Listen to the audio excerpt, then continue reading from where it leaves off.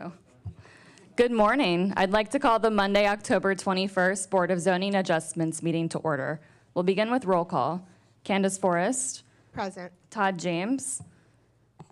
Present. Tamara Agins. Present. Jose Alvarez. Yes. Ramiro Diaz. Present. Alfonso Gonzalez. Present. Jason Richards. Present. At this time, would the board make a motion to adopt the minutes from the September 27th special meeting? So moved. Second. It's been moved by Commissioner James, second by Commissioner Gonzalez to adopt the minutes from our last meeting.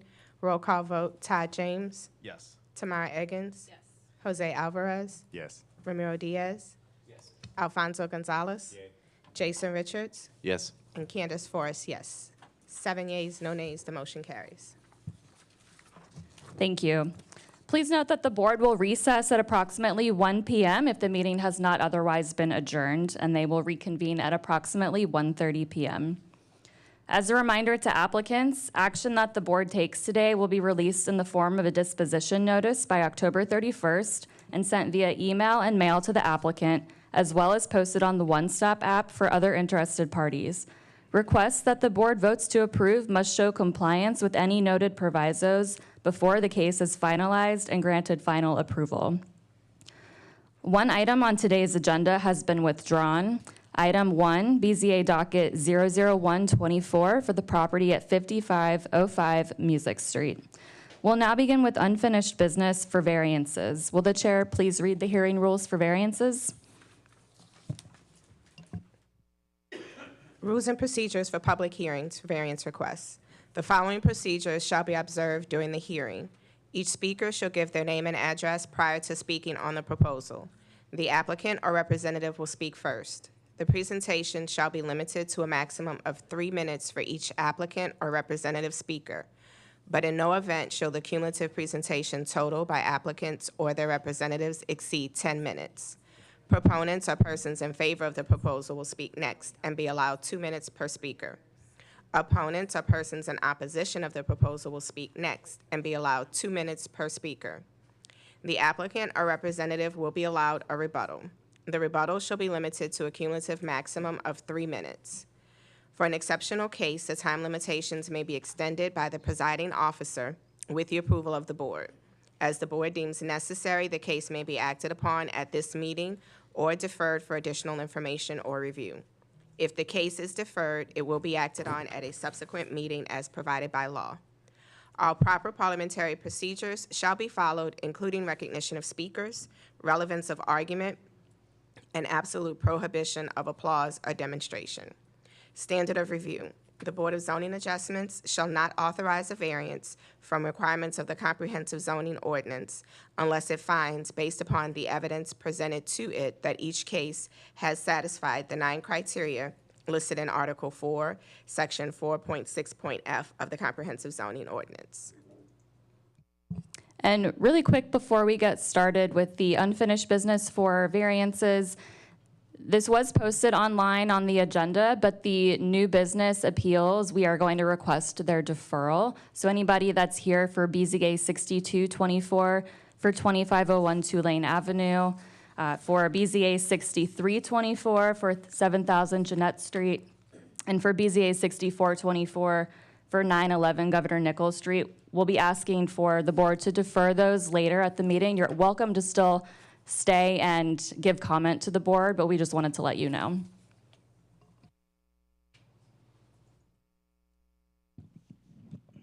The first item on the agenda, BZA docket 001-24 for the property at 5505 Music Street, has been withdrawn. Item number 2, BZA docket 031-24 for the property at 2008 Poydras Street, is a request for variances from the requirements of Article 24, Section 2414B1, Table 24-3, Article 24, Section 2414C3, to permit an electric billboard along an interstate highway with less than 1,000 linear feet from another billboard and insufficient distance from the property line. At its August 19th and September 16th meeting, the board deferred this application to allow the applicant to make revisions to the site plan and allow the applicant to attend the meeting. The applicant provided a revised signage plan. I'm sorry, I'm reading a deferral. I'm reading the wrong one. Hold on just a minute, I need to find out. I'm so sorry. All good. Just one moment. Okay.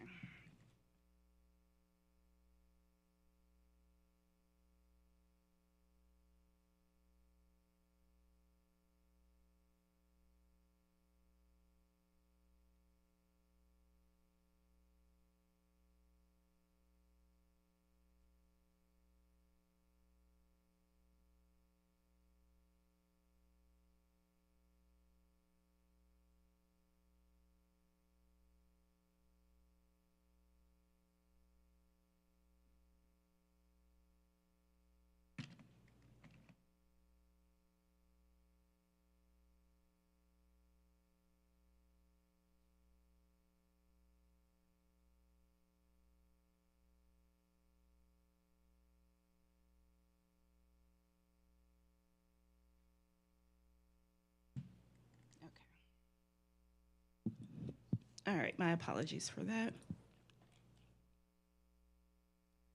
All right, this is a request for the variances from the requirements of Article 24, Section 2414B1, Table 24-3, Article 24, Section 2414C, Article 2414C4 to permit an electric billboard with insufficient distance along an interstate highway with less than 1,000 feet from another billboard and insufficient distance from the property line.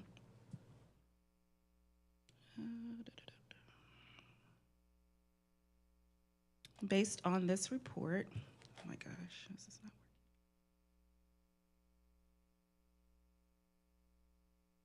The staff believes that the requested variances of Article 24, Section 2414B1, Table 24-3, billboard location, and Article 24, Section 2414C3, billboard standards location, failed to meet criteria 8 and 9 of the standards of variances for Article 4, Section 46F of the Comprehensive Zoning Ordinance, and that the variance will be detrimental to the public welfare and the variance will endanger the public safety. Therefore, the staff recommends denial of the requested variances.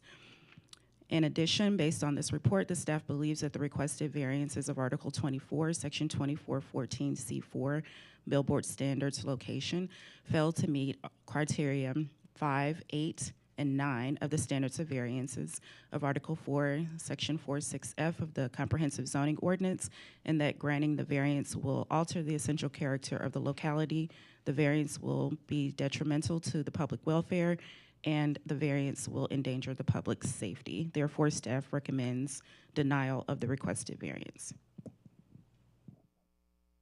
Thank you. Is the applicant present for BZA docket 031-24? Is there anyone here in support of the applicant for BZA docket 031-24? Anyone here in opposition? And the applicant was aware of today's meeting and the location? Okay. Any questions from the board?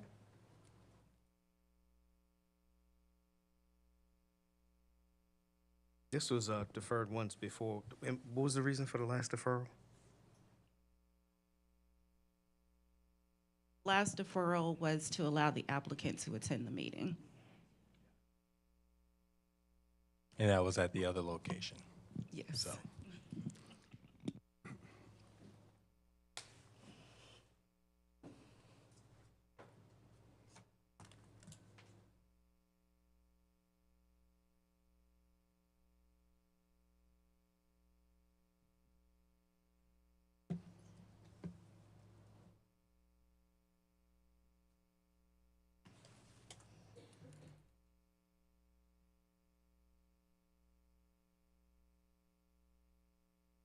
Madam Chair, this is I would suggest another deferral, but my concern is, I know that this is a site that has come before us once before, and I know that it appears that there's just a lot that's still here, but considering what's the remaining criteria, and they're not here to present on it, I guess just a deferral may be in order unless someone else deems otherwise.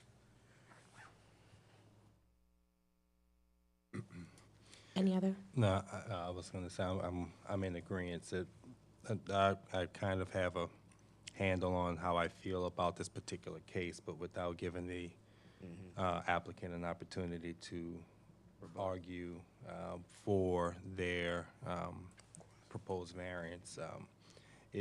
I'd feel better if we gave them one more opportunity to attend. Yeah, so I mean, it's Valerie, I mean, if you could just speak to them directly to confirm that they'll be here for November. For motions in order. Are there any other questions from the board? Proceed. All right, Madam Chair, regards to BZA docket number 031-24, my motion's for a 30-day deferral so that the applicant can be present. Second. Thank you. With regards to BZA docket 031-24, it's been moved by Commissioner James, second by Commissioner Gonzalez to defer the item 30 days. Roll call vote. Todd James. Yes. Tamara Eggins. Yes. Jose Alvarez. Ramiro Diaz. Yes. Alfonso Gonzalez. Yay. Jason Richards. Yes. And Candace Forrest, yes. 7 yeas, no nays. The motion carries. The next item is BZA docket 04024 for the property at 3008 Canal Street. This is a request for variances to permit the retention of a 5-bedroom commercial short-term rental with a parking space in the front yard with insufficient depth. This is an after-the-fact request, and the item, based on this report, the staff believes that the requested variances of Article 22, Section 22.8A1B, II, Article 22, Section 22.8B4, Article 22, Section 22.11D1, Article 22, Section 22.11D2, and Article 22, Section 22.11D4 failed to meet criteria 1, 2, 4, 5, 6 of the standards of variance of Article 4, Section 46F of the Comprehensive Zoning Ordinance, and that there are no special conditions that are peculiar to the land. The literal interpretation of the ordinance will not deprive the applicant of rights commonly enjoyed by other properties in the district. The variance will confer on the applicant special privilege. The variance will alter the essential character of the locality, and strict adherence would not result in a demonstrable hardship. Therefore, the staff recommends denial of the requested variances. You could give your name and address for the record. Good morning, Zach Smith, 1000 South Norman C. Francis. I forget if y'all are still doing this, but the next docket, item number 4 for y'all, is essentially the exact same request. So in the event you want to hear it as one. I think we had that come up before, and I think did we not? Was there a reason that we didn't? They're two separate development sites, so it wouldn't make sense. Okay. Totally understand. Just wanted to clarify that before. Well, thank you. Well, on behalf of ownership, wanted to kind of walk you guys through something. And, while I know you guys are always reading the dockets in front of you, page 49 of your packets should be a letter from the principal, the middle school principal of Warren Easton. And this is a property, this is on the same square as the new development across from the main Warren Easton where they opened up the 9th grade. And it helps paint a picture here that I hope the board can see. And essentially when we talk about items 1, 2, 3, 4, and 5, and 6, this is a situation where this development started and then was followed up with the opening of a special, grade for Warren Easton across the street on Canal Street. And I point that out because it helps paint the picture of the special circumstances that this property is in. It helps paint the picture of the hardship that this property is in. It helps paint the picture of how the essential character of this neighborhood, how this block has been changed.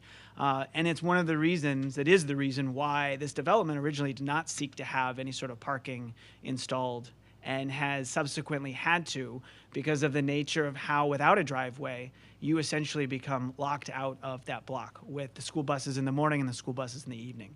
So as we talk about the essential character, again, having a new school, and if we want to kind of talk about was there some sort of character change or special request for that, I think most folks on this board know that a school expansion, which was Warren Easton, actually had to go through a conditional use, had to go through how it would impact the neighborhood. And there were a lot of conversations about that, even at the council level, and this request is essentially a byproduct of that, of a entity of two developments that, again, were planned one way, and due to the circumstances around them with the expansion of that school, you will see that essentially the character has flipped on this street, specifically this block. The hardship has flipped on this block. Everything has changed about this project because of what's happened around it. And that is one of the reasons why we think it is absolutely necessary to try and retain these front yard parking spaces. Thank you. Thank you. Anyone else here in support of the applicant for BZA docket 040-24? Anyone here in opposition? Any questions from the board? Quick question of staff.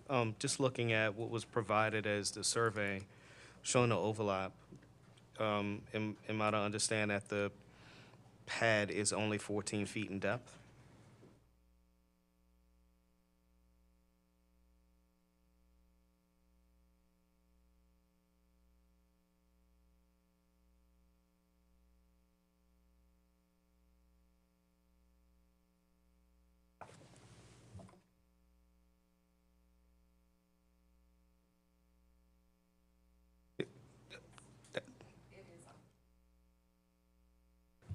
It is only 14 feet in depth. Okay.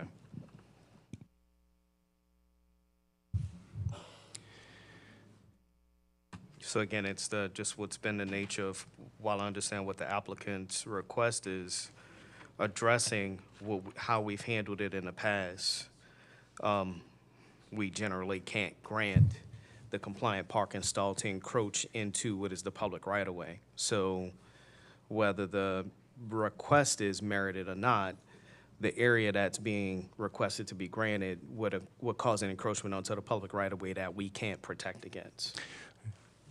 I wanted to piggyback on that. I'm very familiar with the ninth grade academy and when it went up. And I saw those two STRs going up. The owners didn't hesitate to gravel over the portion between the street and the sidewalk and gravel those front parking pads. And I've seen many occasions cars hanging over, big F-150s, pulling right up onto that sidewalk and hanging over. Someone could not walk. They'd have to walk around. I shook my head then, and I'm happy it's coming before me now. So I don't see the, I don't think the owners are here, but you can tell the owners I'm shaking my head at them too.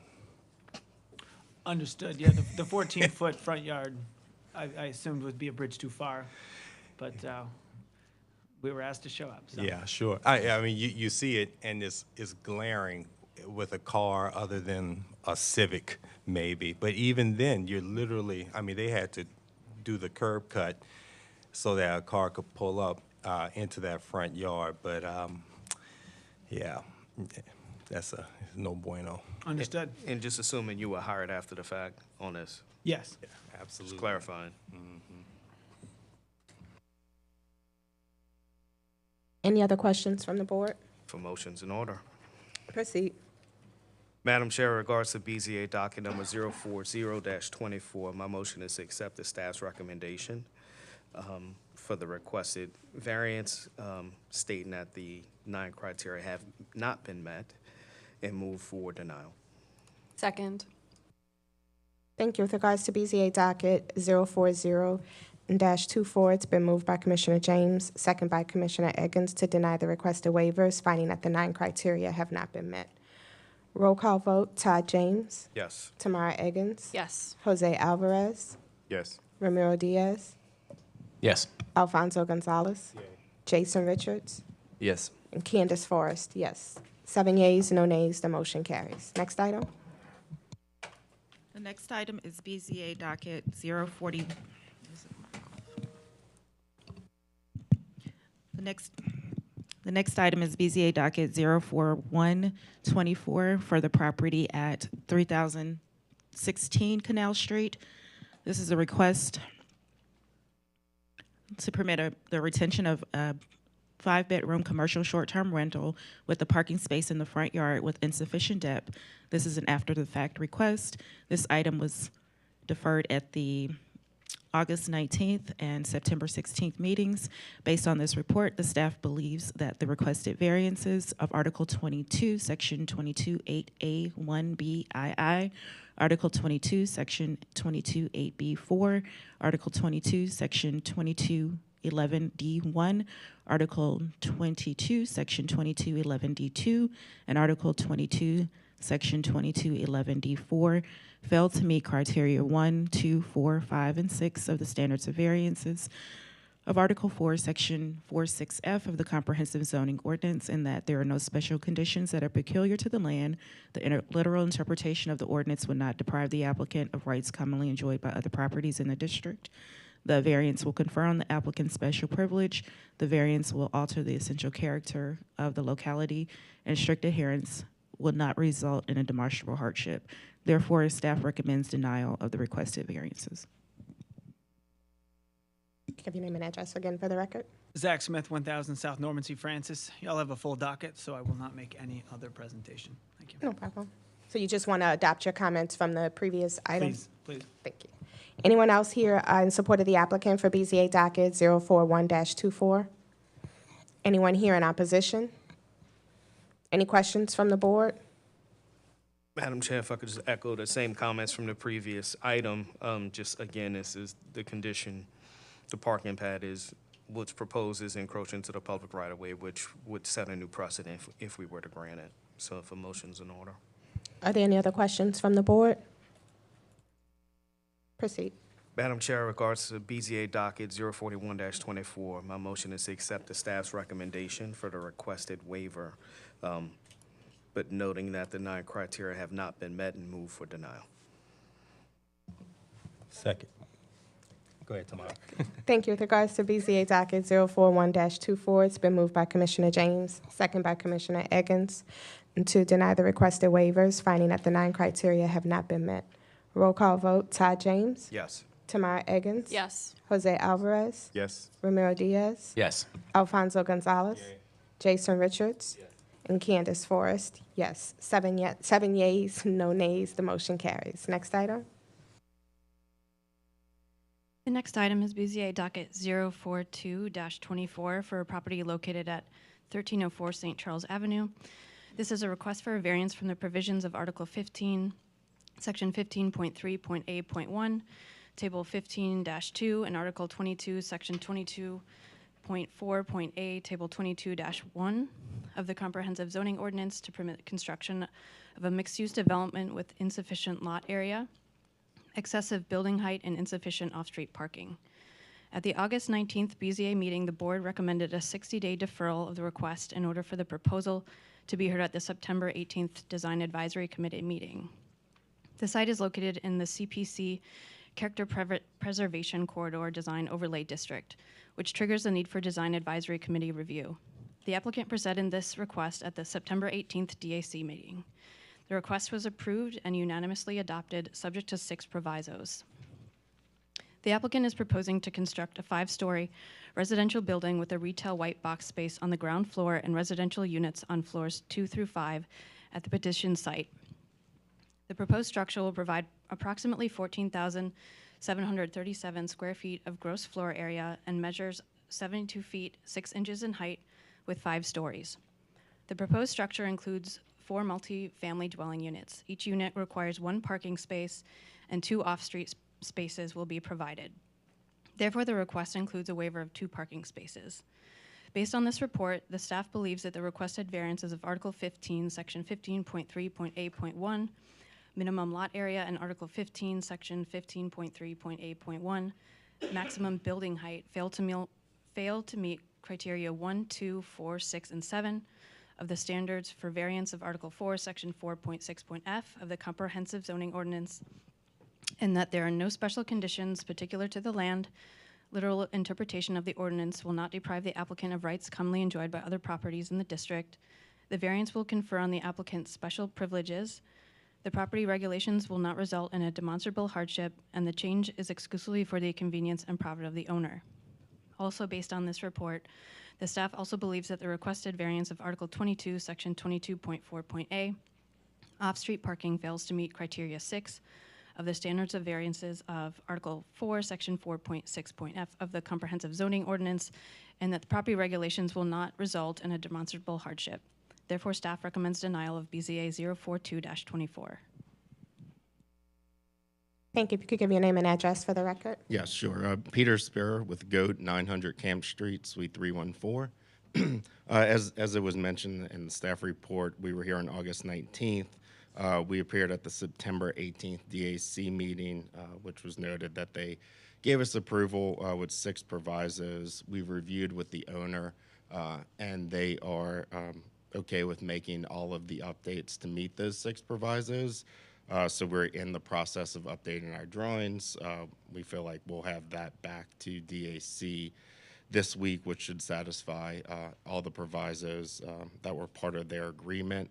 One other thing to add that I apologize that isn't part of the docket, the owner did obtain a valet agreement with premium parking for the project, which would be entered, for the off-street parking requirement. I think, we went through this pretty thoroughly at the last meeting, and they all have a long docket, so I don't want to, go back through every single, item on this. If we need to talk about the provisos, we can. I mean, it mostly just, I don't know if the provisos are in this docket that y'all have had a chance to review, but, some minor changes to the way that the building is accessed, taking out the ramps on the front, making the balconies a little bit deeper, which DAC thought would help with just the overall profile of the building. And other than that, we're asking for your approval of these 3 waivers today. Thank you. Thank you. Anyone else here in support of the applicant for BZA docket 042-24? Anyone? Yeah, Colin Van Wingen, also 900 Camp Street, Suite 314 in New Orleans, and just here registering support. Thank you. Anyone else here in support? Anyone here in opposition? Any questions from the board? Quick question to staff on the provisos from DAC. I did see that they're included in the in our packet, and just wanted to know, since I know that they're making some modifications to the plans based upon those recommendations. Does that impact any way the staff report or the recommendation from staff? No, it does not change the recommendation. The DAC provisos won't affect what the applicant is requesting. Okay, just wanted to be sure. Any other questions?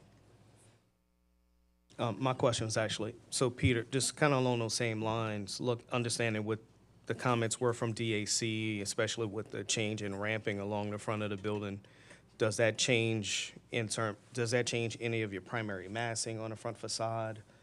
It doesn't. Mostly what we did was both the retail and the residential entrance will be from St. Charles Avenue. Only the secondary 88 entrance will be back down the alley, and created a vestibule, for residents to access the elevator, and then people to access the retail. So, correct me, it doesn't really change the view. They asked that pilasters be, reduced. I think all of their suggestions, which were great suggestions, really more about just, right-sizing the entrance and the way that the building looks from the street face.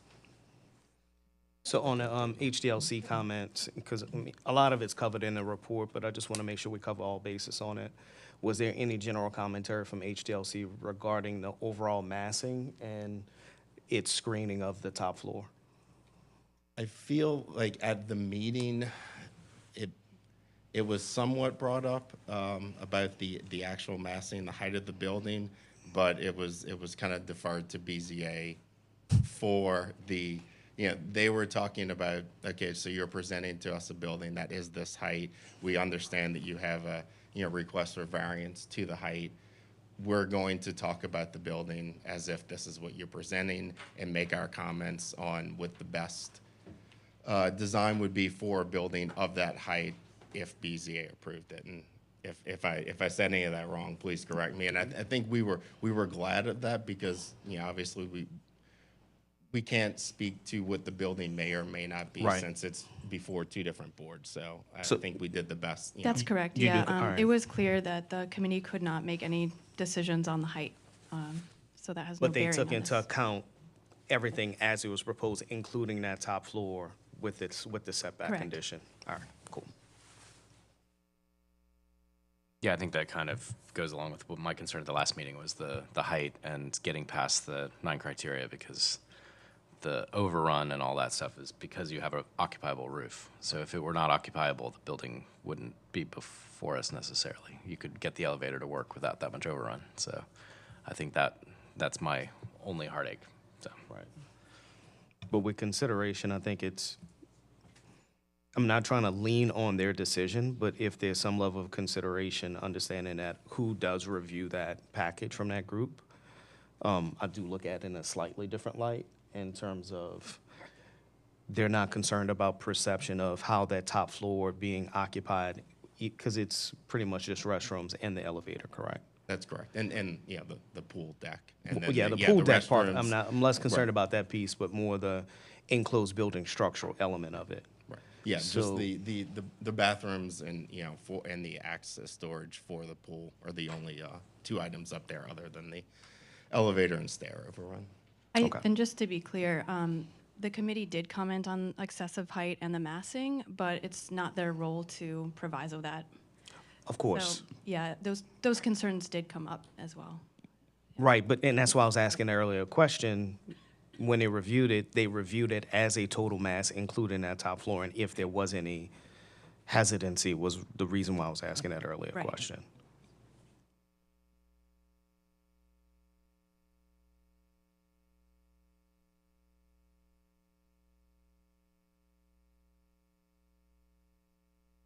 Now, with regards to the off-street parking, I know you made mention about a contract being retained. Yes. Has that been, that hasn't been formally submitted to staff? It was submitted Friday afternoon, and that was I apologize, that was our fault. It just didn't get forwarded along in time.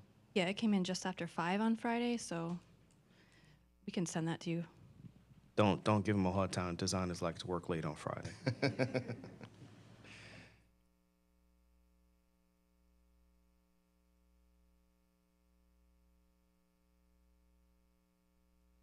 My only hesitation on that piece is, and I think maybe one of the other commissioners may echo this point, just concerns of how do we make sure that that type of agreement stays in use in some capacity. I know we can proviso it in, but let's say if a contract went away, there's no recourse for it if it went away at some date. So I'm not sure how do we appropriately paper it to keep that protection there. Yeah. For the parking. I mean, typically, it's included as like a proviso. I mean, I get what your concern is, but I feel like that's the way that we've normally done it. Well, Is it's my concern because I don't think. That's why I said I already know it's somebody else's. It's not enforceable.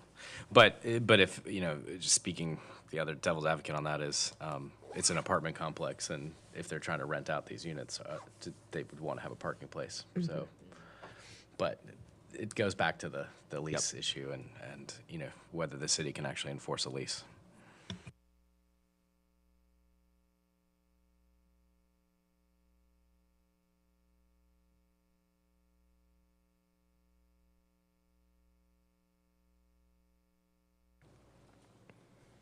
Any other questions from the board? Do we review typically what that lease situation, like where is the parking lot, how big it is, does it actually work? because the one I'm thinking about, the thing that they leased for parking didn't actually even fit the parking that they said it was going to have. So it really didn't. So how do you confirm? How do you confirm that? Yeah. But I don't know. again, I'm I just guess- curious. That's not really not Yeah. our purview. So. I guess the other piece to this is, even with that contract, technically, we can only look at it from 2 spaces.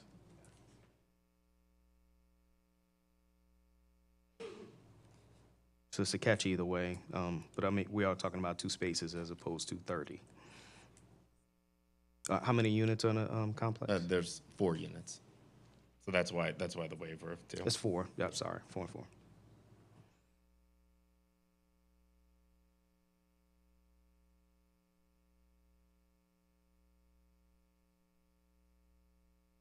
I don't have any further comments. Any other questions from the board? One last question to staff. There was a recommended proviso in here that was stated if it was to be granted. I'm just trying to get better clarity around that answer, or at least that outline. It seems to be a couple moving parts. Is this a series of provisos, and how much clarity can we give to those reviews and the details of what's necessary for those?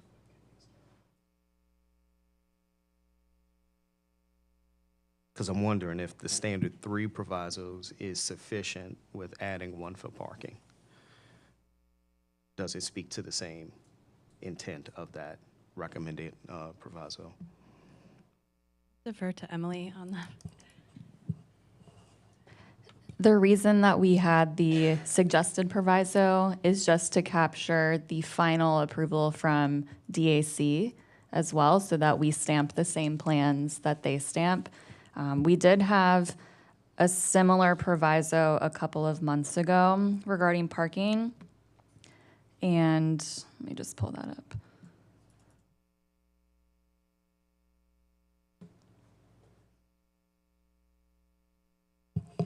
It essentially requested compliance with Article 22(8)(a)(2)(c) to record a parking covenant, file it with safety and permits and Office of Conveyances. And essentially, if the parking is no longer available, then they have 180 days to come into compliance. Got it.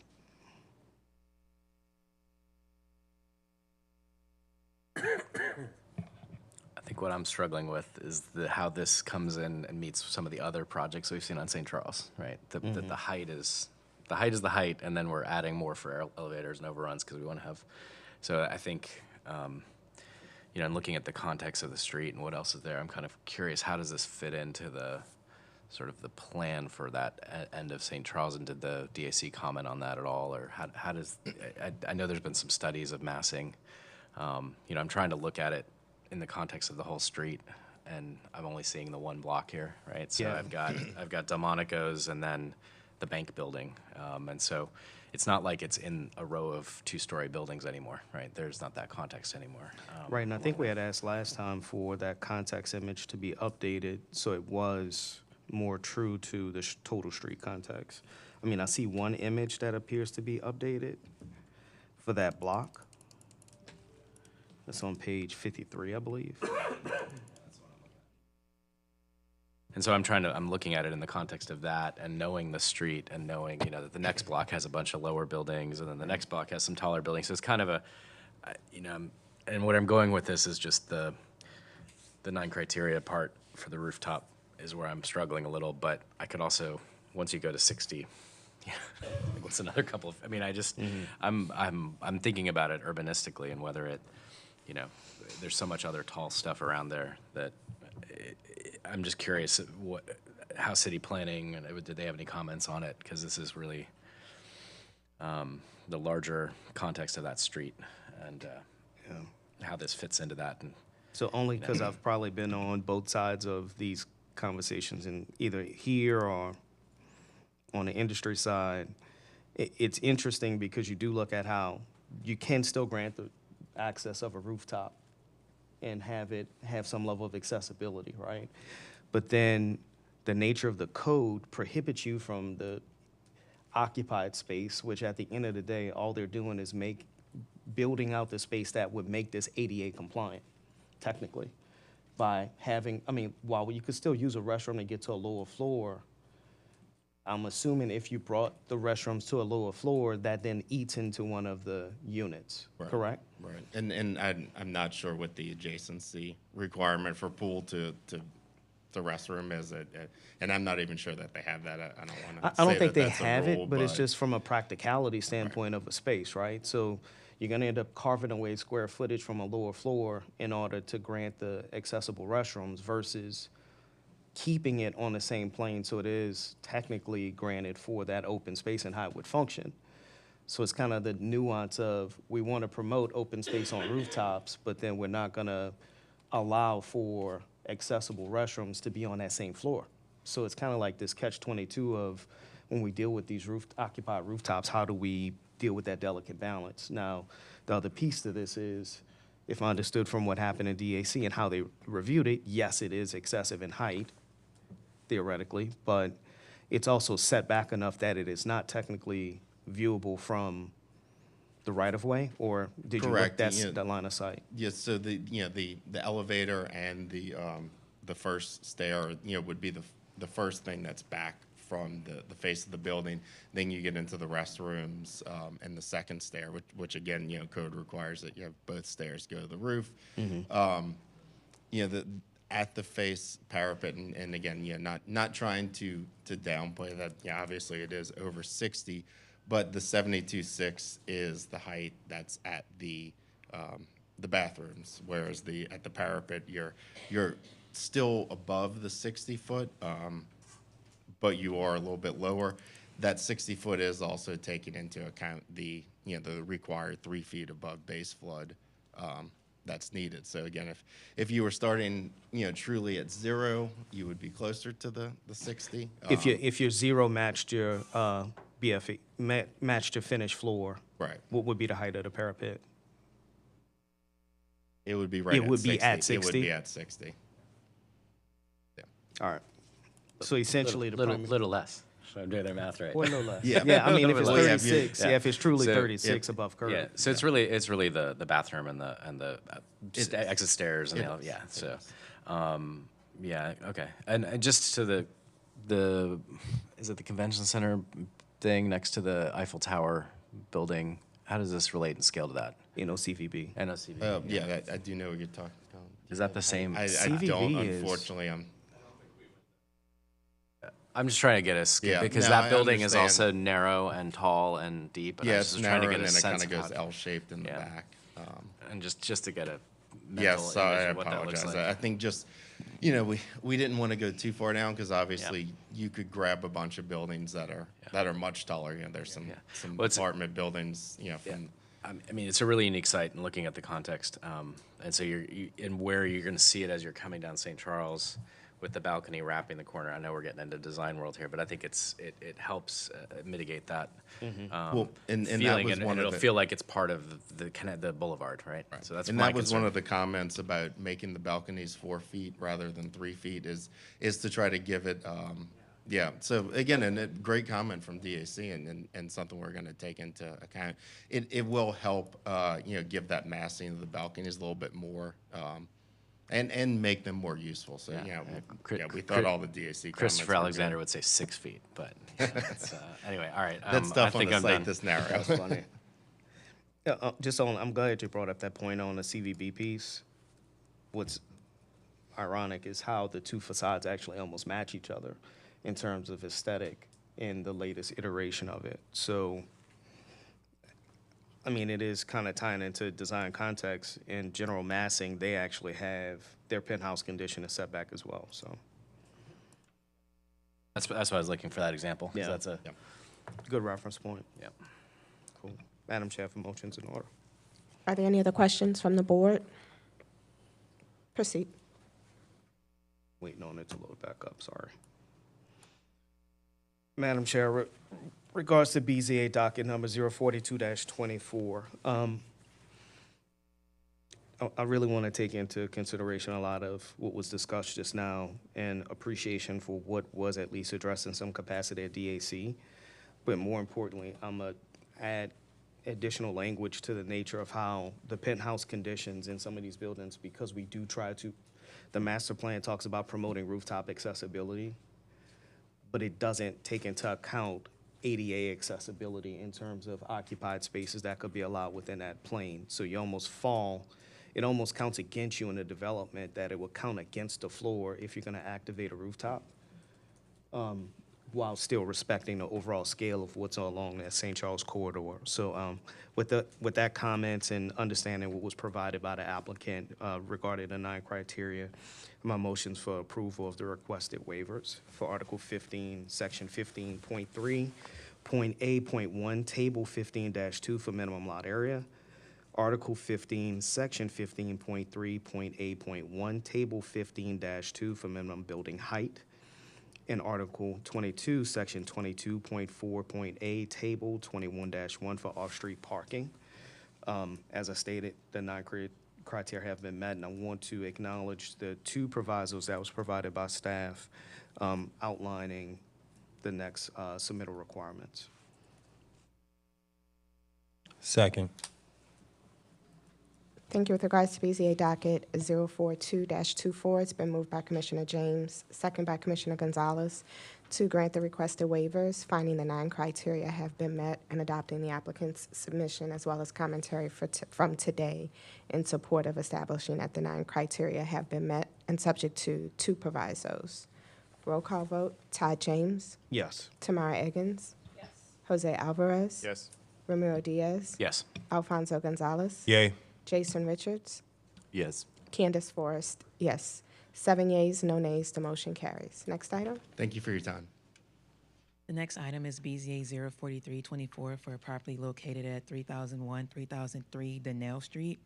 The request is for variance from the revisions of Article 11, Section 11.3A1, Table 11-2A of the Comprehensive Zoning Ordinance to permit the construction of a 2-family dwelling with insufficient permeable open space, insufficient interior yard setback, and insufficient rear yard setback. At the August 19, 2024 meeting, the request was deferred to allow the applicant time to revise plans to show more compliant conditions. The board suggested the creation of a common wall for the bathrooms, reducing the size of the pantry, and pulling the front room forward slightly to bring the proposal into compliance. The applicant submitted revised plans to staff. However, plans were incomplete and could not be adequately reviewed. Staff has contacted the applicant to request revised or completed plans, and the applicant has been unresponsive. Based on this, there is no change in staff's previous recommendation, and the staff believes that the requested variances of Article 11, Section 11.3A1, Table 11.2, minimum permeable open space, fails to meet criteria 2 and 6 of the standards of variance for Articles 4, Section 4.6, and that literal interpretation of the ordinance will not deprive the applicant of rights commonly enjoyed by the other properties in the same district. Strict adherence will not result in demonstrable hardship.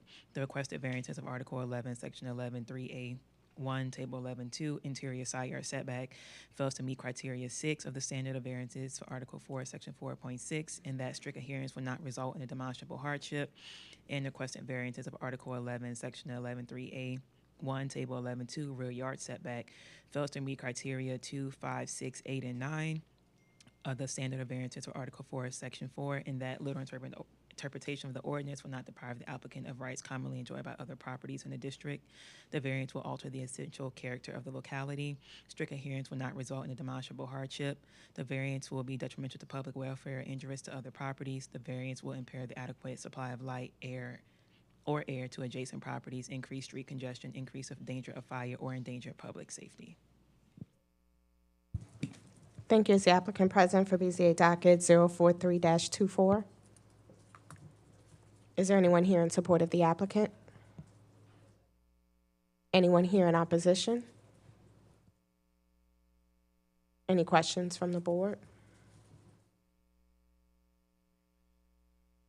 Brad, I know you said you reached out to them. Was that just in writing, or were you able to give them a call? I know that you said they were not responsive. All the correspondence has been in writing with the applicant.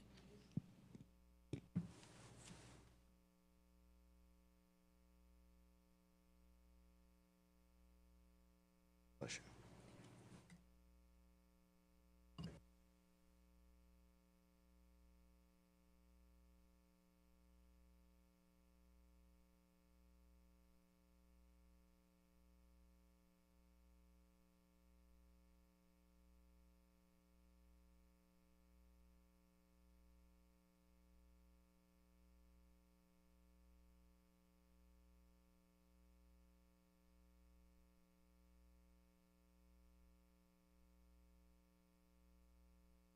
Any other questions from the board?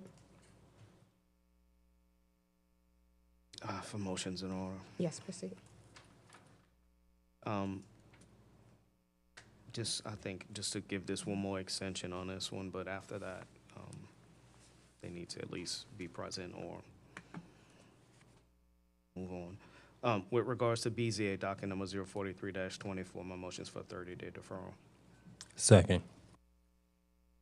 Thank you. With regards to BZA docket 043-24, it's been moved by Commissioner James, second by Commissioner Gonzalez, to defer the item 30 days. Roll call vote, Todd James. Yes. Tamara Eggins. Yes. Jose Alvarez. Yes. Ramiro Diaz.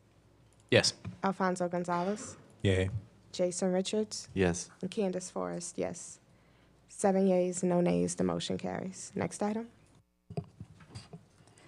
BZA docket 4724 is a request for variances from Article 23, 7B1, Article 23, 7B3, Article 23, 7B4, Article 23, 7C2, Article 23, 7C3, and Article 23, 7C5C to permit the retention of an existing parking lot with perimeter parking lot landscape with insufficient width that does not run the full length of the parking lot where it abuts a public right-of-way, no mulch, and insufficient shade trees or ornamental trees, an interior parking lot landscape with insufficient total landscaped area, insufficient parking lot island area, insufficient shade trees per parking lot island, and no shrubs within parking lot islands, for the construction of a building addition to an existing animal hospital that expands the building footprint by 30% or more.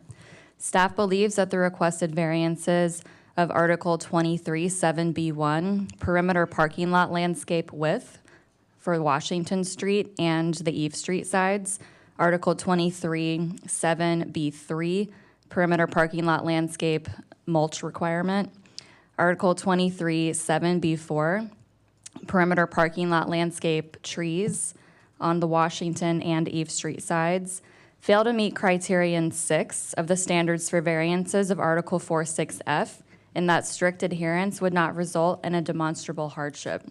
Therefore, the staff recommends denial of the noted requested variances. Additionally, staff believes that the requested variances of Article 23, 7C3, interior parking lot landscape, parking lot island areas, fail to meet criteria 2, 4, and 6 of Article 46F, and that literal interpretation would not deprive the applicant of commonly enjoyed rights. The variance will confer on the applicant special privilege, and strict adherence would not result in demonstrable hardship. Therefore, the staff recommends denial of the noted requested variances. However, staff believes that the requested variances of Article 23, 7C2, interior parking lot landscape, total landscaped area, and Article 23, 7C5C, interior parking lot landscape plantings, meet 9 of the 9 criteria of the standards for variances of Article 46F. Therefore, staff recommends approval of the noted requested variances subject to 2 provisos. Good morning. If you could give your name and address for the record. John Lambertson, 3400 Hesmer, Metairie, 7002. You can go ahead with your comments. Good morning. My name is John Lambertson. I work for Karub Engineering. I'm here representing the ownership on behalf of the Low Cost Animal Facility. This is a nonprofit veterinary clinic. So I know that there are a lot of overarching variances being requested in this report, and I wanted to give you guys the reason as to why these variances are being requested. It really comes down to the parking. So my boss would scold me if he knew I was doing this, but I'm going to assume that somebody on the board has been to a veterinary clinic and they've seen how many people are in the waiting rooms, 10, 15, 20 people. Now imagine those services being cheaper and you have more people in these buildings. So right now we have about 30 parking spots, 31, I believe. And my goal is to keep as many of these things as we can because they're always full as the building sits now. So what we're proposing to do is double the size of the building. The requirement for parking in the city of New Orleans for a veterinary clinic is 1 parking spot for every exam room. That doesn't take into account the people waiting in the waiting rooms, the staff, the technicians themselves. Excuse me. So I'd open that up for discussion to see what we can do to try to keep, again, as many of the parking spaces available as possible. Thank you. That's the end of your comments. Yes. Thank you. Anyone else here in support of the applicant for BZA docket 047-24? You could come up, please. Sidney Copey, Pulitzer. I live at 170 Walnut Street, New Orleans, Louisiana. I'm the chairman and founder of Low Cost Animal Medical Center. We have 4 full-time vets, 20 support people, 3 part-time vets, and we serve over 80 people a day. That's with a 4,000 square foot building. We're looking to double this because the demand for us is that much greater. We are growing 14, 15% a month, and we're not advertising. It's word of mouth. People need us. We're the only resource that the city has, and we are a nonprofit. The reason our parking lot has only 31 spaces and not more is because people get out of cars, they open their door all the way to let the large dogs get out. They have carriers. They have all kinds of burdens that they're carrying. And if we make the parking spaces even narrower than they are now, we're going to be creating problems with car doors hitting other car doors. And we're very concerned about that. We really can't lose any parking spaces. We're sometimes on spay-neuter days, which is Tuesdays and Thursdays right now, it's tight when the people are dropping them off and when they're picking them up. And we're looking to go 5 days a week. That's why we're expanding. We want to spay-neuter more animals.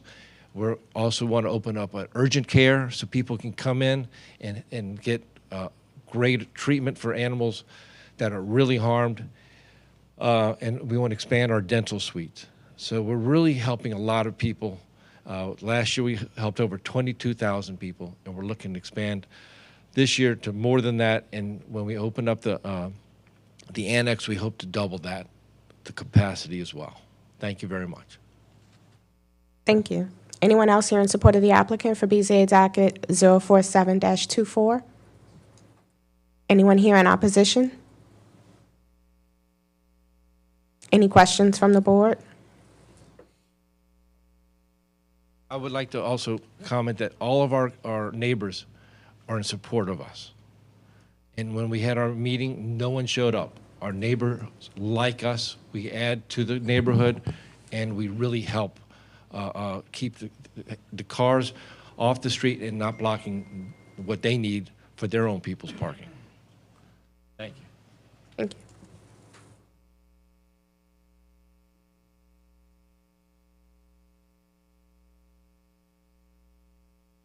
A question of staff. Yeah, okay.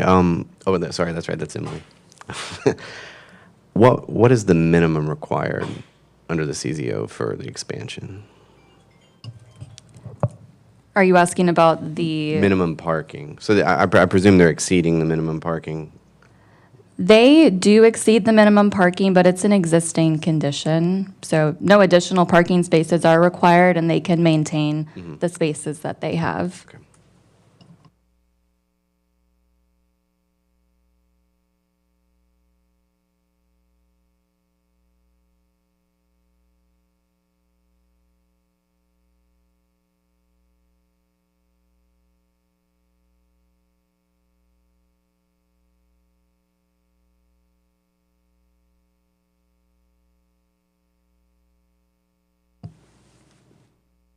So I'm trying to tie what's been presented versus the list of waivers. Because it seems like we're talking more about landscaping items than the functional use of the lot, right?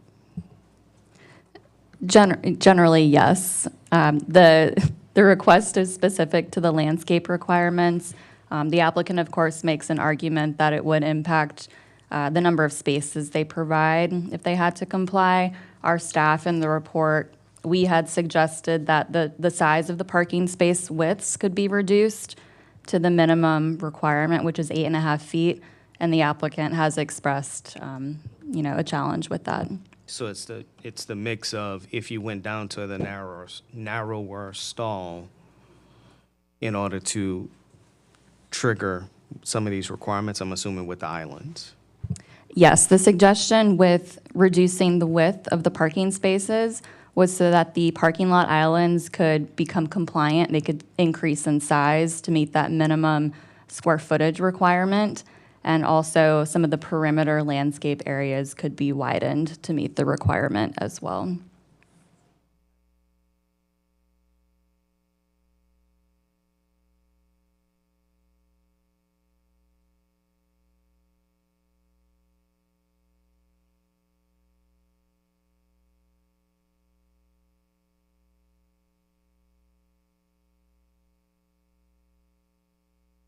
So just a question back to the applicant. Did you get a chance to just review what staff has recommended? Yes, sir. So you just completely, No, so to add to Ms. Hernandez's comments there, so some of these spaces, I see, we didn't put those dimensions on there. That was obviously done in Adobe. So these spaces are not 9'8". They're 9 foot, which is the standard parking spot. The minimum parking spot is 8'6", which is what staff is recommending.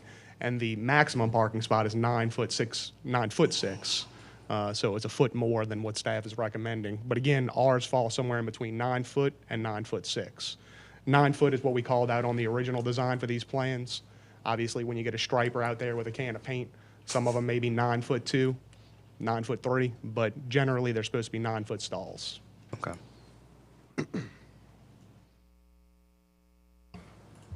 And also to add to Mr. Hernandez's recommendations, by subtracting it down to 8'6", obviously you bring into play what Kobe was mentioning about getting your animals in and out of the car.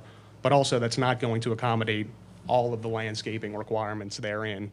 It would at least subtract from my calculation, just doing it because I got this Friday afternoon. I'd at least cut back on 4, maybe 5 spots, and that's without putting pen to paper. It's probably more. Yeah. So just kind of, and I know this was in front of us once before. This was in front of us last month as well, right? Deferred. It was deferred. That's correct, and there was no recommendation at that time. Right. Okay. I'm just trying not to prolong something, but I'm just curious as to, is there any way to look at how part of the plan, at least from the buffering of the right-of-ways, could be brought into some level of compliance in terms of just the edge condition, so that landscaping buffer could still be provided in some context? I am sensitive to the your comments related to the parking stall widths and understanding. Again, this is one of those nuances where it's the functional use of the facility, right? So if you had it at a wider parking stall, yes, you want to be able to give somebody.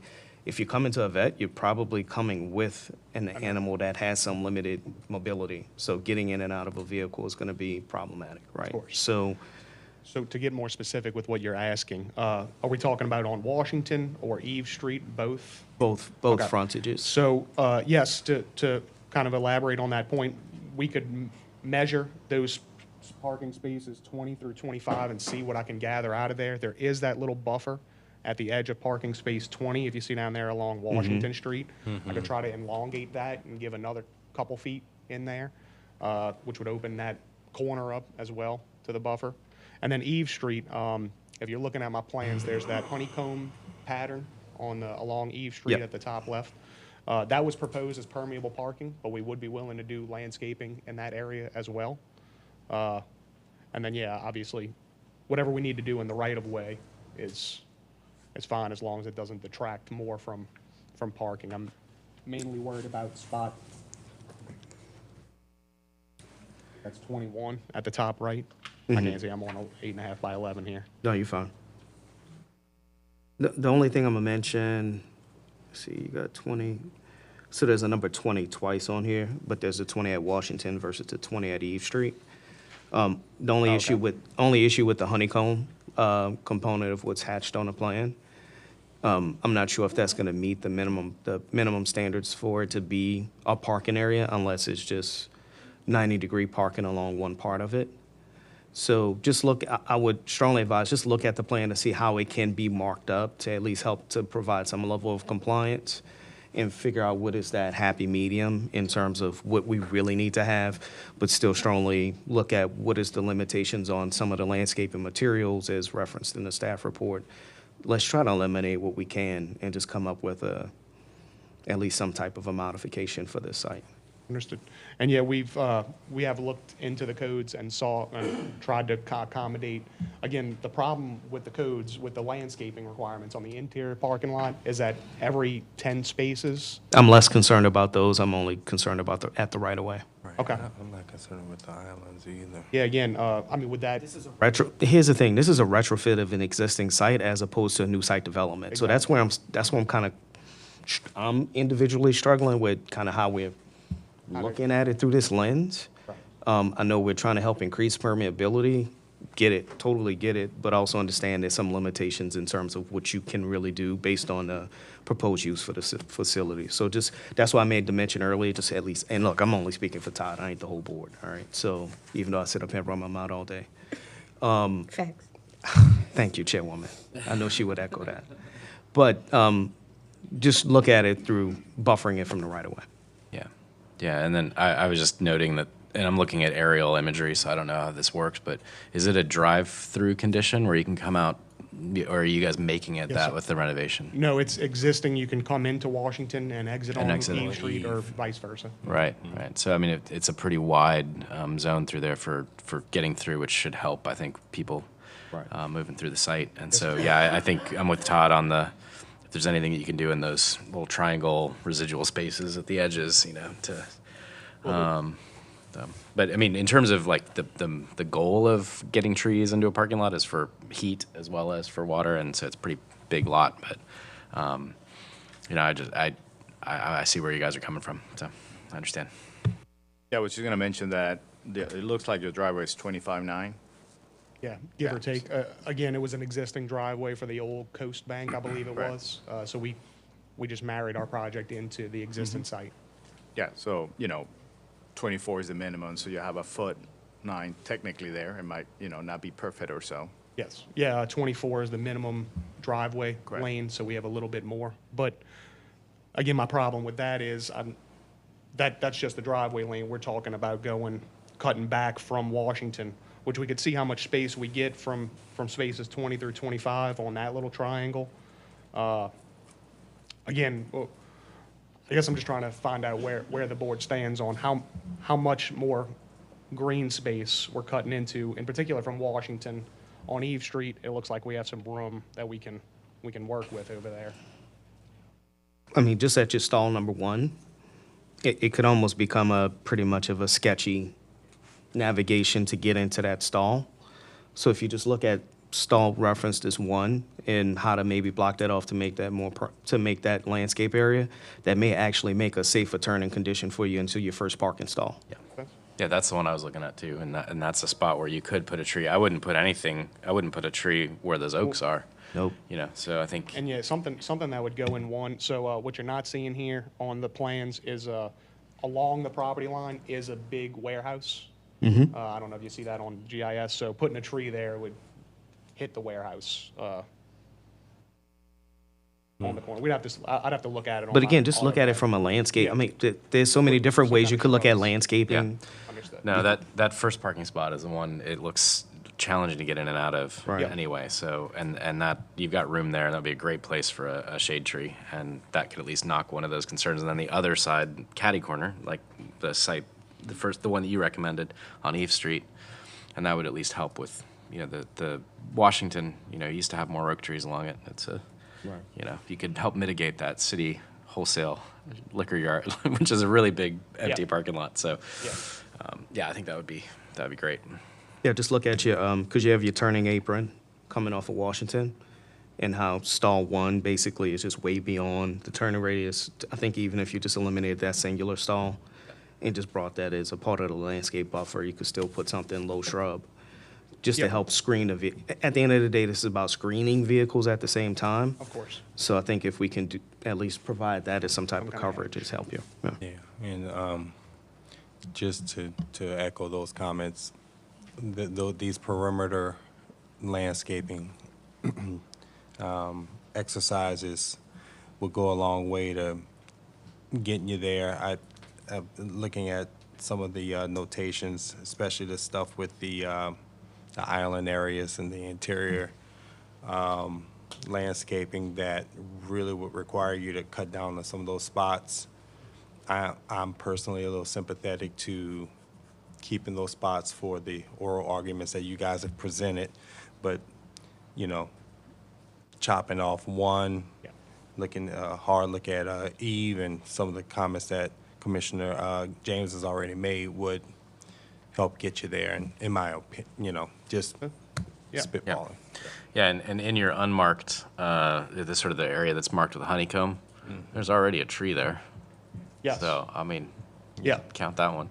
Yeah. So that was the one, that's where I would We were put a trying to tree, meet so. the permeable paving Yeah. requirements, so I was trying to find it. Oh, I'd rather anywhere you I keep the can- tree, Yeah, personally. I agree. That does a lot more than the permeable paving. So yeah, I think if, just look at, I think parking space one, as Todd was saying, that's the key spot, and that's gonna have your biggest impact as you're coming down Washington, and great place for, you know, the dog to go, you know, mark the tree. Fair enough. That's where I would take my dog. Yeah. Fellow commissioners, is there a way we can get this off docket by essentially denying the first three and approving the rest today? I think we can't do it in part, huh? The applicant could withdraw some of those variance requests if they're confident that they can comply, but the board can do the split decision as well. We've done it before. Question to the applicant, does that make sense to you? Do you sort of, Yeah, so specifically, the ones we'd be waiving would be to take away landscape island, or take away parking spot one, increase that landscape island, do more landscaping there, whether I shrink those parking spots between 20 and 25, or take one away and increase that, and then also keep the tree in the landscaping in the back corner along Eve Street. Is that pretty much? I would say it this way, we would grant you a variance for all the interior parking lot landscape items and for the perimeter landscape trees, and then deny you the variance for the perimeter parking lot landscape. You would need to have that 5-foot yard on both street frontages. And you would need to mulch it or, you know, provide some landscape, but you get the variance for the trees. Okay. And that would essentially bring you, that's, I guess, the offer. I think we're discussing that's on the table. Can I explain it to the? Yeah, Okay. certainly. All right, so basically. And just one note to the board to make sure that I'm understanding correctly. The perimeter parking lot area along Washington Avenue that needs the variance for lot width is that smaller one, that's 74 square feet. The other one, that's 144 square feet. The Department of Safety and Permits has said we can use the average of the narrowest and the widest dimension, and so that one complies as far as width. Understood. Okay. Yeah, that's fine. Yeah. We're getting rid of 2 parking spots, one in the front, number 1, and number 20 in the very back. Along Eve Street. Along Eve Street. No, I think we were, wait, was that what you were saying? You're leaving 20, I think. Yeah, that one's Well, staying. there's two number There's 20s two number on the plan. 20s, Yeah, which should be 21, which is 21, 22, 23, 24, 25. That was the one I think Yes. you were saying you could do a little bit of green there because it's, This one. shave off the corner of that one, and then one, which is hard to turn into anyway. Rid of 1, and what are the other? And then we would propose that you would condense 20 through 25. Yeah. 5 feet between. Yeah. 5 So, foot setback, yeah. however that works out, the geometry there. Well, and then we would ask that you put a landscape buffer along Eve Street.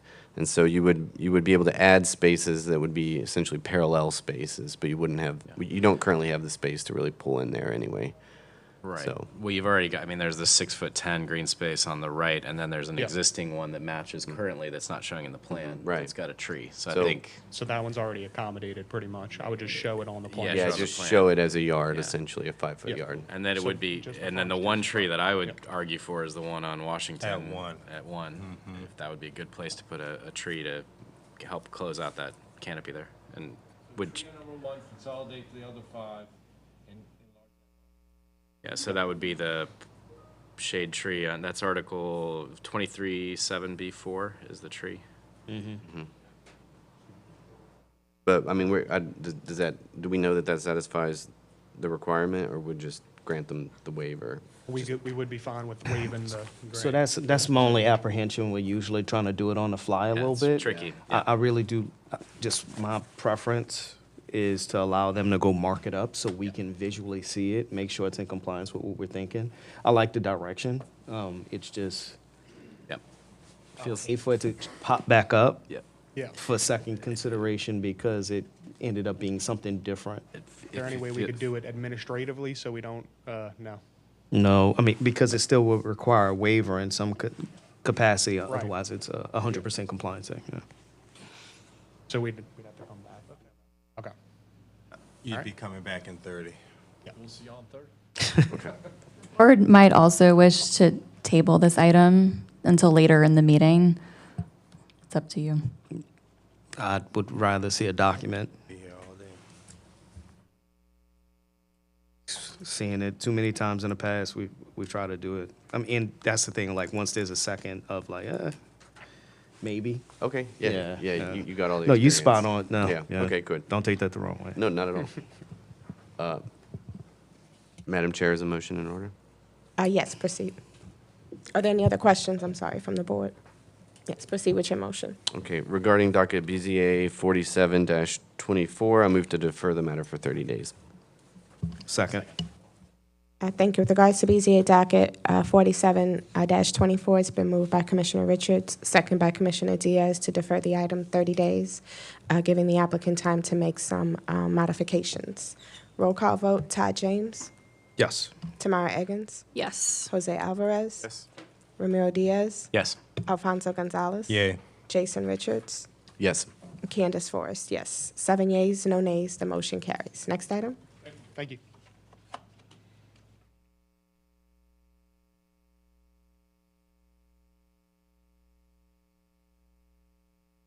BZA 05524 is a request for variances from the provisions of Article 21, Section 21.6.II.1, and Article 21, Section 21.7, Table 21-2 of the Comprehensive Zoning Ordinance to permit the construction of a shed in the front yard. The site in question is located in Lakeview with frontage on Vicksburg Street. The interior rectangular lot measures 100 feet in width, 122.75 feet in depth, 12,275 square feet in area. There is currently a single-family home on the lot. Article 21, Section 21.7, Table 21-2 lists where sheds are and are not allowable, stipulating that they are not allowed in the front yard or corner side yard. The applicant is requesting the shed be put in the front yard in violation of this ordinance. There are 17 developed properties on the square in which the subject property sits. There are 0 instances of violation of Article 21, Section 21.6.II.1 as it relates to front yard placement of sheds. While the request is for front yard placement, corner side yards are treated the same in the CZO according to Table 21.2 and are similarly prohibited. When examining the corner side yards in the study area, these accessory structures do not exist there either. Additionally, there have been no requests for relief from the provisions of Article 21, Section 21.6.II.1 in the last 10 years as it relates to shed location. Based on this report, the staff believes the requested variances of Article 21, Section 21.6.II.1 shed location and Article 21, Section 21.7, Table 21-2 failed to meet criteria 2, 3, 4, 5, 6, and 7 of the standards of variances of Article 4, Section 4.6.f of the Comprehensive Zoning Ordinance, and we recommend denial. Hi, if you could give your name and address for the record. Oh, yeah, Brian Gannon, 6936 Vicksburg Street, the homeowner applicant. You could go ahead with your comments. Yeah, I hope I have an easy one here for you. This is with all these complex issues. Sorry I'm late, by the way. I was in the city council chambers this morning. So the staff report found our application didn't meet standards 2 through 7.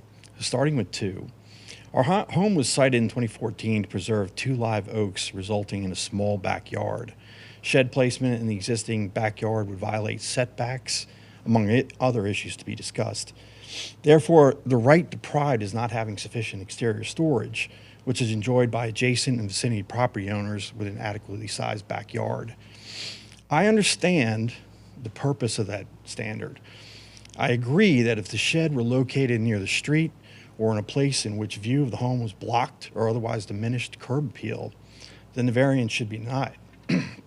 However, our proposed location is behind the front facades of both adjacent residences to the north and south. The shed is sited 34 feet from the sidewalk setback line, over 45 feet to the street curb, and will sit on the north side of the track, not in the middle of the yard or anywhere impacting curb appeal. In my opinion, that could be subject to opinion. The shed is sited under a large oak tree, mostly obscured from street view due to the limbs draping down. Regardless of minimal street view, the shed is nice, expensive, shall be painted to match the resident's color scheme, and I have a copy of the prefab assembly instructions, which I submitted with my application, but I don't think it was submitted in the staff's report. Standard 3. This standard could be debated. We did construct the home, and it was cited at our request to preserve the oaks. I feel to remove the oaks would greatly diminish the essential locality character. So we'll speak more to that under Standard 5. That was some language that was used by the staff in their report. Standard 4, similar to 2, right versus privilege. Can't meet 2, can't meet 4. Rest on points made regarding the denial of right or privilege to provide needed exterior storage, a right privilege enjoyed by many in the vicinity and with right-sized homes, right-sized backyards, I should say. Standard 5. The staff report argues this standard is not met on 2 basic points. There are 0 instances of sheds front yard placements, and this would be the only one. So this is why we have this process in variances. Secondly, the variance would greatly alter the essential locality character. So isn't this subjective? The adjective greatly is used. What is the definition of greatly versus mild or moderate? I asked the board. Standard 6. I feel this is very similar to standards 2 and 4.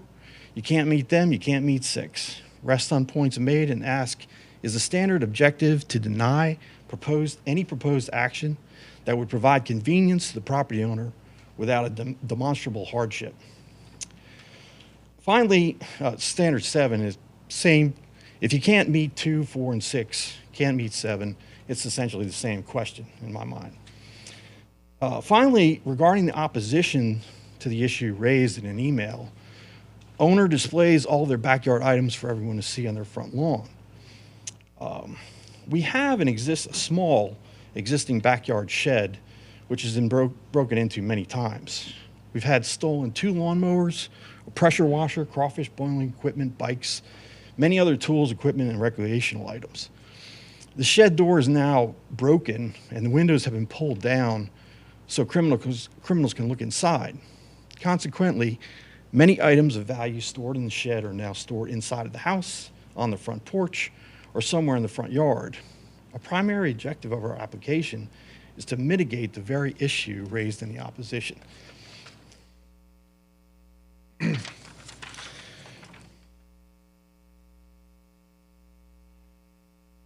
So as a final point, in my opinion, granting the variance would increase property value and have a resulting positive effect on vicinity home values. Exterior storage is a key selling point and needed to properly operate and maintain a home of this size. Please note that there are several items that were included in the application that I didn't see in the staff's report, but I have those items today. Thank you. Thank you. Anyone else here in support of the applicant for BZA docket 055-24? Anyone here in opposition? Any questions from the board? Just a question to the applicant. And looking at the plan, I know one of the hurdles you're dealing with is the irregular setback of the front part of the property, right, of the existing home. But looking at the current layout of your site, have you considered just fencing off the rear yard portion from the service alley? Well, you could do that, but it would be very confined and converted into almost completely unusable space. Plus, I think you would still have setback problems back there, even if you try to do that. Another issue is that we have the sanitary sewer clean-out line back there, which is in front of the HVAC stand. And, you know, you can't really put anything that's going to add, well, we need to have access to it, and we can't really put any weight on that. So keep in mind with a fence line, that's just that primary anchor points of the posts.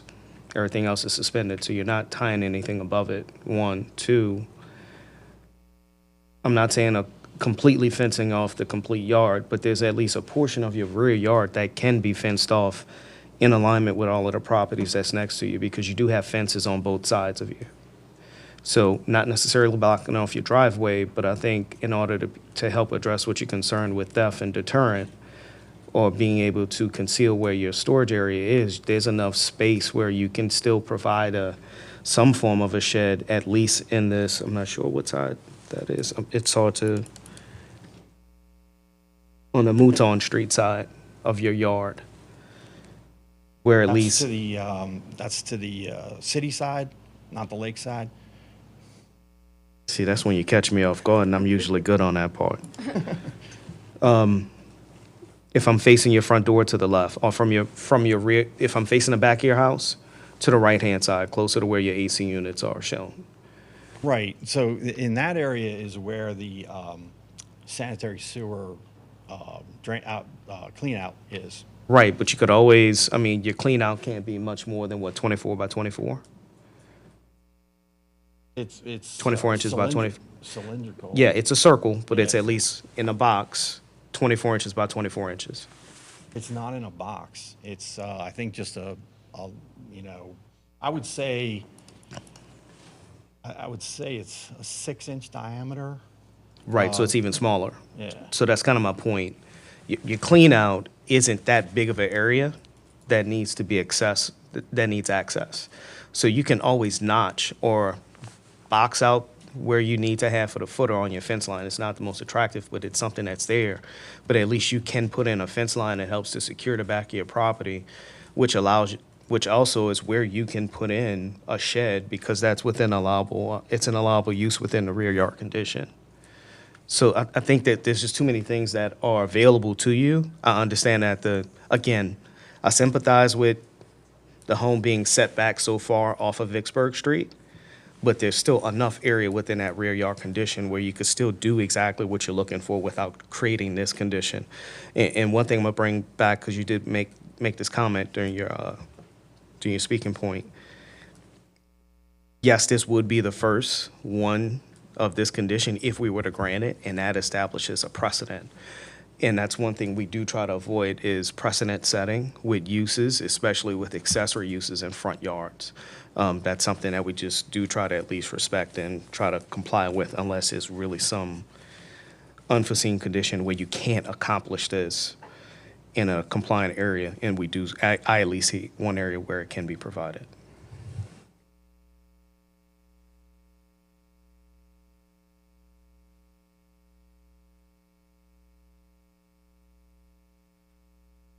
No further comments, Chairwoman. Are there any other questions from the board?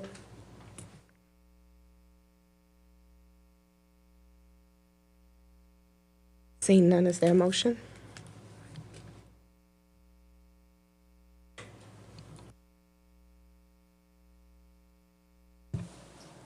Happy to do it. In regards to docket BZA 5524, I move to accept the staff's recommendation for denial. Second. Thank you. With regards to BZA docket 055-24, it's been moved by Commissioner Diaz, second by Commissioner James, to deny the requested waivers, finding that the 9 criteria have not been met. Roll call vote. Todd James. Yes. Tamara Eggins. Yes. Jose Alvarez. Yes. Ramiro Diaz. Yes.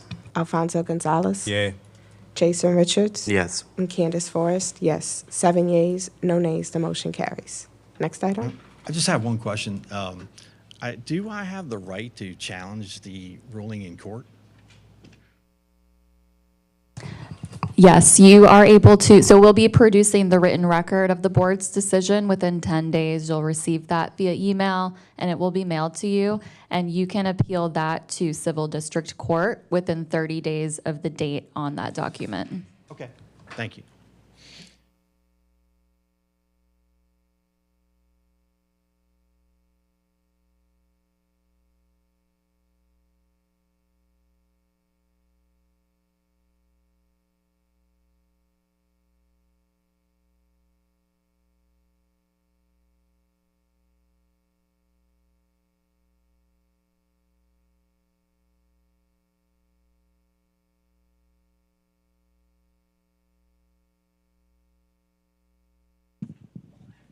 BZA docket 05624 is for a property located at 4523 Reed Boulevard.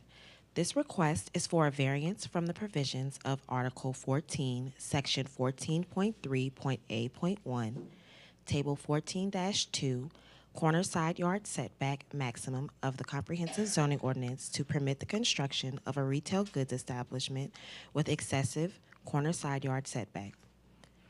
Article 14, Section 14.3.A.1, Table 14-2, corner side yard setback maximum allows a maximum of 12 feet for non-residential uses in the SB2 district.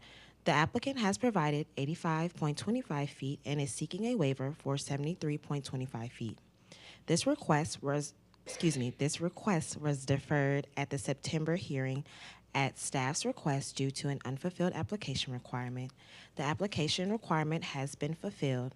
Staff believes that the requested waiver of Article 14, Section 14.3.A.1, Table 14-2, corner side yard setback fails to meet standards 1, 6, and 7. With that, staff recommends denial. Thank you. Is the applicant present? You can give your name and address for the record. My name is Amy Scandaliato, and my address is 8010 Crowder, New Orleans 70127. You can go ahead with your comment. Okay, thank you. So they're asking for the waiver because they want to be able to, that intersection, everything is kind of set back.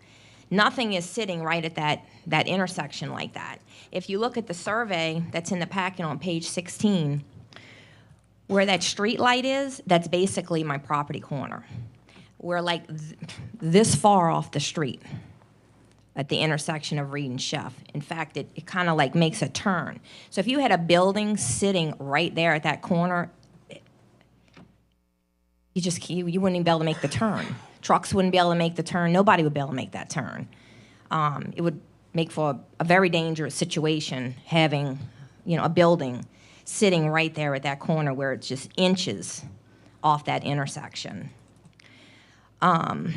We even recently, back in August, a car making a turn from Chef onto Reed ran into the lot and got stuck. So it just shows that there was a building sitting right there that just wouldn't be safe. On page 36 of the report, you can see the only residential neighbor that we have is in full support of the development. He was the only person that attended the NPP meeting that they had, and he is in support of the development. So that intersection, if y'all, you're probably looking at on your screens, you can see everything is set back. One corner you have a reception hall, that's set back right across the street is a seafood restaurant, that's set back. On the other corner is a billboard. So it's just having a a building sitting right there at that corner. That's just, and then, when the people walk out of their houses, you look to the left, all you would see is a building as opposed to, the openness as it is now. And putting it on the other way like it is, it's closer to, it's abutting another commercial zone. So it just wouldn't make sense to flip it the other way, to have the building at that corner, exactly at that corner, and then have the parking on the other side. It just wouldn't flow right. It wouldn't flow right. So I do feel like, all the 9 criteria have been met. We do have the special conditions where being 0 to 12 feet off that corner is not good. Same with 6, that's a hardship. Because like I said, having it the other way just doesn't make any sense. And then, number 7, that's for profit. I mean, it's a commercial business. So, they have employees that they have to pay and taxes. So, they got to have some kind of a profit, I guess, to stay open. And if you have any questions, I'm happy to answer them. Thank you. Anyone else here in support of the applicant? Good morning, board. Ladies and gentlemen, my name is Stephen Bent, 3057 East Cairo, Springfield, Missouri. We are the architect of record for this project, and we are representing O'Reilly Auto Parts for this project. I have 2 basic points in approval of this. Per the Zoning Planning Commission hearing, the local residents that we met with, they want the building itself to be pushed away from Reed Boulevard as much as possible, to be away from the existing properties. And that was something that they desired themselves. Point number 2, Chef Mentor Highway is a very busy highway. So it makes it much easier and safer and better visibility at that intersection if the building was pushed away from Reed Boulevard as much as possible. Thank you very much. Thank you. Is anyone else here in support of the applicant? Robert Juneau, 225 Leeds Street, Slidell, Louisiana, 70461. And all I have to say is I am in favor of the motion. Thank you. Anyone else here in support of BZA docket 056-24? Anyone here in opposition? Any questions from the board?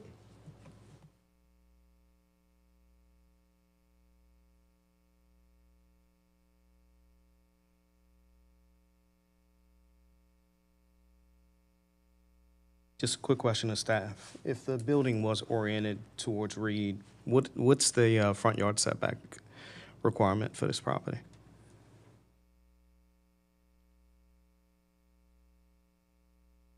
I'm assuming, is it 20 feet?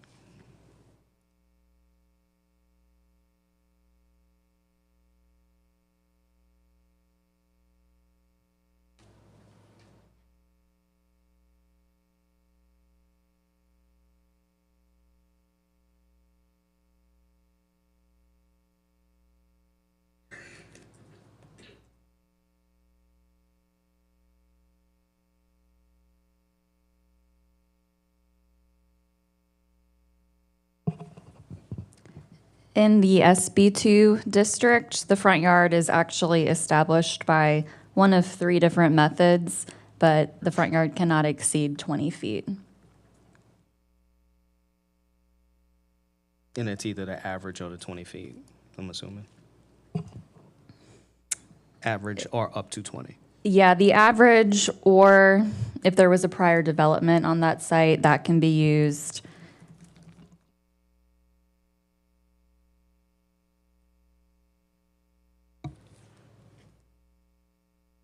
And so for the properties at the other corners that are set back further, was it just because there were prior developments? Is that what the distinction is? Because I know the other ones are set back further than 20 feet, much further. Because pretty much everything along Chef. Everything along Chef. Vehicle oriented development. So everything is set back with the parking in the front yard. Right. Technically, this is technically Reed, but the development pattern for this corridor is absolutely Chef. The way that it's situated on, everything is on Chef. And I guess, like, just, And so I guess what I'm just trying to understand and recognizing that this property is technically, the address is on Reed, but knowing that the property right on the other side of Chef Highway, as well as the rest of the developments along Chef Highway, is there a distinction for those developments as opposed to this one having the Reed address? I'm just trying to walk through what's different. Our staff did not, I believe, check when those other buildings were developed. I will say they're in different zoning districts. That area is pretty diverse as far as zoning. So across the street, you have a C1 district, a BIP district. I can tell you what the C1 requirement is. So then the difference is the zoning. this is almost, Chairwoman, you might remember this. I feel like this is almost similar to, there was a project that we saw came in front of us a while back, closer to the service road at Reed, or service road at Bullard. Yep. And how we get into these irregular lot configurations, but the nature of just how some of these developments work, particularly in New Orleans East, along Chef, along I-10, the zoning tries to push for buildings to be addressed closer to the front yard condition and force the parking to be screened behind the buildings. But again, we're dealing with these functional uses that are vehicle-oriented style businesses and how they develop inside that site. The other problem I'm also seeing with just on this one is also, like, if it was addressed as how the staff report is provided right now, it's trying to move the parking, almost pushing for the parking to be behind the building. As it addresses Chef, but then it's now moving it closer to the residential side. So it's kind of like, how do we really create the buffer? The second piece to this is, I mean, look, as much as we like to change the architectural character, how some of these buildings are developed, they're prototypes. Prototypes are going to be what they're going to be. We could put false glass across. I know we're not getting into that in this one, but it's the transparency requirement. I mean, I feel like it's almost reliving the Walgreens at Claiborne and Napoleon all over again, where it's this false facade condition when we start pulling buildings closer to these vehicular corners. And I'm more so just trying to walk along the corridor and thinking in terms of how everything else is oriented, and pretty familiar with Reed. So I mean, in my mind, Reed and Chef, and I'm just, in my mind, I'm not envisioning anything that would be oriented that way. So it feels like this would be out of character for the rest of the businesses. This would be an outlier if, I mean. And I mean, the trick too is because you kind of have to walk away from Chef Highway and look strictly Reed along that area. And the challenge is that you do have the residential in between, because you have residential along Reed. But everything has parking to the front and the building to the back. I mean, even if you go to Reed and Lake Forest. So Yeah, I mean, even the library on Lake Forest has parking in the front and then on the side. And a building with this much mass, I don't necessarily buy into the argument of being able to see around the corner when you're turning, because you come into a red light, you look, and then you make a turn. But with that said, the development pattern, by and large, for this area is the suburban in nature, and you've got that parking on the front, and then a building this size to the back. And like you said, Todd, you're putting, to follow the strict adherence of the law would mean putting a lot of people and congestion that much closer to the residential neighbors, as opposed to keeping them in front on a major thoroughfare like Reed, abutting a even larger thoroughfare, which is Chef, and keeping it in what the development pattern has been for the Chef Mentor corridor since the beginning of time. Yeah. Well, before the interstate, when Chef was really Chef, you know? So I have a direct question for the applicant. If yeah, you guys want it. So it seems like, and I'm having trouble because the PDF keeps crashing on me every time I try to get to the elevation Yeah, that's drawings. what keeps happening to me. It looks like the building is actually not oriented towards Chef, it's oriented towards Reed. It And is. it looks like the back end of the building is where most of your traffic's gonna come from. I also am questioning, the development looks pretty square on the drawings, but the site looks like it's much longer. So what's happening with the rest of the site? And, you know, I'm actually not, I'm kind of, I think maybe all saying the same thing, that the corner setback thing is maybe not helping us here, but the development itself doesn't look right for the site. So I think that's my concern, is it feels like it should be addressing Chef, not Reed Boulevard, and that might be part of our confusion up here. Well, again, if you look at Street View, I don't know if y'all can see it, but where that red light is, that is the corner. That is the corner of my lot. That site is actually configured of 3 separate parcels. The little small square in the front, where the old subdivision sign used to be. Because that's part of this development. They're getting rid of that old subdivision sign. So where that red light is, that is my property corner. We're only like this far off the. There's a red light, Right. and then So, Chef Highway. So mean, I think it is- I think we all understand that. So what Yes. as I look at the development on the plans, what's happening with the rest of the The site? back, that's going to be their stormwater management area. Okay. So that'll remain a green space. So that'll be their stormwater management area, and that'll be the green space. And the neighbor requested, a fence be put up, which they're going to put up a fence, a privacy fence, and, but yeah, all that's going to remain green space. And part of in the report that one of the proviso, well, I think the only proviso is to do a re-subdivision, is to take the 3 parcels, the parcel that fronts Chef, the parcel that technically, I guess, fronts Reed, and then the corner parcel that's on the corner. They'll do a re-subdivision to create that into one large lot. It's over here. So it might not even, when it goes through the re-subdivision process, they may assign it a Chef address. I don't know what city planning will do as far as the address goes. I don't think that's not going to really have any level of impact. And I understand the front yard requirements because of the lot that they're looking at in their front yard designation comes off of that lot 1 that's shown inside the. Yeah, and I guess that's my next drawing. question is what's the setback on Chef requirement? Because, I mean, I feel like the building, you also have a big ditch along Chef Mentor, which is where I would put the stormwater stuff more at the front. We don't have a ditch in front of our property. Well, okay, Google Earth is showing a ditch in front of it going behind that existing sign. It goes into a swale, and it looks like it goes across through Chef Mentor back into that wooded area. Yeah, And it's higher in the back, so. Yeah, you do have a runoff coming towards Chef. Right, and so that's where the building's being sited right now, is kind of in a low spot. So I guess I'm raising the question.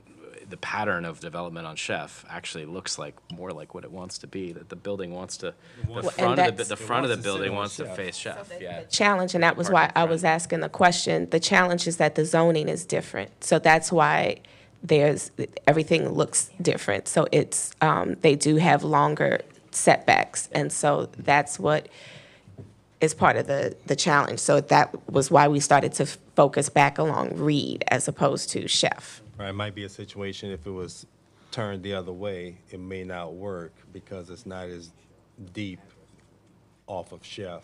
Yeah, but the site is very deep. That's why I was asking what's happening with the rest of the site. So it's being used as a stormwater hole. Yeah. So, if this was, if you could get closer to But Reed. But if they turned it this way, the issue would be they're going to sit this far back and then. Let's go that way. Well, come this way and then put the parking. Yeah. And ladies and gentlemen of the board, if I may address that zoning issue, the current property is zoned more for a downtown district, which we are not in a downtown district. And if I'm mistaken, I believe I'm not, but.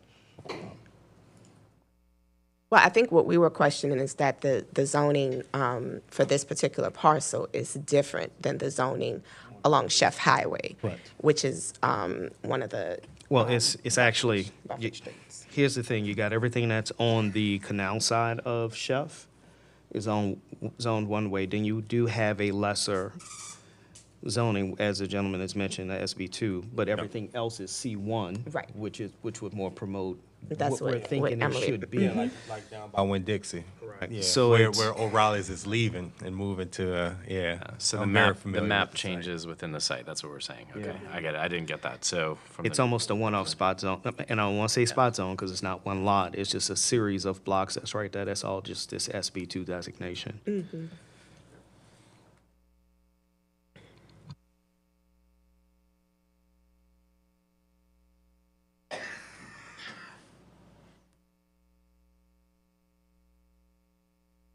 And I think the only other piece is usually when we see this stuff now, you're just starting to see standalone development buildings coming up instead of multi-tenant commercial, which would allow for more of how this would get broken up a different way. But because it's a single tenant and how they're pushing it to Chef, it just makes it more complicated.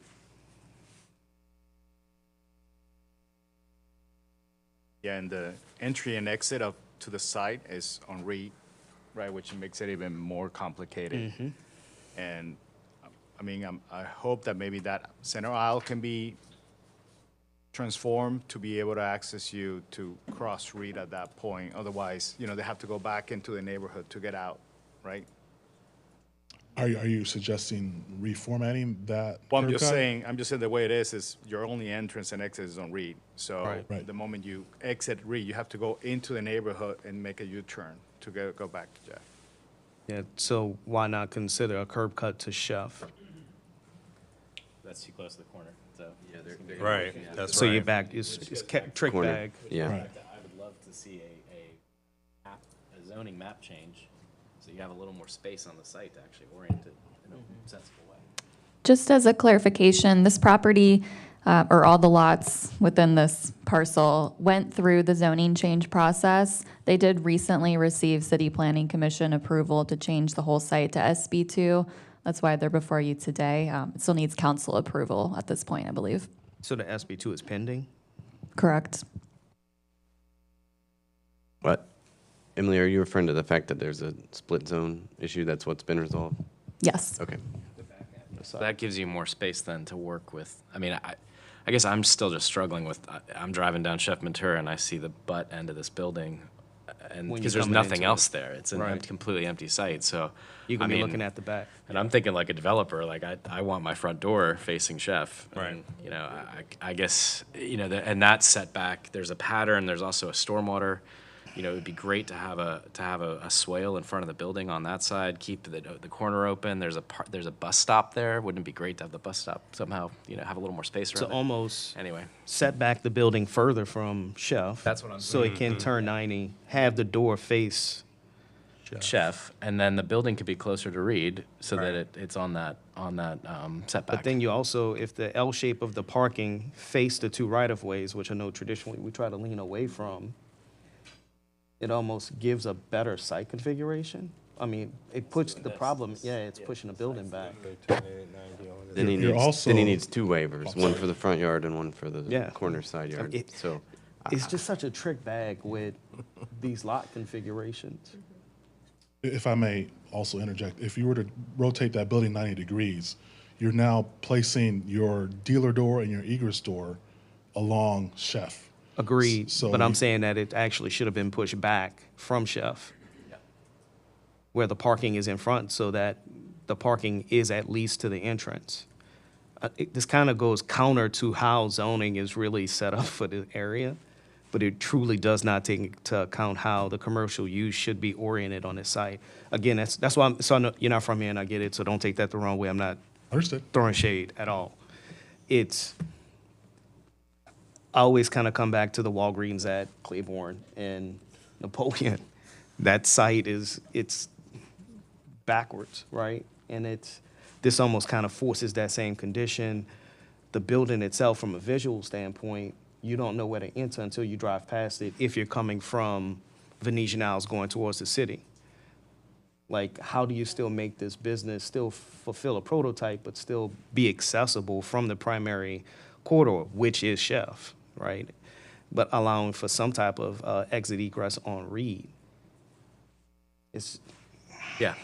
Yeah, and when you look at what the intent of the zoning was to try to push things to the street and all that, it makes sense in certain areas, but not all along the here time. and along, further up Reed or some other areas, we've had this come before us before with the setbacks and the signage and other things. So, I mean, I would say, look at your plan a little more creatively, see if there's a way to literally mirror the thing and flip it the other way and maybe give some thought to the bus stop at the corner and what you could do to incorporate that into your landscaping. And because I mean, Chef Mentor, if you drive down it, and I challenge you to today, go drive down it. It is the bus, the way the bus stops and all that stuff along there are just awful. And this is, if you want to make this really your neighbors happy, somehow incorporate that into the corner of the site. So.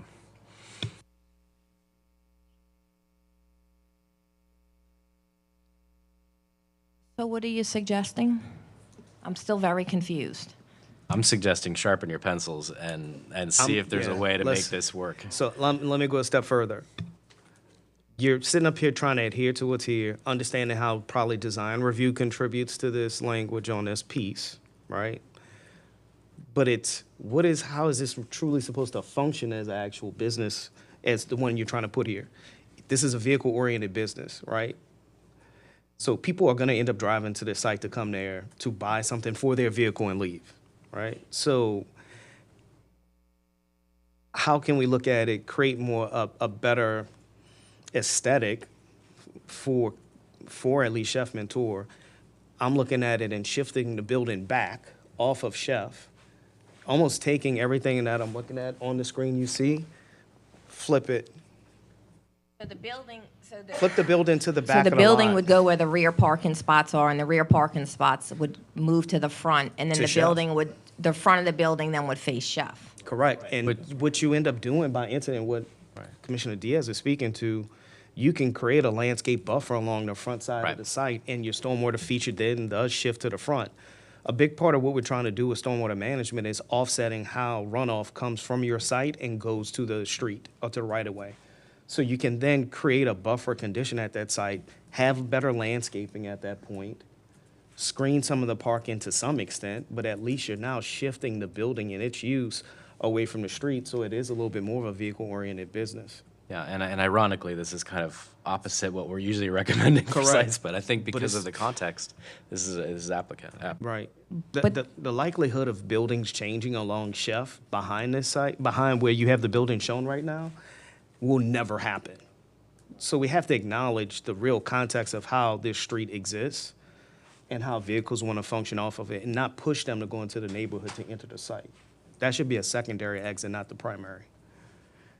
But there's still the issue of the 0 to 12 CZO requirement from Reed and Chef, the corner, because that's a corner side yard. Oh, we know. We know So- exactly what the problem is. We don't necessarily agree with how the zoning pushes you into a certain design parameter, and you end up with a awkward design site because you're trying to meet that condition, but then staff's also trying to tell you, no, push it back to the corner. Well, again, you're going to end up with a big block wall at the corner. And Exactly. someone staring at the back of house of the shop. That's not how these businesses should operate. It should be promoting more visibility to the street. So what you're saying is you're not necessarily against the location of where the building is. It's just the orientation where put it back a little further and have it face Chef. Correct. But having the parking all on the west side is okay. West and south. Instead of Yes, west and west north. and south versus west and north. Mhm. Okay, I mean that makes sense.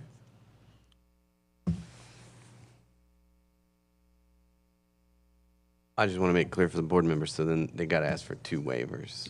I get it. Yeah, okay, cool. And then I think what I was proposing, which might be even more of a, challenge for you guys, is think about,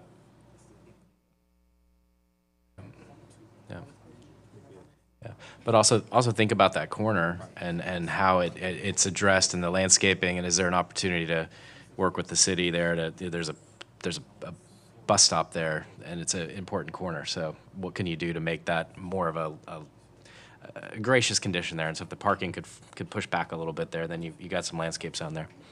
The one issue that we were just discussing, if we were to push the building back and rotate it 90 degrees, we now have an issue with O'Reilly and their 52-foot trucks trying to enter the site and do their loading and offloading. It becomes a serious problem for O'Reilly and their function of the building, which is why it's orientated the way it is. What you're saying is the trucks would turn onto Reed, and they have that straightaway, and then they come back up out of there. Yeah.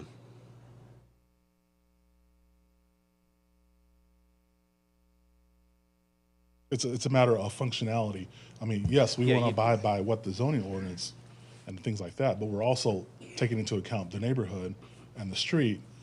So it's complicated. Mm-hmm. Because with the current configuration, I'm trying to see it. So with the current configuration, how are they entering from Reed? So he's actually showing it coming off of Reed, and the truck's back in to that space into the compliant loading area, but then it's screened behind the building from Chef. Right. I mean, but how often but again. It's the back. I'm just trying to visually see. Yeah, towards the lake side of the building. How often do they take deliveries? Is that off hours or is it during business hours? It's off hours, usually after 9 o'clock. So then you're almost triggering a third waiver of where the compliant, because the loading area is supposed to be screened behind the building. If you're reconfiguring the, Well, that's an operational thing for them. I mean, if they're already saying that they're doing it on off hours, would you be granting it to, they would still be doing it inside the parking lot? It's just, is the truck visible during loading hours? I mean, it's always going to be visible even well, what from he's Reed. saying is not just visibility, he's just talking logistically accessing it is the problem. Right. And if you turn the park in, like we mentioned earlier, he doesn't have the turning radius for the WB 67 to clear the corner of that lot. For the what? Sorry. Look, I'm nerding out. Leave me alone. So a WB 67 is essentially a 18-wheeler by definition for DOTD. Sorry.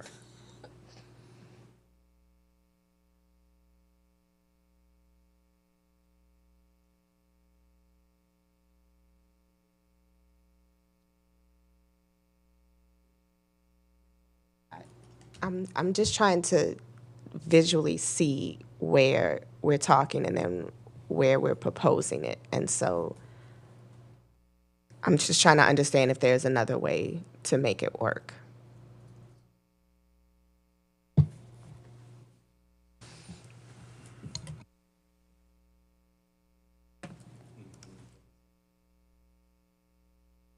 Is it a question for staff? Is this subject to any sort of city planning review process as well? DAC. It is subject to DAC, and if the board approves the request, you may want to insert a proviso similar to. And y'all have not been through that process yet? Is that correct? No. Okay. Sounds like no. Okay. I mean, to my board members, they're essentially asking for a waiver to not put the building on the corner. We're all in agreement in concept that that is okay. Yeah, and then what we're kind of attempting to do is a little bit of what may occur at the DAC. So there are two ways to approach this. One is to grant a specific waiver based on these plans, which would be fine, or the DAC comes back and says something similar to this, and then the applicant's back in front of us again for a second waiver for something else. So, yeah. It's a trick bag. I mean, only other thing I see is if the building is more oriented to Reed, but shift to that corner of the square. So the parking doesn't necessarily wrap Reed and Chef, but the parking stays on. We move the parking to Chef like we talked about, but maybe the secondary lane of parking is more towards the east side as opposed to it being on the Reed side of the building. So it's almost rotating. In that way, the trucks can come from Chef, and then back in like he's proposing it coming off of Reed. So where the building is actually closer to, instead of shifting it back or shifting it up on this site plan, do we flip it to the opposite corner there?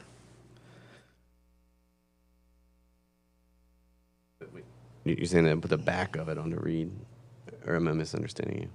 The side of it would be on Reed.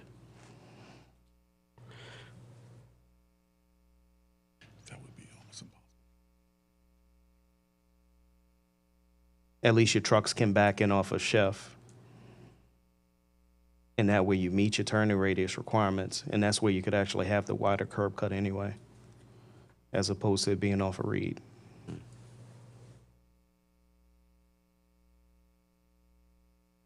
Which then does shift it closer to the Reed right-of-way like they're mentioning in the staff report.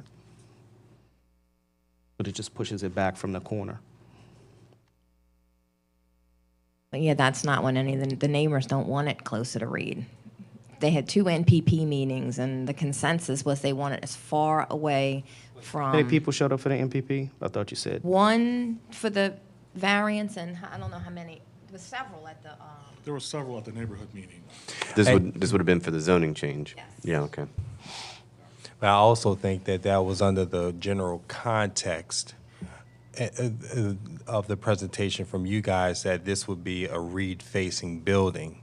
So with that in their mind, they're thinking, well, we don't want it right on the corner of Reed and Chef. If it was presented to them that they had a choice, not that they would have a choice, but if there was even the option or possibility of a Chef Mentor facing building, and these are neighbors living in that neighborhood, I'd wager that many of them would say, oh, well, we prefer to keep with the general design and pattern, development pattern of Chef Mentor Highway, and have the front-facing building be on Chef. Just my educated guess if I was in that meeting.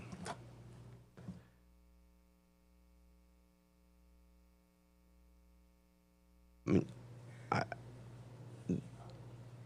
the more we've been talking and knowing that this is like CT, is a corridor transformation zoning district, and if the applicant's not been through the site plan review with Planning Commission at this point, I do feel like any action that this board would take would perhaps be premature, because while in concept we're okay with granting some of these waivers, there's a second process you're going to be required to go through with city planning, where many of these discussion points are going to come back up, if I'm understanding that correctly. It's only the one waiver. Yeah, but what he's mentioned is the earlier, similar to what we dealt with on St. Charles, we deferred it because of the DAC.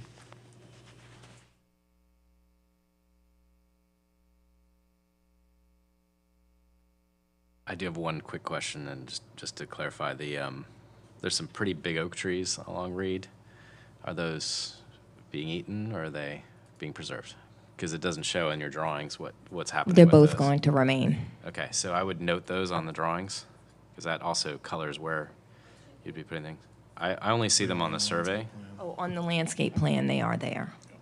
Do I have that? Nope. Yeah, I don't have that.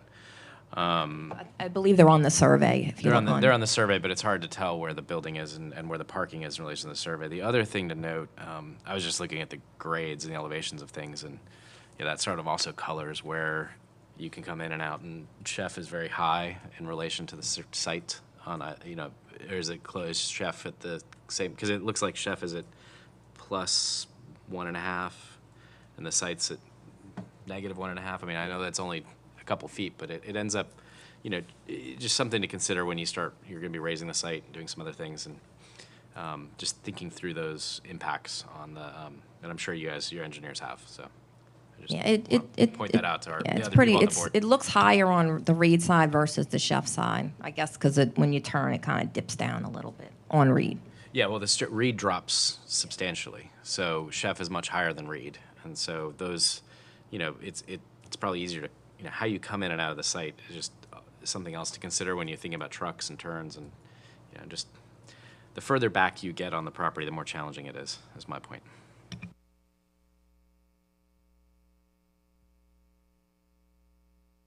So almost coming back to Commissioner Richards' Richardson's point, sorry.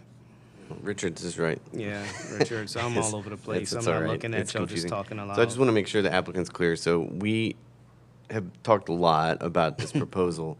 We're not the design review board. We're the board that would sit here and grant you the waiver. In concept, through all this discussion, there is the opportunity that you could get a waiver for the parking. Our specific concern is that you have to apply to CPC for you're on two major corridors. So whether your frontage is on Reed or Chef Mentor, you're going to be required to apply to city planning. The staff will go through the project evaluated against the zoning code. They would have identified this setback issue anyway. Once you go through that process, you'll have basically received a lot of the feedback that this board is giving you. That may change the nature of the waiver that you're asking for. And so what I would recommend is that to make a motion to this group, assuming that the applicant, that you understand this, is that we would defer it for 30 to 60 days. You would need at least 60 days probably to get through that process with CPC so that they can weigh in and then we're clear about what the waiver is that's necessary. And it's going to be 60 because it hadn't been applied for yet. Or it hasn't been docketed for DAC yet, correct? No.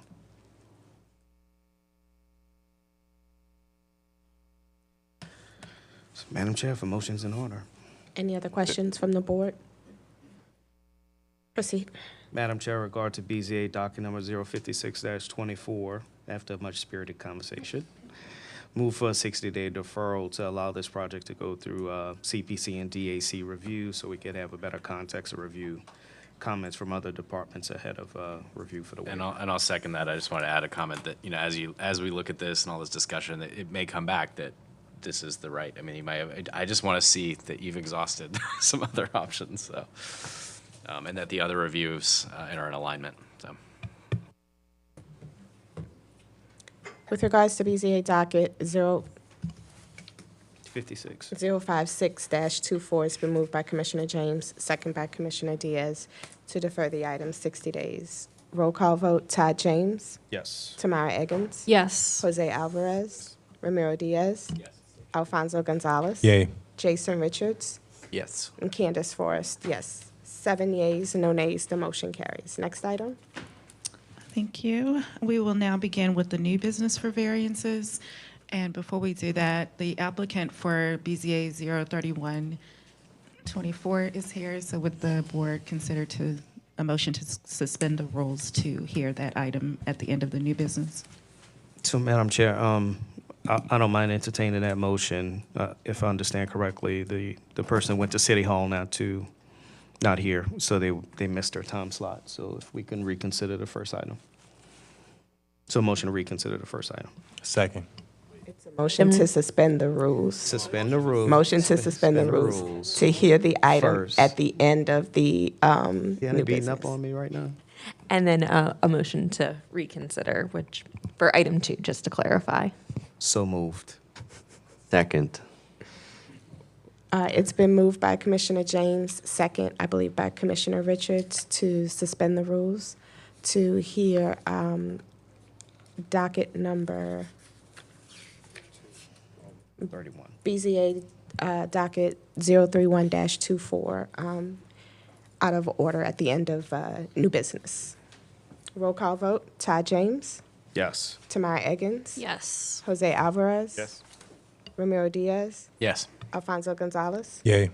Jason Richards. Yes. And Candace Forrest, yes. 7 yeas, no nays. The motion carries. Now we need a motion to reconsider. So moved. Are you reconsidering it right now? That's what I was about to ask. Do we need to do it now or once it comes up? It's going to be at the end of new business, so in a couple of items. I thought we were hearing it actually at the end of old business. We just finished old business. So I thought we were hearing it now. Hold on, let me go check with Emily. Okay. Either's fine. Either's fine. It's kind of the same thing. Yeah. I mean, it's old business, and I'm of the mind to just do it. Are we deferring? We're checking right now. Hang tight, folks.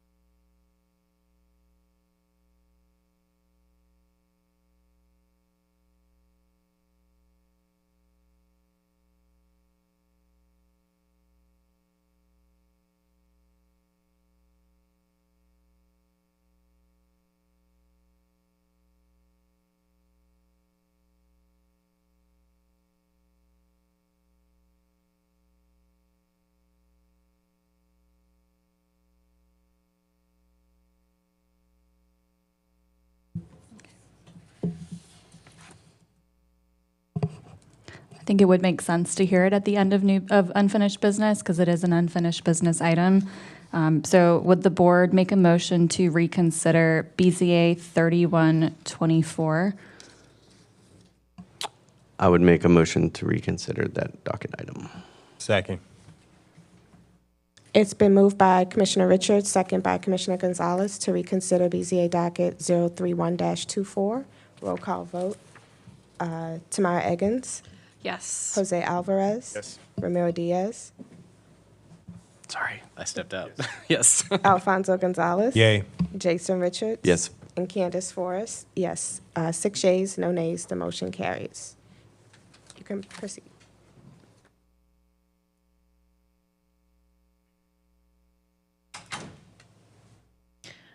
BZA 03124 is a request for variances from the requirements of Article 24, Section 2414B1, Table 24-3, Article 24, Section 2414C3, and Article 2414C4 to permit an electronic billboard along an interstate highway with less than 1,000 linear feet from another billboard and insufficient distance from the property line.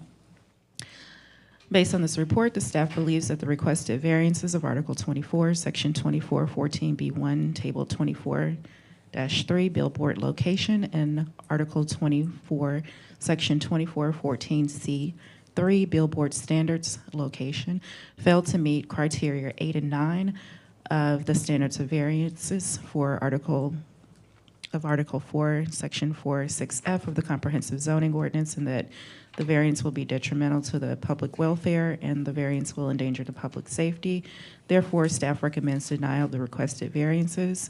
In addition, based on the staff report, the staff believes that the requested variances of Article 24, Section 2414C4, billboard standards location, failed to meet criteria 5, 8, and 9 of the standards of variances of Article 4, Section 4.6F of the Comprehensive Zoning Ordinance, and that granting the variance would alter the essential character of the locality. The variance would be detrimental to public welfare, and that the variance would endanger the public safety. Therefore, the staff recommends denial of the requested variance.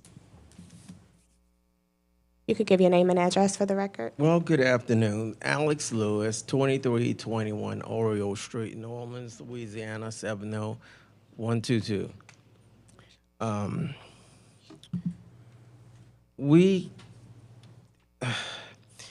We're perplexed by the denial of the billboard. This is a peculiar piece of land that we purchased. It was originally purchased by someone else, but it was a piece of city property. It was cut up to create the interstate. It's right on Padres Avenue. There is nothing, we have no we have no opposition from any of our neighbors. At our meeting we held, we had one person show up, and she showed up, she was an employee of one of the businesses who had no opposition to it. We have tried to clear every hoop we can with BZA to get this thing approved. The variance we need is one of distance between billboards.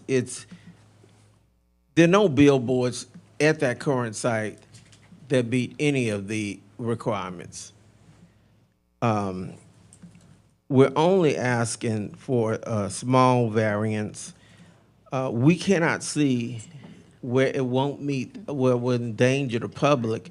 Matter of fact, it would be a benefit to the public because it's another place where you can advertise accidents, road conditions, anything the city wants. We'll make it available for the city to advertise anything you want to put on it. There is no other use for this small piece of property that we bought other than for a billboard. You can't use it for parking, not enough space for parking. Can't build anything on it. So we're boxed in, and the only place where it will encroach upon the a boundary line is over city property, and we've already gotten consent from the city to do that. We just, I guess we're just at your mercy. Now I have my, I bought the land from Mr. Moby, and he can explain a little bit better. You gotta excuse me a little bit. I get confused sometimes. I just had a stroke, so sometimes I'm not in my right mind. He could explain some of the other things to you, but as it stands right now, we try to meet every requirement that's been placed upon us.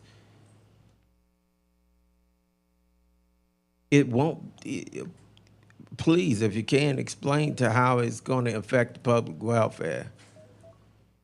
And it won't affect anything along Poydras because there's nothing there.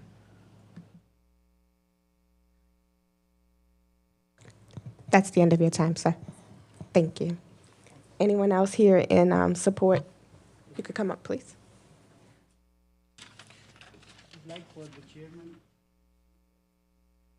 You would have to make a motion. We'd have to accept items. Can you go to the mic and start there, please? I would like to present this aerial map of the area. So we would need to have a motion from one of our board members to accept items that were submitted after the submission deadline. It was actually submitted with the package, but somehow or the other, this aerial image is not part of the package, but the rest of the enclosures are, which shows complete history of each and every one of those 9 billboards in the surrounding areas of 2008 Poydras, which clearly shows, except for the original billboard, which was a steel truss structure on 617 South Claiborne, none of those other 8 billboards are in compliance of any of the city previous 1992 zoning sign ordinance or CZO 2015 CZO. And it's ironic that the billboard at LSU Health Sciences, which is 539 South Durbany Street, was initially installed in a prohibited zone, and then post facto, the council woman through resolution condoned it and regularized it. This one, and the rest of them, if you can see historical figures and photograph has been included. Like, for example, The one on 1923 Poydras was approved, which is only 230 feet from from 537 Claiborne, and 537 Claiborne is only 174 feet from the original at 617 South Claiborne. Similarly, if you see the billboard, which is currently at Lamar property, which was just a business sign facing the traffic going, east and west on Claiborne, now was conveniently turned into a billboard facing I-10. Similarly, the billboard at the corner of Poydras and South Claiborne, which was, again, 174 feet away from the original at that next to the city printing place, was converted without a permit in 2011 to our digital two-sided billboard. So if you see, if the commissions allow, this aerial depiction will clearly shows that there are 9 precedences where these billboards are not in compliance of 1992 or any previous sign ordinance, and even in 2015 sign ordinance, because the 1923 was approved in 2016. This one at LSU was approved in 2019. The Claiborne one, which is in the middle of I-10 east and westbound, was approved in 2011. Similarly, the one which is 2028 Lafayette Street was a static billboard, which was converted to a digital billboard in 2018. The one on 717 Bertrand Street was converted from a static billboard and elevated. The height was elevated to cover the, to face the on-ramp to the 90 coming from I-10. So it was converted without a permit to a digital billboard. So all of these, surrounding properties were, even today, are not in compliance of the standing city sign ordinances. And not only that, according to the state law, DOTD only considered the sign distances on the same roadway in the same path. Like the only variance which we really need is from 2100 Poydras Street, which is a static billboard, and from the distance from that to 2008 Poydras is 860 feet. So technically speaking, it's only 140 feet of variances needed for that billboard to go through. One of the commissioner already mentioned, if there are precedences, even the code goes and rules as per the precedences. If all of these billboards are in violation of just about all the previous and existing city ordinances, I would humbly request you all to please look into this. And, if there are precedences, so we should get the same treatment, just getting 140 feet of variance. And we already have the 5-foot setback, which is required from the property line. And the Planning Commission already approved the encroachment over the pavement, the brick paved Poydras Street, which we will, once it's granted, then we will be paying annually to the city real estate. Thank you. Is there anyone else here in support of the applicant for BZA docket 031-24? Anyone here in opposition? Any questions from the board? Yeah, I was just gonna move to accept the map that he provided, because he said it was in the report, but it's not there. I am curious if it helps clarify. I'll second it. It's been moved by Commissioner Diaz, second by Commissioner Gonzalez, to suspend the rules to accept item submitted to us today for consideration. Roll call vote, Todd James. Yes. Jose Alvarez. Ramiro Diaz. Alfonso Gonzalez. Yay. Jason Richards. And Candace Forrest, yay. 6 yeas, no nays, the motion carries.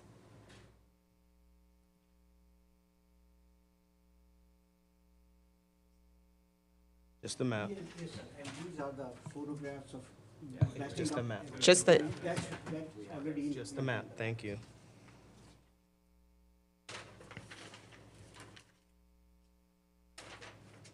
just unclip it.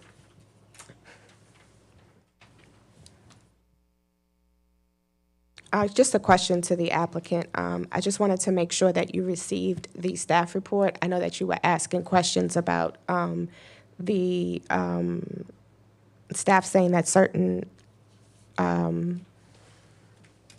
criteria weren't met, particularly 8 and 9. So I just wanted to make sure that you did receive the staff report. Yes, because ma'am. it did clarify why this request failed to meet items 8 and 9. We are explicitly explained. See, initially, this property was placed by the city in the I commercial. just wanted, the We did- comment, I was just asking because the comment from the applicant, he specifically said that he didn't know why. So I just wanted to make sure that you had received the staff report because the staff report gave the staff's indications as to why. So I was only asking because of that comment. Let me correct. I should have said I didn't understand their reasoning. Okay, got it.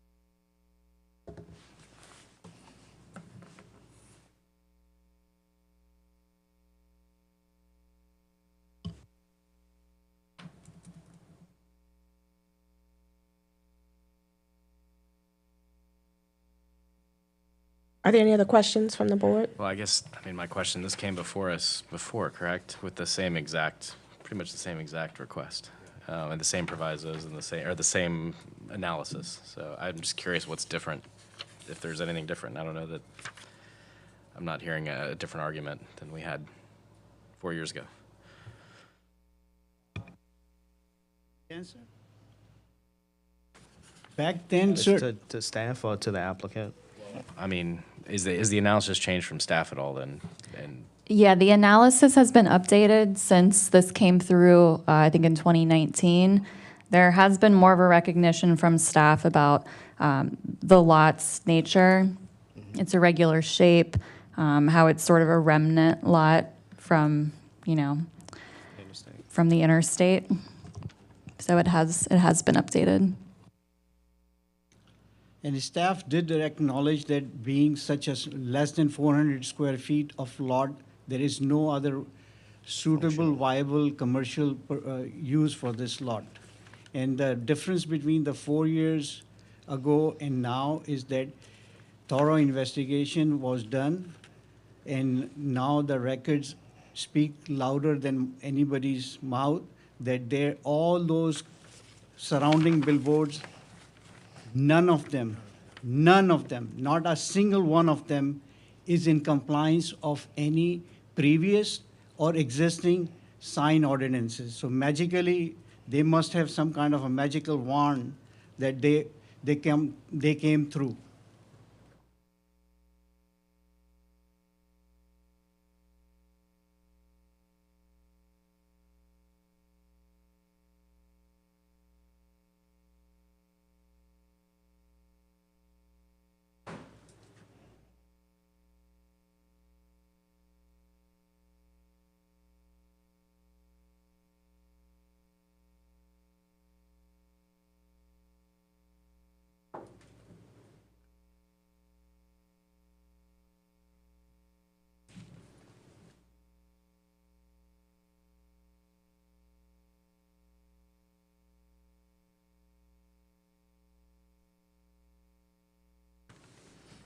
Has DOTD reviewed this application again?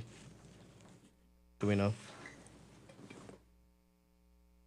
I know it's not tied to a city review component, but I mean, it does have some functional impact. Yeah, the only thing DOTD, it went through the DOTD hearing a few years ago, and the only thing they were saying is the 140 feet variance. That's the only criteria which they told us. So what's the status of that review? That review was, they're saying that, based on their criteria of 1,000 feet, they have to have a variance there too.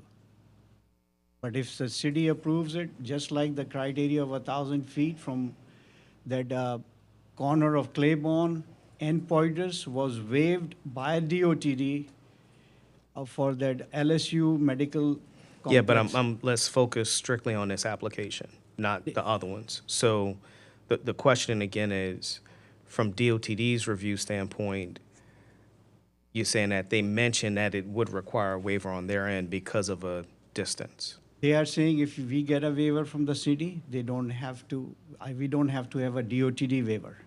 Okay, that's what I'm trying to get clarity. I was just trying to get that clarity as a close to what is the precedent set between what's trigger first, DOTD or city? City. Thank you. City.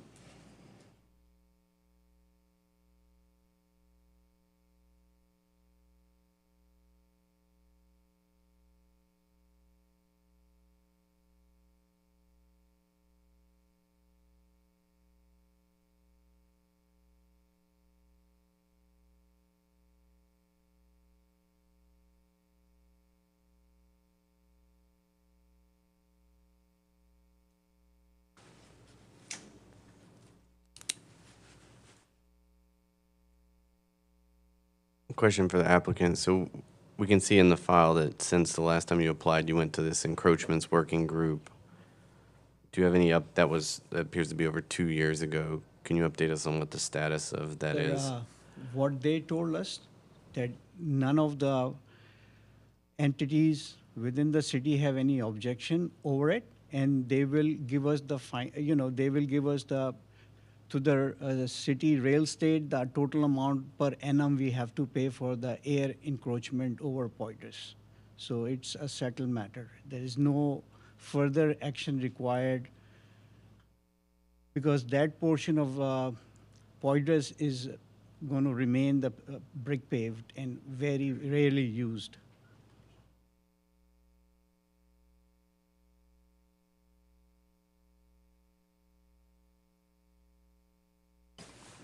Has staff been able to confer with real estate and records to that point? Okay. Because I just want to make sure, I mean, if there's stuff like that, I'd rather have something in writing from those departments just to have something to kind of support that piece, considering what are air rights. Yeah, I agree with that, Commissioner James, because they would need the final site plan submitted and approved to establish that, yeah. Right. Mm-hmm. And and I know I asked that question about DOT. I just know that typically DOTD would still, it depends on what you talk to, which department you talk to, which one comes first, DOT or DPW, in terms of those reviews. Don't know. It just sounds like there's multiple vantage points that this project will still need to touch. And I know that, I mean, I remember when this came before us some years ago, and I mean, it just seems to be a lot of moving parts at this point, still.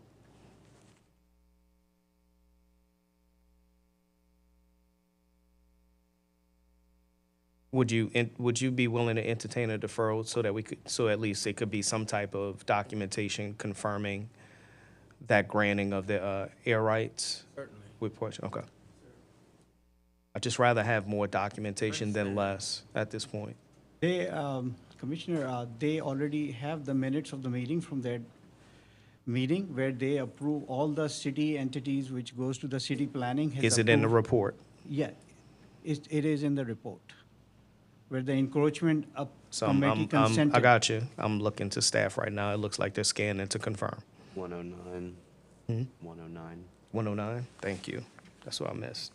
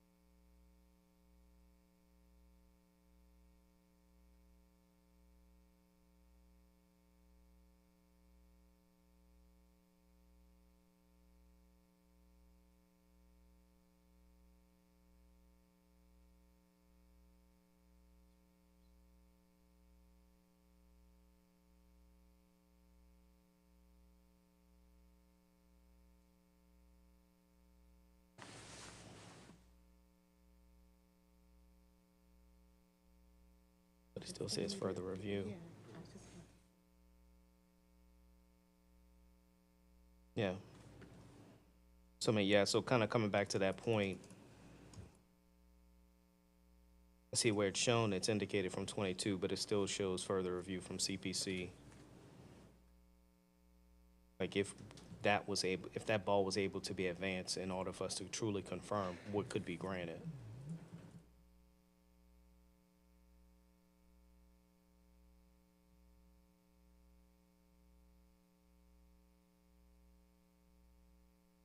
But you said you'll be willing to entertain a deferral in order to go confirm those items? Thank you. Yeah, and just to be clear there, I think it would be, I don't know if they did or did not have the benefit of that sketch that shows how much it's hanging over. Okay. Yeah, that they could just have seen that site plan, and we understand that Okay. that they have seen it, yeah.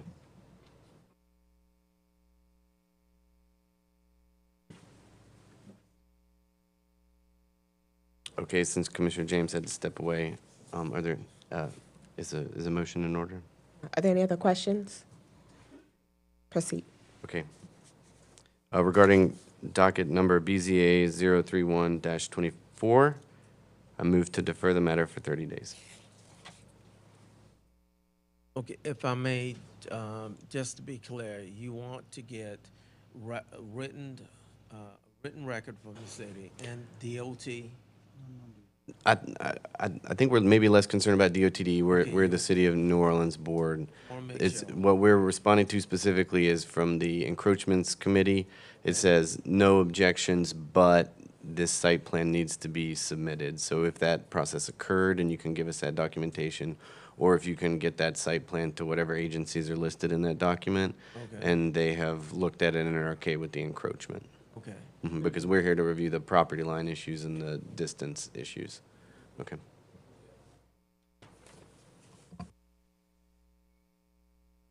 I don't know if 30 is enough time for that. Maybe. Maybe. It probably maybe is. Yeah. Yeah. Let's do it for now. We have a motion. We didn't get a second. I'll second. Thank you. With regards to BZA docket 031-24, it's been moved by Commissioner Richards, second by Commissioner Alvarez, to defer the item 30 days to get additional documentation from the applicant. Roll call vote, Todd James. Yes. Tamara Eggins. Yes. Jose Alvarez. Ramiro Diaz. Yes. Alfonso Gonzalez. Yay.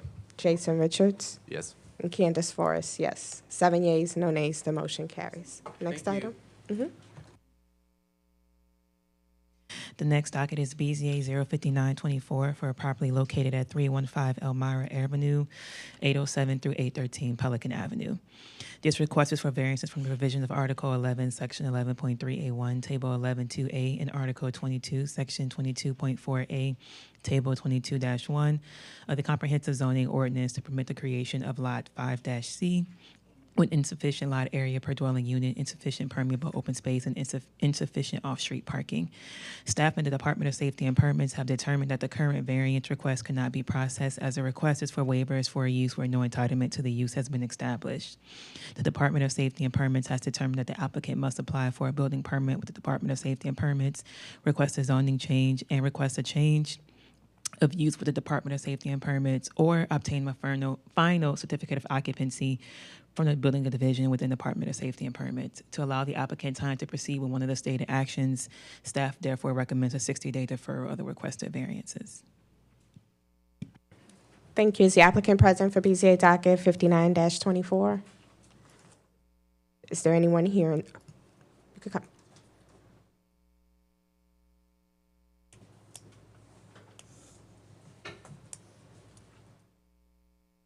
Hello, I'm Barbara Longworth. I'm a neighbor that lives across from this development. I live at 320 Elmira Avenue, New Orleans. And another neighbor is here. He has laryngitis. His wife had to leave. This is Mr. Ron Bost, B-O-S-T.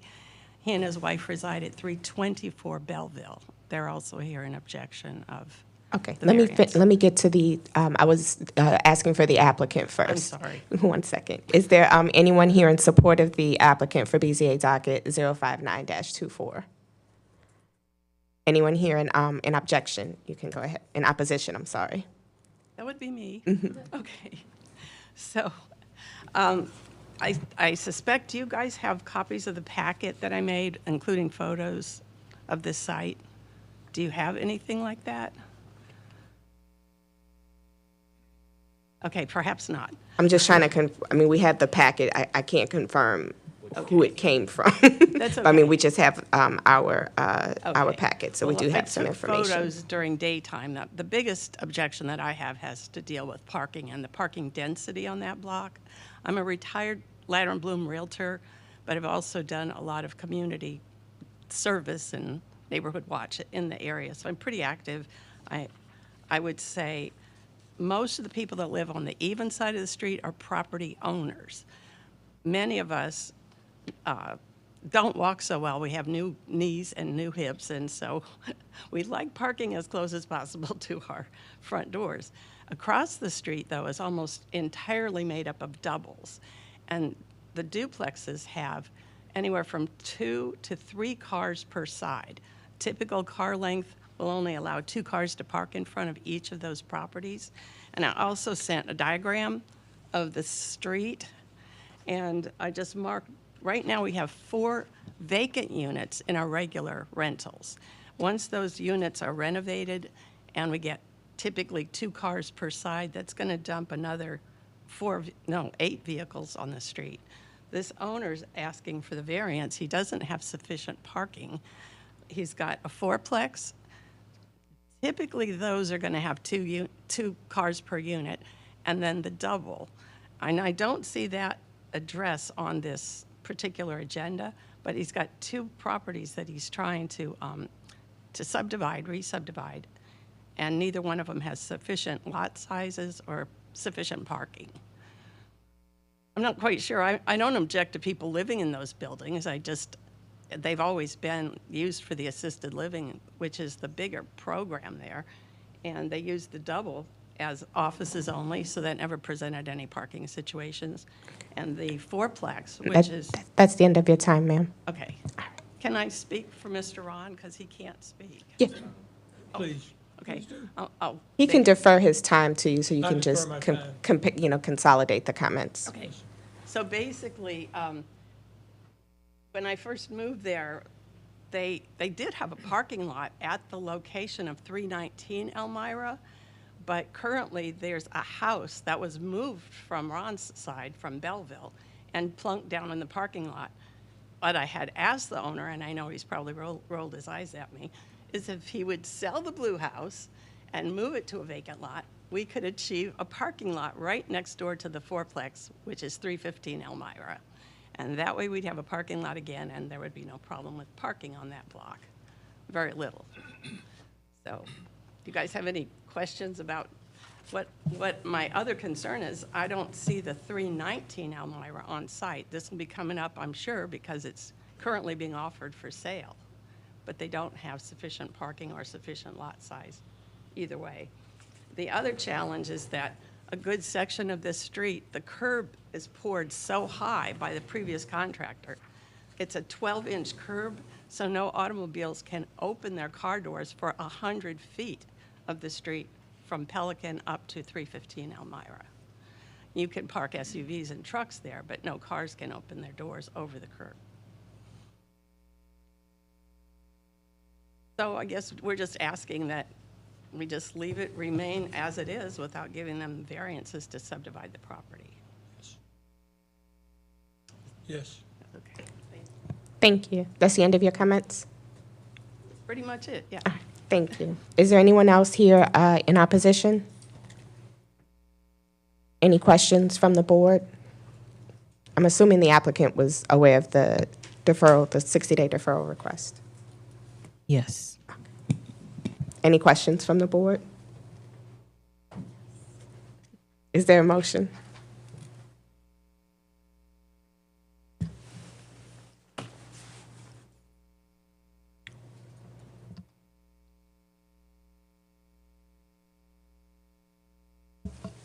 Madam Chair, motion is in order.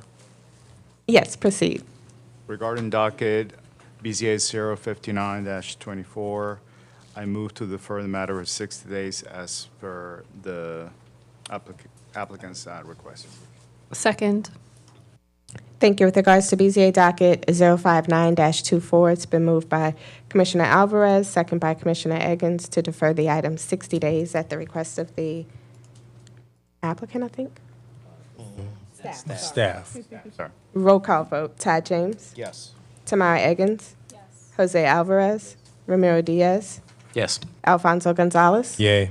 Jason Richards. Yes. And Candace Forrest, yes. 7 yeas, no nays, the motion carries. And your comments are included in the record. I mean, you can feel free to come back when it comes back on the agenda, but just wanted to let you know that your comments are part of the record. I appreciate that. Now, they are working on the properties without any document, safety and permits. Do I need to check with another entity about that? I don't know if you want to talk with staff. I mean, we only have one item on our docket today, this particular one. I can't speak to the other items.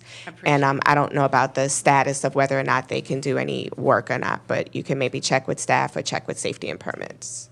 Thank you. Thanks. Next item. It is 1 o'clock now, and we did announce that the board may recess at 1 o'clock. Would you like to recess now?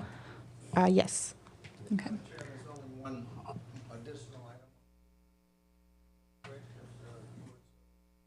There's actually, I think, 4 items remaining. So we do several items remaining.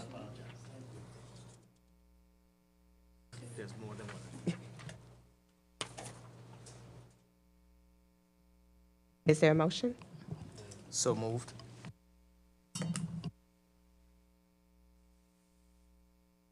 Second. It's been moved by Commissioner James, second by Commissioner Alvarez to recess for 30? 30 minutes. Thank you. So we will reconvene at 1:30. Thank you. We're now in recess.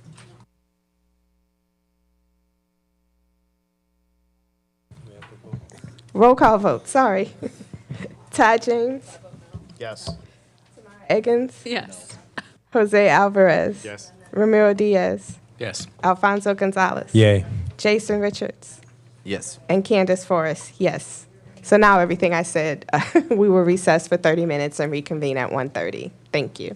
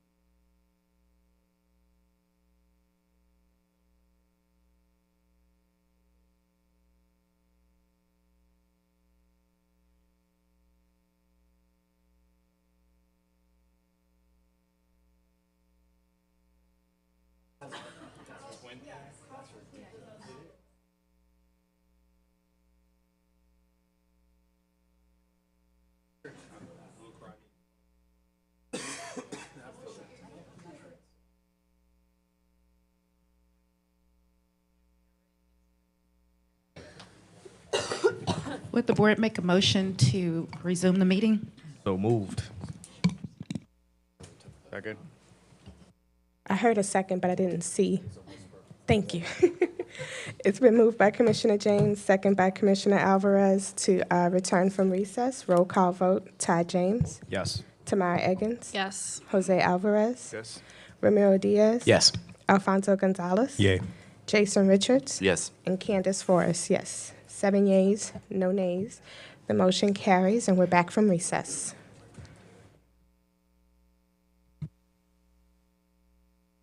The next item is BZA docket 6024 for a property located at 628 Jefferson Avenue. This request is for a variance from the provisions of Article 21, Section 21.6.A.7, and Article 21, Section 21.6.Z.3 of the Comprehensive Zoning Ordinance to permit the construction of a cabana with insufficient distance from the interior side lot line. The Comprehensive Zoning Ordinance requires a minimum of 3 feet from the interior side lot line for detached accessory structures in an HURD2 historic urban two-family residential district. The applicant is seeking a variance to permit the construction of a cabana with insufficient distance, 0 foot, from the interior side lot line. The staff believes that the requested waiver of Article 21, Section 21.6.A.7 and Article 21, Section 21.6.C.3 to allow waiver of minimum interior side yard for detached accessory structures fails to meet standards 1, 6, and 7 of the standards for variances per Article 4, Section 4.6.F of the CZO, in that there are no special conditions that are peculiar to the land or structure, strict adherence would not result in a demonstrable hardship, and the request is primarily for the convenience or profit of the owner or other interested party. Therefore, the staff recommends denial of the requested variance from Article 21, Section 21.6.A.7, accessory structures and uses, interior side yard setback, and Article 21, Section 21.6.Z.3, accessory structures and uses, pool house / cabana. Thank you. You could give your name and address for the record. Good afternoon, Board. Zach Smith, 1000 South, Norman C. Francis, on behalf of ownership, who will speak as well. Really appreciate the time allotted today. For items 1, 6, and 7, again, before we kind of start this journey through those three, I always want to draw your attention if there's something really specific in there. And page 15 in your packets should show you what this quote-unquote neighboring structure looks like. And I point it out because this is a piece of tin next door on top of fence posts. If a neighbor were to have to replace their fence, this quote-unquote structure that we're having to measure against would, of course, come down. And as much as we would love to have settled this kind of administratively, unfortunately, the departments took, I think, the more conservative approach, which was, this is a structure, is a structure, is a structure. So kind of painting that picture before we jump into it. When we get into special circumstances, number one, the cabana could not be constructed compliantly in this yard because of the situation of the unpermitted structure that is essentially pieces of the fence and a tin roof. The proposed location has a fence with a tin roof nailed to it, which we argue, again, is not a structure. There's no flooring, and if the fence was removed, there would be nothing left to quote-unquote hold this up. As you guys know, accessory structures need walls, they need vertical supports. Putting a piece of roofing material on top of a fence, in our opinion, does not make for a structure. As staff has stated in the report, 90% of the 53% of single and two-family homes that have accessory structures are non-compliant with a 3-foot setback. There is an absolute hardship here. We're being required to measure against, again, some fence boards with a tin roof on it, rather than an actual accessory structure, something that the CZO has clearly identified. Keep in mind that fence boards and accessory structures are both in 21.6, so they are both considered accessory, but again, there's no 3-foot setback from fencing and fencing materials. The other part of that hardship is this is not something where we can build this on the back property line. There's an actual structure in the back, and keeping a solid 3-foot setback from that would essentially make this impossible to build. It is not just for convenience. This is the right of the property owner to build an accessory structure. Accessory structures, in this case, as designed, are permissible in the zoning district. Again, it is clearly 3 feet from the back property line, which is an issue with a legitimate accessory structure.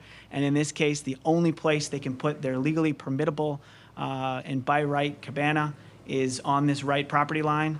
And due to a technicality of what exactly is a piece of tin held up by roof boards, that is why we're here today. So we hope that the board can help us with granting this approval. We understand the issues and circumstances and limitations that the staff have been under in the most technical, conservative reading, but again, this just makes sense. Thank you.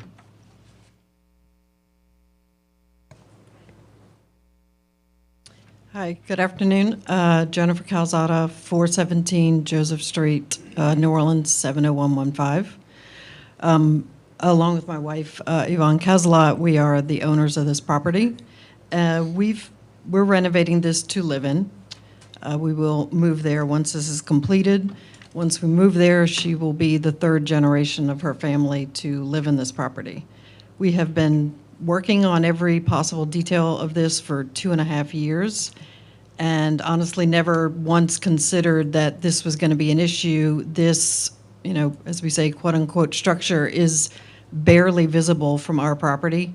The tin roof does not extend above the height of the fence, so I would say 99 out of 100 people would not even see that there's anything there. The accessory unit that we're building is intended to have a home gym, storage space, a half bath, just little open area for a grill. So, shrinking it in width would actually make usable space only of 11 feet. So that really makes it kind of difficult. But really, we didn't expect to be here because, again, I don't know that I would call this a structure. There's, like Zach said, there are not 4 walls. There's no front. It's completely open, so it is not secure. Rain gets in. There's no floor. There was actually a tree on the back fence that, used to be tall. They cut down the tree below the height of the fence, but left the rest of it there. So there is still, 4 or 5 feet of a tree stump pushing on the back fence where the structure is. So, I would say this is barely more substantial than if you tied up a wind sail to the fence posts, which we really saw during Hurricane Francine when the security camera we have because of renovations showed this thing just bouncing and flapping in the wind. I honestly thought it would come off.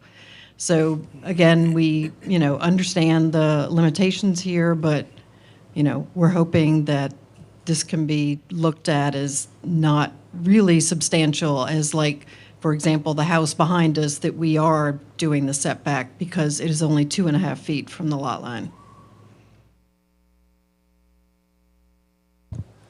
Thank you. Excuse me. Is that the end of your comments? Thank you. Anyone else here in support of the applicant for BZA docket 060-24? Anyone here in opposition? Any questions from the board? What's the height of the fence? The existing what was fence? the question? The height of the existing fence? I believe it is 7 feet. The wooden fence, yeah. So if it's 7 feet, I know traditionally when a structure is evaluated, is probably looking at it from the aerial and seeing it that way. But if it's not more than 7'6" clear on the underside of it, it's not. It can't be legally considered an occupiable space. And it's actually, so it slants. And it's- Yeah, you It would fall actually- to the average, but I'm just making a notion. Right. No matter what, even if it slants down, the fact that at the height of the fence itself, that means it's below 7'6", which means by code it can't be an occupied structure.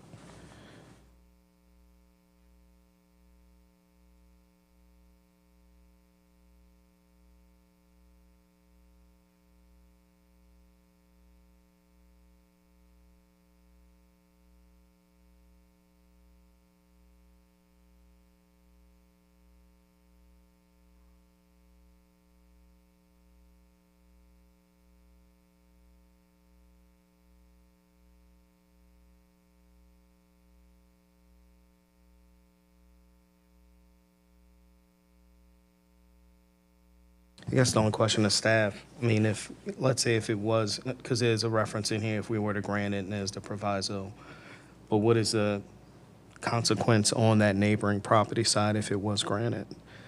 Because they would still need to be able to work along that side of the property. Can you repeat that question? So in the report, it says if it was granted, there's a proviso. So I'm going down that road and asking a question. How can they theoretically work on that side of the property if there's some theoretical structural element that's there or building up against it? Maybe, Zach, if you have some context. How do you intend to build it if it encroaches? So the wall that is on that property line was going to be a fire cinder block wall. Right. Right. And I see With- that from the plan. It does show a solid CMU wall. Right.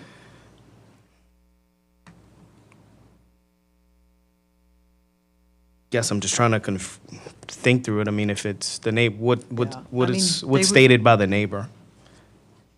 The property is owned by a trust out of Boston, so we have no idea who they are. It's renters. I mean, they were going to build strictly from our side. There was no intention of having to go on to any other property. And I think if I understand correctly, the way the ordinance is written, it has to be at the property line or 3? That is correct. So I'm trying to think through. It would have to be at the property line or 3, unless we were to then ask for a separate waiver to give a 6-inch or a 1-foot waiver. But, you know, So how do we physically get it to that point if it's perceived to be somewhat of a structural encroachment? For what it's worth, I mean, generally speaking, that's been worked out civilly between neighbors on some of the usufruct rights. You know, I'm going well out of my element here with throwing around those terms, but generally speaking, the rights to get to properties and access on that. So on this particular one, you know, it seems generally only the waterproofing would be an issue from that exterior. And that's what I'm just thinking through from a constructability standpoint. How do you still? And in the event that particular wall needed to be changed, you know, the owners were looking at CMU to make sure it was a solid and a fire-rated wall there. Which seems to be the most reasonable application unless it's some form of a prefab wall condition that you Then it would tilt up, have to which come is to something that different. gets prefabbed and then tilted up Right. and locked in essentially. And if that was something that was mandated, certainly, but I know the owners are very excited about the potential for a CMU block wall, you know, for both, for the fire rating and the ability to construct this modularly along the way. Okay. And I think with some spray-on waterproofing applications, there's an ability to make this work. Well, it's, And I they'd be think, like doing it dry at their lock own risk. And In the- dry lock as well. In the event that they were to have any water moisture issues, it would certainly be their deal and not their neighbors. Yeah, Commissioner James, I'm looking at the survey. It looks like the fence is about 4.5 inches on the other owner's On the other property. side? Yeah, and then there's a mark for a chain link fence, which I presume y'all are taking down. That's 2 inches on their property. That's what's a little confusing about it. Yeah, the chain link fence is on our property. Yeah. That's coming down. So I don't Alright, see now any. now I see, okay. Yeah, I don't see any physical limitations. as long to as be you have able the to put 6 that CMU inches. right on the property line. Yeah, okay. So I think it's like usually what, a 6-inch service is like the most you really need in order to do a waterproof application from, if they were to waterproof it from the exterior. Yeah. Got it.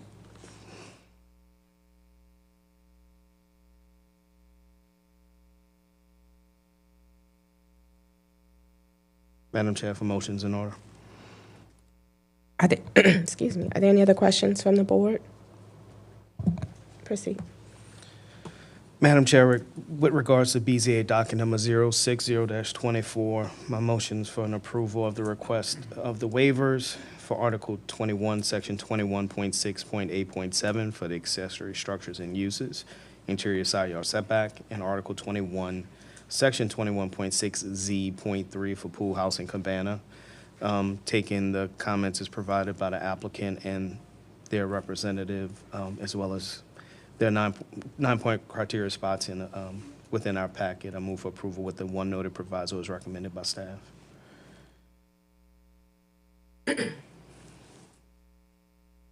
Second. Thank you. With regards to BZA docket 060-24, it's been moved by Commissioner James, second by Commissioner Richards, to grant the requested waivers, finding that the 9 criteria have been met, adopting the commentary from today as well as the applicant's submission for establishment of satisfaction of the 9 criteria, subject to 1 proviso. Roll call vote. Todd James. Yes. Tamara Eggins. Yes. Jose Alvarez. Yes. Ramiro Diaz. Yes. Alfonso Gonzalez. Yay. Jason Richards. Yes. And Candace Forrest. Yes. 7 yeas, no nays. The motion carries. The next item is BZA docket 06124 for the property at 1922 Canal Street.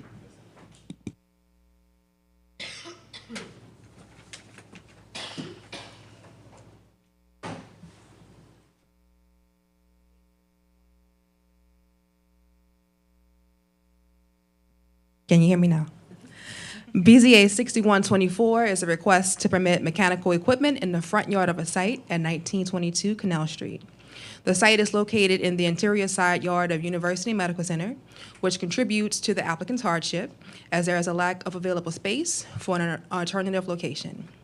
The request will also allow the replacement of old equipment with new equipment that is substantially larger. Approval of this request may help to provide electrical power and internet capability to the applicant's various consumers, including the adjacent medical campus, the nearby LSU and VA medical centers, as well as neighbors during a natural disaster before power is restored in the area. Based on this report, staff believes the request meets 9 of the 9 criteria of the standards for variances of Article 4, Section 4.6.f of the Comprehensive Zoning Ordinance. Therefore, staff recommends approval, subject to 2 standard provisos.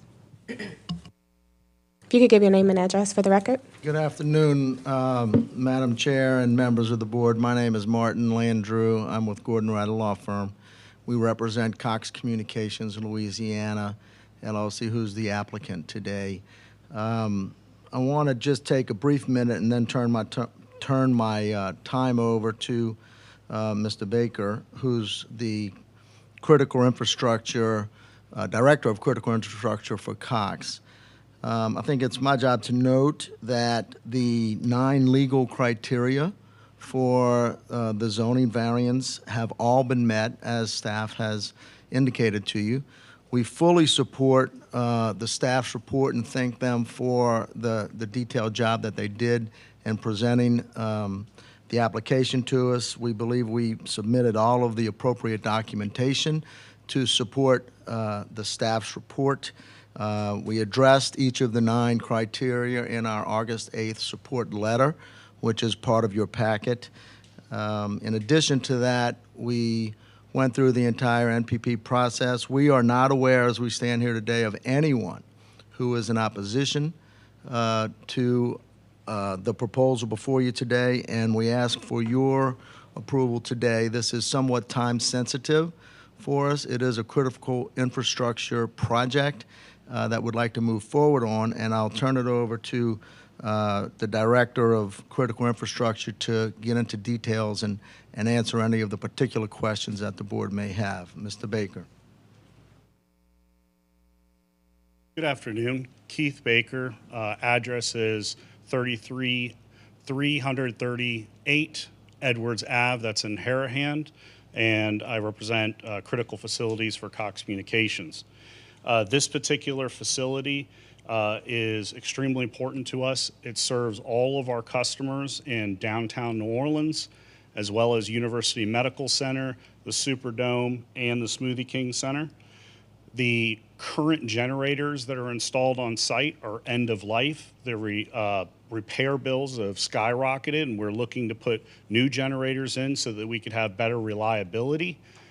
And some of the lessons learned after Hurricane Ida is we determined it's very difficult to get fuel. So we are upgrading the fuel tanks to 72-hour fuel tanks, which also make the problem more complex. We would be moving to the front yard on the canal side street. There will be cinder block that will be 14-foot high that matches the building, both the block and the paint. So from the right-of-way, it will look like an addition to the building, but only shorter. So we appreciate if the board will consider approving the variance. We do not feel like it'll be an eyesore to the neighborhood and will allow us to provide reliable service to our customers. Thank you. Is there anyone else here in support of the applicant for BZA docket 061-24? Anyone here in opposition? Any questions from the board?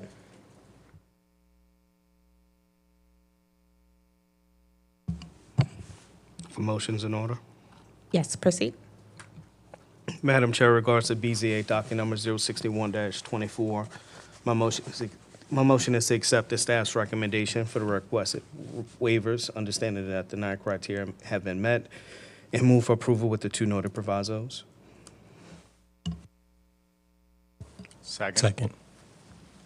Thank you. With regards to BZA docket 061-24, it's been moved by Commissioner James, second by Commissioner Alvarez to grant the requested waivers, finding that the 9 criteria have been met and subject to 2 provisos. Roll call vote. Todd James. Yes. Tamara Eggins. Jose Alvarez. Yes. Ramiro Diaz. Yes. Alfonso Gonzalez. Yay. Jason Richards. And Candace Forrest, yes. 6 yeas, no nays. The motion carries. Next Appreciate item. your time. Thank you. We will now begin with safety and permits decision appeals. With the chair, please read the hearing rules for decision appeals. Yes, rules and procedures for public hearings, appeals of the decisions of the Director of the Department of Safety and Permits. The following procedures shall be observed during the appeal hearing. Each speaker shall give their name and address prior to speaking on the proposal. The representative of the Department of Safety and Permits shall present to the board the decision which is under appeal, the relevant code sections relating to the appeal, and any information explaining the department's decision. The applicant or representative will speak next. The presentation shall be limited to a maximum of 5 minutes for each applicant or representative speaker, but in no event shall the cumulative presentation total by applicants or their representatives exceed 15 minutes. Proponents or persons in favor of the proposal will speak next and be allowed 3 minutes per speaker. Opponents or persons in opposition of the proposal will speak next and be allowed 3 minutes per speaker. The applicant or representative will be allowed a rebuttal. The rebuttal shall be limited to a cumulative maximum of 5 minutes. For an exceptional case, the time limitations may be extended by the presiding officer with the approval of the board. As the board deems necessary, the case may be acted upon at this meeting or deferred for additional information or review. If the case is deferred, it will be acted on at a subsequent meeting as provided by law. All proper parliamentary procedures shall be followed, including recognition of speakers, relevance of argument, and absolute prohibition of applause or demonstration. Standard of review. The Board of Zoning Adjustments has the power to hear and decide appeals where it is alleged there is an error in any order, requirement, decision, or determination made by an administrative officer in the enforcement of the comprehensive zoning ordinance. The board also has the power to hear and determine appeals from applicants who have been refused a building permit because of a violation or conflict with the zoning ordinance or the official map of the city. The applicant's appeal to the Board of Zoning Adjustments is governed by Section 5-408 of the City of New Orleans Home Rule Charter. Staff is requesting that the new business appeals be deferred 30 days. Would the board consider a motion to take the new business up first? So move. Second. It's been moved by Commissioner James, second by Commissioner Gonzalez, to hear the new business out of order. Roll call vote. Todd James. Yes. Tamara Eggins. Yes. Jose Alvarez. Ramiro Diaz. Yes. Alfonso Gonzalez. Yay. Jason Richards. Yes. And Candace Forrest. Yes. 7 yeas, no nays. The motion carries. Proceed.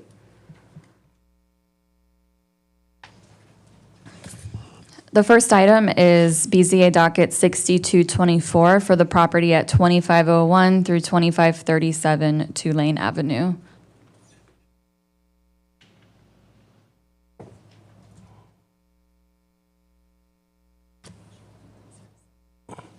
Do we have anything to read before, or we just? I can read the request into the record if you That's like. fine. Mhm.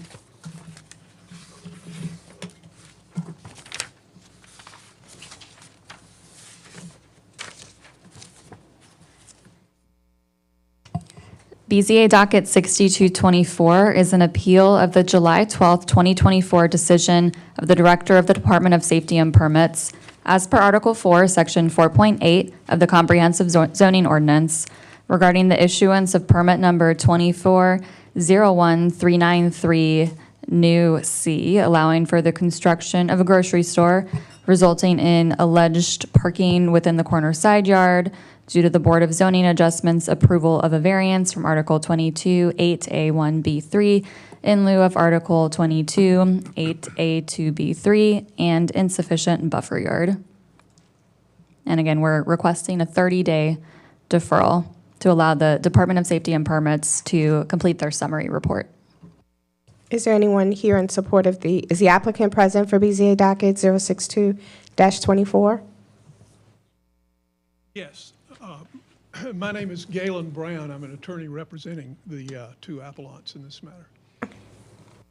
We know that the merits of this are being continued for 30 days, but we wanted to appear today to urge you to grant a stay of the building permit in question.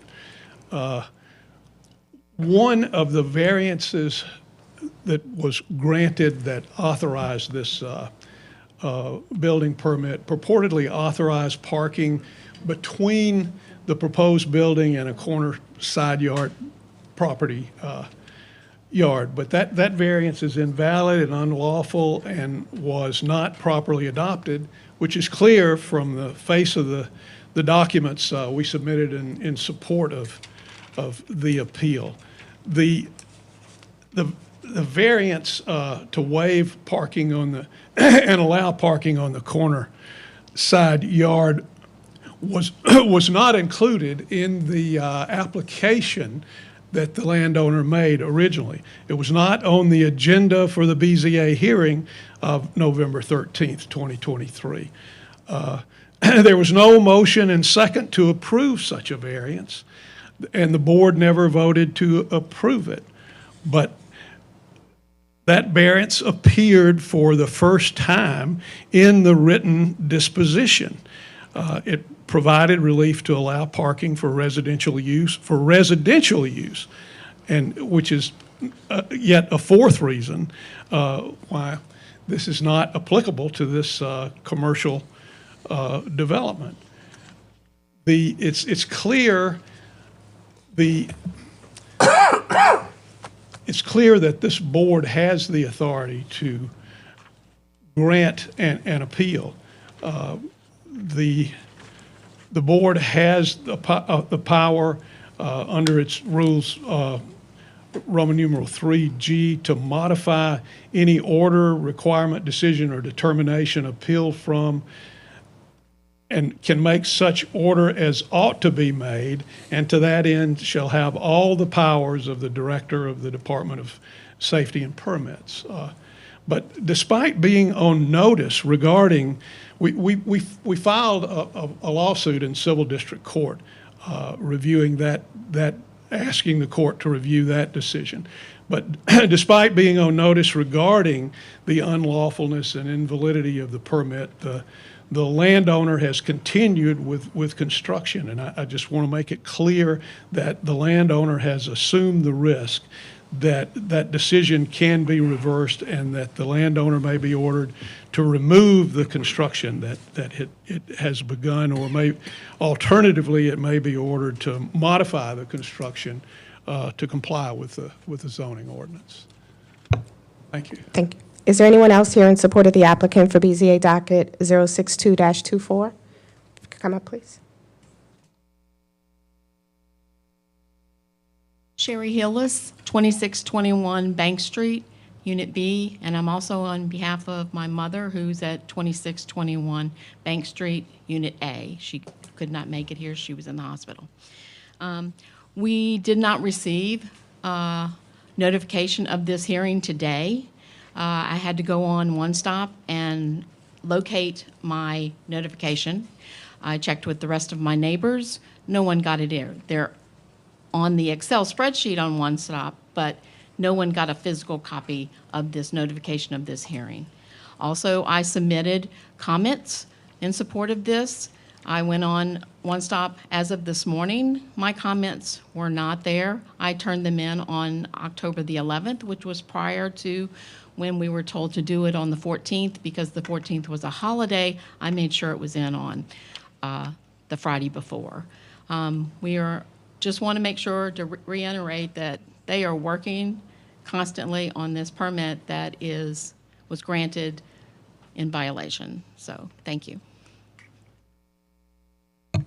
Anyone else here in support of the applicant for BZA docket 062-24?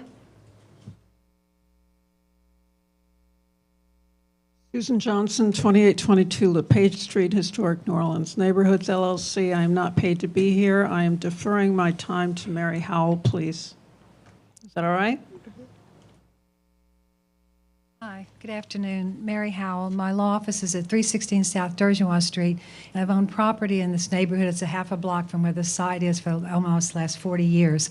First of all, I want to draw your attention to the agenda for today, because the agenda for today makes it look as if what we're complaining about here is a typographical error. And that is not what we are complaining about. The problem is that you all never voted for this variance. The application came in for 5 variances. The agenda was for 6.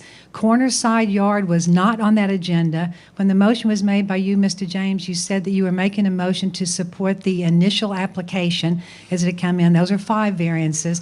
The table was added on the agenda. When the vote was taken and the chair very carefully went through and itemized all the variances y'all were voting for, there is no corner side yard variance voted for at that hearing. It's not there, not for residential, not for commercial. It's not there. And this is what's alarming to me, is that then we get the disposition and boom, there's now 7 variances. There's 7 variances, and that 7th variance that's listed on that disposition is for residential, which is not a residential development, but there wasn't even a vote either for residential or commercial. I don't know how that got done. I don't know if someone thought they were going to come in and remedy a situation, correct it, if it's anyone's direction, but that is an alteration of a public record. That's a big deal. That's a very big deal. Louisiana Revised Statutes 14, 132, and 132 prohibit any alteration or changes made to a public record that is false. It is false that you all voted for that variance. It's not true. And that it also, the 133, Louisiana Revised Statute 14:133, it is unlawful to maintain a public record that is false if you have knowledge of its falsity. So one of the things we wanted to do here today is alert you all about this situation. I know they want to defer it because there hasn't been an opportunity to respond to any of this, but the permit says on its face that that permit is not to be used for anything that is against the CZO or is a violation of the building code. On its face, it says that. Right now, the work is ongoing, and I guarantee you there's work that is going on using this variance. The site plan that's been approved that is the heart of this permit that has been issued is premised upon them having a corner side yard variance. It's not there.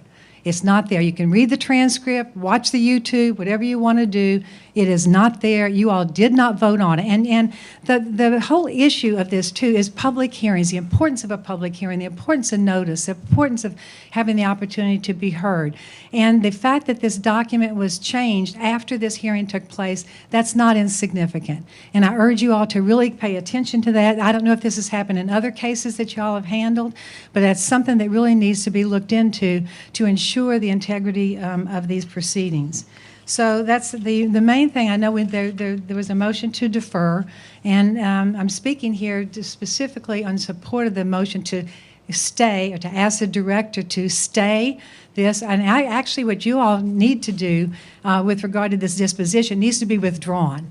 It needs to be withdrawn. It is on the record as a public record. It is incorrect. You did not vote for this waiver, for this variance on corner side yard parking, and then do whatever corrective measures or whatever next steps are involved. But right now, you've got a document on there that is not telling the truth about what happened here in terms of the votes. So please give attention to that, and thank you for your attention today. I appreciate it. Is there anyone else here in support of the applicant for BZA docket 062-24?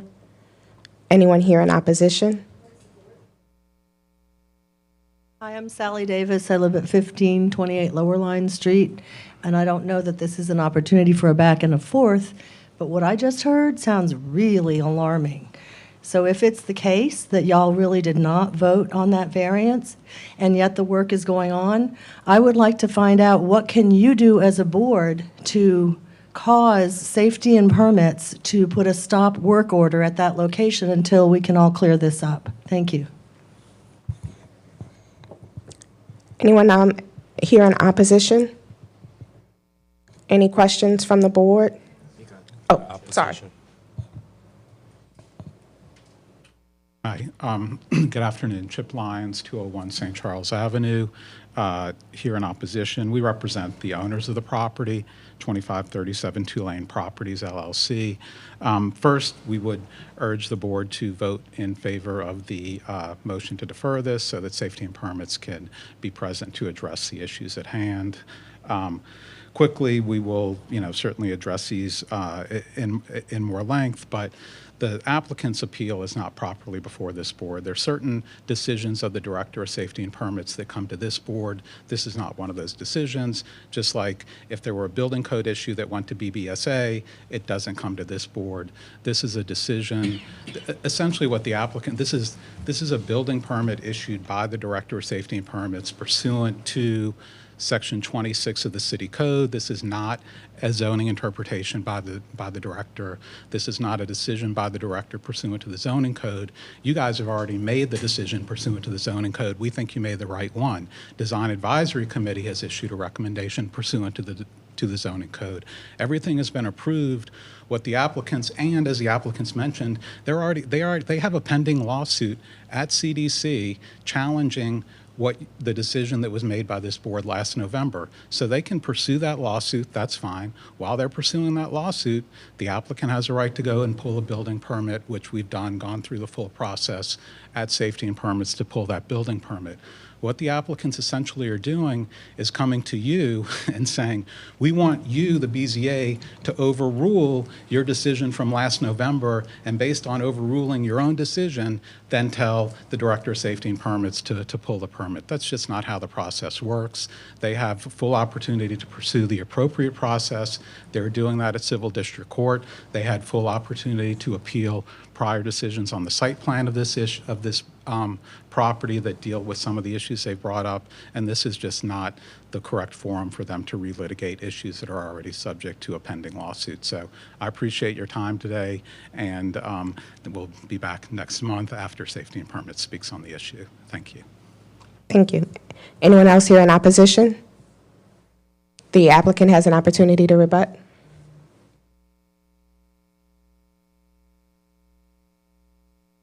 Thank you, Madam Chairman. Just a brief rebuttal. I think it's clear that we can, Mr. Lyons submitted written opposition, and one of the things that he submitted there, he reiterated today, claiming that we don't have a right to appeal from the issuance of the building permit. But he cited a provision of the comprehensive zoning ordinance that sets forth certain matters that can be appealed, but it doesn't say that those are the only matters that can be appealed, and other matters are provided for in the city charter and in state law, notably RS 33:4727.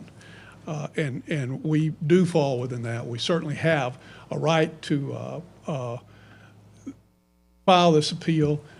You've got the right to rule on it, but right now, and we understand that it's going to be continued until next month. But we think that it's important that a stay be issued, and that this wrongful construction not be allowed to go forward in the interim until this is decided. Thank you very much. Thank you. Any questions from the board? Yeah, just real quick to legal. I was gonna. Yeah, well, I mean, just assuming we can't issue a stay on a building permit at this point. That's just not a function of this board, correct? Correct. Thank you. No further questions, Madam Chair. I was just gonna clarify the legal position as well, but you covered it. In terms of the deferral, were there any other questions from the board? Just recognizing that we have a deferral request. For motions in order. Proceed. Madam Chair, in regards to BZA docket number 062-24, my motions for a 30-day deferral at the request of safety and permits. Second. Thank you. With regards to BZA docket 062-24, it's been moved by Commissioner James, second by Commissioner Gonzalez, to defer the item 30 days. Roll call vote. Todd James? Yes. Tamara Eggins? Yes. Jose Alvarez? Yes. Ramiro Diaz? Yes. Alfonso Gonzalez? Yay. Jason Richards? Yes. 7, Candace Forrest, yes. 7 yeas, no nays, the motion carries. Next item. The next item is BZA 6324 for the property at 7000 through 7002 Jeanette Street. This is an appeal of the July 9th, 2024 decision of the Director of the Department of Safety and Permits as per Article 4, Section 4.8 regarding the issuance of permit 2405991 RNVN, allowing for the conversion of a single-family dwelling into a two-family dwelling, resulting in alleged excessive dwelling units and bedrooms and insufficient off-street parking in accordance with the University Area Off-Street Parking Overlay District and small multifamily affordable provisions. Again, staff is requesting a 30-day deferral to give the Department of Safety and Permits a chance to prepare their summary report. Thank you. If you could give your name and address for the record. Susan Johnson, 2822 LePage Street, Town of Carrollton Watch. I am not paid to be here, and deferral is fine with me. I have no further comments. Thank you. Anyone else here in support of the applicant for BZA docket 063-24? Hey, I'm Sally Davis, 1528 Lower Line Street. It was a pleasure to sit here all morning and watch for this event to come up because it's right around the corner from my house, only to find it's been deferred. So I guess I'll have to find time on my schedule to clear my calendar to be back again. But I would like to say this. I did learn from someone just this morning regarding this case that they walked through the place and it looked just like the ad I found on Zillow, where the downstairs of that 7532, that property at Jeanette, is just has one room that's finished and a bathroom, but nothing else. It's not got a whole bunch of stuff down there. It is unfinished. Oh, it's the wrong case? Okay. Which one is this one? Oh, the 7,000 one. Never mind. I will come back for that one. Thank you. Is there anyone else here in support of the applicant for BZA docket 063-24? Anyone here in opposition? Any questions from the board? For motions in order. Yes, proceed. Madam Chair, in regards to BZA docket number 063-24, my motions for a 30-day deferral at the request of safety and permits. Second. Thank you. With regards to BZA docket 063-24, it's been moved by Commissioner James, second by Commissioner Gonzalez, to defer this item 30 days. Roll call vote. Todd James? Yes. Tamara Eggins? Yes. Jose Alvarez? Yes. Ramiro Diaz? Yes. Alfonso Gonzalez? Yay. Jason Richards? Yes. Candace Forrest? Yes. 7 yeas, no nays. The motion carries. Next item. The next item is BZA 6424 for the property at 911 Governor Nichols Street. This is an appeal of the August 27th, 2024 decision of the Director of Safety and Permits as per Article 4.8 regarding the issuance of permit 21-18881 new C, allowing for the construction of a multifamily dwelling with alleged insufficient drive aisle width. Again, staff is requesting a 30-day deferral, so Safety and Permits has a chance to prepare their summary report. Hi, you could give your name and address for the record. Hi, it's Daniel Rains. I'm the person that submitted the appeal. And I appreciate y'all's time. I actually really appreciate the time that you gave me on May 20th when we addressed this last. I appealed the driveway width, which I didn't really understand what a driveway and a drive aisle, the difference. Commissioner James geeked out on the definitions of driveway versus drive aisle and explained that my driveway appeal is not valid because driveways don't have a minimum width. But he did say that drive aisles do, but that wasn't included in my appeal. So I'm bringing the same appeal up now with the drive aisle. It's not really just a technicality. The drive aisle is too narrow for cars to turn from the driveway into the drive aisle. And that's not my determination. That's the Department of Public Works. Louis Haywood made that statement publicly. And then they're supposed to be 24 feet wide to allow 2 cars to move back and forth. And then at the May 20th meeting, the report from Safety and Permits was that the drive aisle and the parking spaces were not compliant. But then when they revised the plans, they just revised the parking spaces. So these new plans that came out, it's like they corrected the parking spaces, but they didn't correct the drive aisle. So with all this documentation that the drive aisle is not functional, it's not the appropriate width to meet CZO requirements, and it can't be used by a standard car that's 16 feet long, then I'd request that at our next hearing that we address this issue to kind of correct this problem. And it's really a symptom of they're trying to put 2 new apartment complexes on this small space, and there's not room. And if they just made them a little bit smaller, especially the back one, then it would fit, but they don't want to. So because of that, it's just not really a functional space. Thank you. Thank you. Is anyone else here in support of the applicant for BZA docket 064-24? Anyone here in opposition?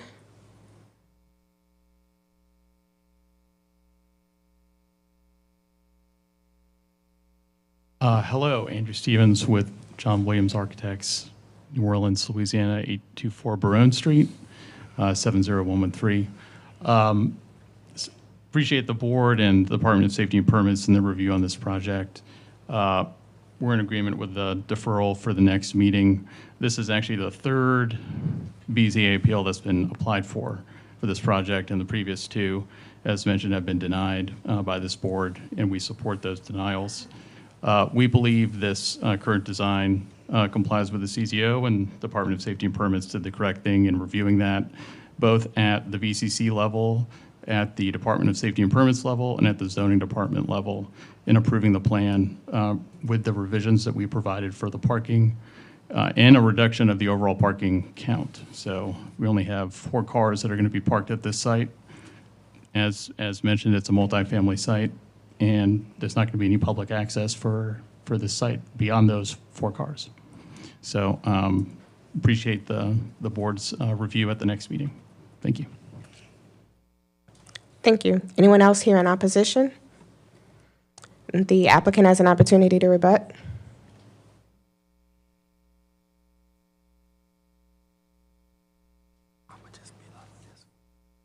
I just want to point out that in opposition to my appeal, he didn't state that the drive aisle was an adequate width, which is not. So yes, it's been reviewed.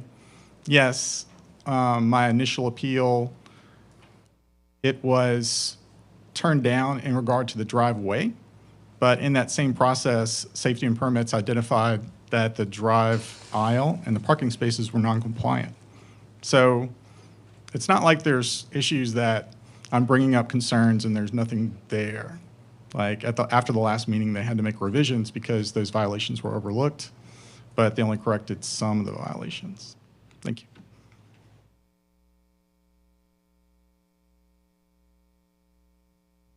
Thank you. Any questions from the board? A motion's in order. Yes, proceed. And first, I gotta say, only I'm allowed to say I geek out. I'm joking. Madam Chair, for BZA docket number 064-24, my motion is for a 30-day deferral at the request of the department. Second. Thank you. With regards to BZA docket 064-24, it's been moved by Commissioner James, second by Commissioner Gonzalez, to defer this item 30 days. Roll call vote. Todd James. Yes. Tamara Eggins. Yes. Jose Alvarez. Yes. Ramiro Diaz. Yes. Alfonso Gonzalez. Yay. Jason Richards. Yes. And Candace Forrest, yes. 7 yeas, no nays. The motion carries. Next item. We'll now move on to the unfinished business for Safety and Permits decision appeals. The first item is BZA 008-24 for the property at 2900 Perdido Street. And just to note, the applicant has requested a 60-day deferral due to pending litigation. And I'll turn it over to safety and permits.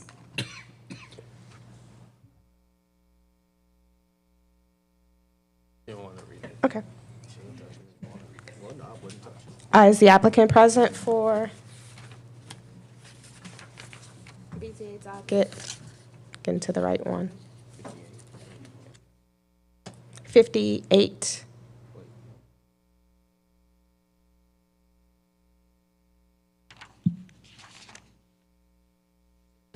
Thank you. 008-24. Is there anyone here in support of the applicant for BZA docket 008-24?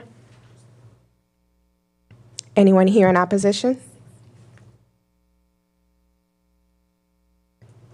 Any questions from the board? For motions in order. Yes, proceed. Madam Chair, regards to BZA docket number 008-24, my motions for a 60-day deferral as recommended by staff.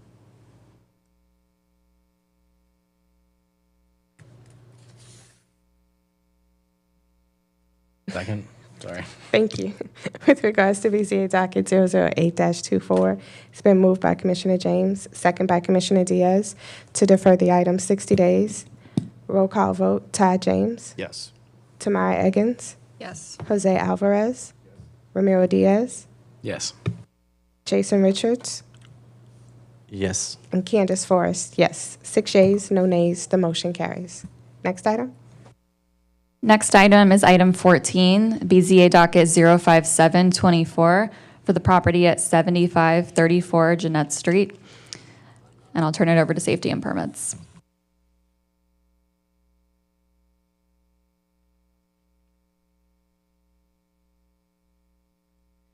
Summary of appeal.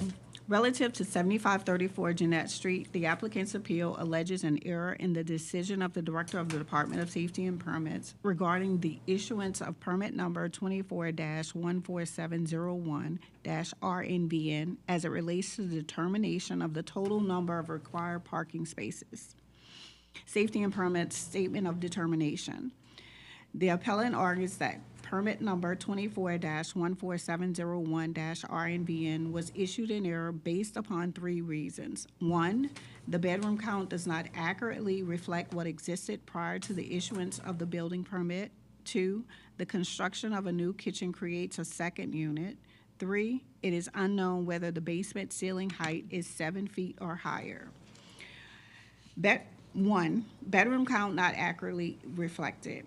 The permittee's application was limited in scope and noted the following work to be performed: replacing sheetrock, adding doors and trim, resetting plumbing fixtures, replacing floors, changing electrical outlets. In terms of the scope of the work to be performed and the submitted information by the permittee, the zoning division determined that the overlay's definition of bedroom was sufficient to conclude that 2 rooms on the ground floor met the definition of a bedroom and determined that they were, in fact, 3 bedrooms on the ground floor. While at the time of the permit review, it was determined that the rooms lacked sheetrock, see Exhibit 8 and B, the presence of framing, windows, and that open to a space other than another bedroom, bathroom, half bath, or toilet room. We could deduce that the 2 spaces are counted as bedrooms. Article 18, Section 18.30B, off-street parking requirements. 1 off-street parking space is required per new bedroom. Bedroom shall be defined as an enclosed private room that includes an operable window and a door that opens to a space other than another bedroom, bathroom, half bath, or toilet. A bedroom shall be considered an existing bedroom if the bedroom has historically been used as such and meets all bedroom requirements contained within this section as determined by the Department of Safety and Permits. When there is contradictory or conflicting evidence, ambiguity, and/or confusion as to the number of existing bedrooms, the question of the number of existing bedrooms shall be resolved in favor of the more restrictive interpretation and regulation. B, a proposed new additional bedroom is any enclosed private room shown on plans for new construction and proposed renovations that is not an existing bedroom, that is not a kitchen or bath, and that is not a non-enclosed area such as a common room or pass-through room as described within this section. All enclosed private rooms shown on any proposed plans are presumed to be bedrooms.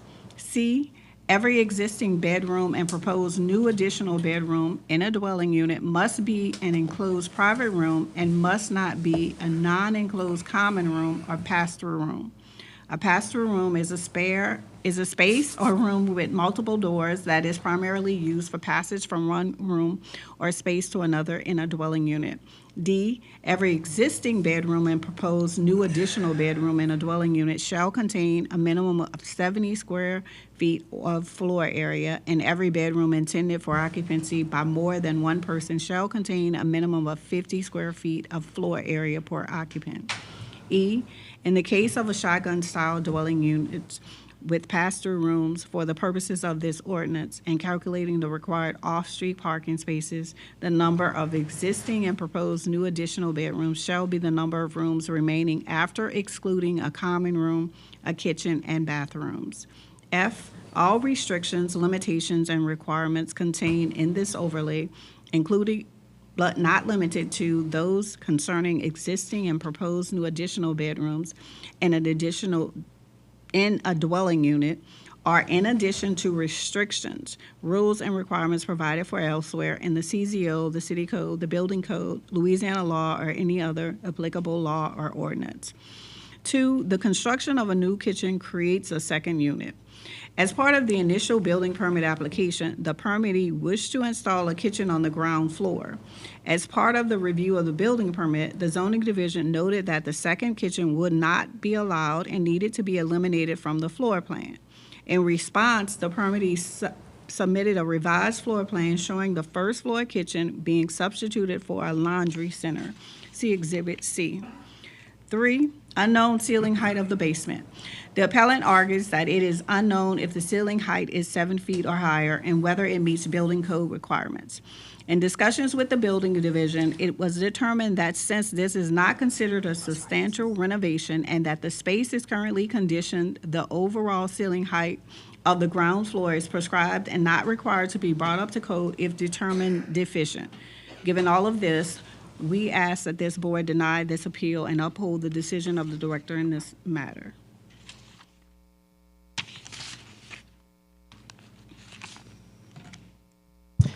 Susan Johnson, 2822 LePage Street, Town of Carrollton Watch. I'm not paid to be here. All page numbers refer to the decision and appeal file. All page numbers that I cite.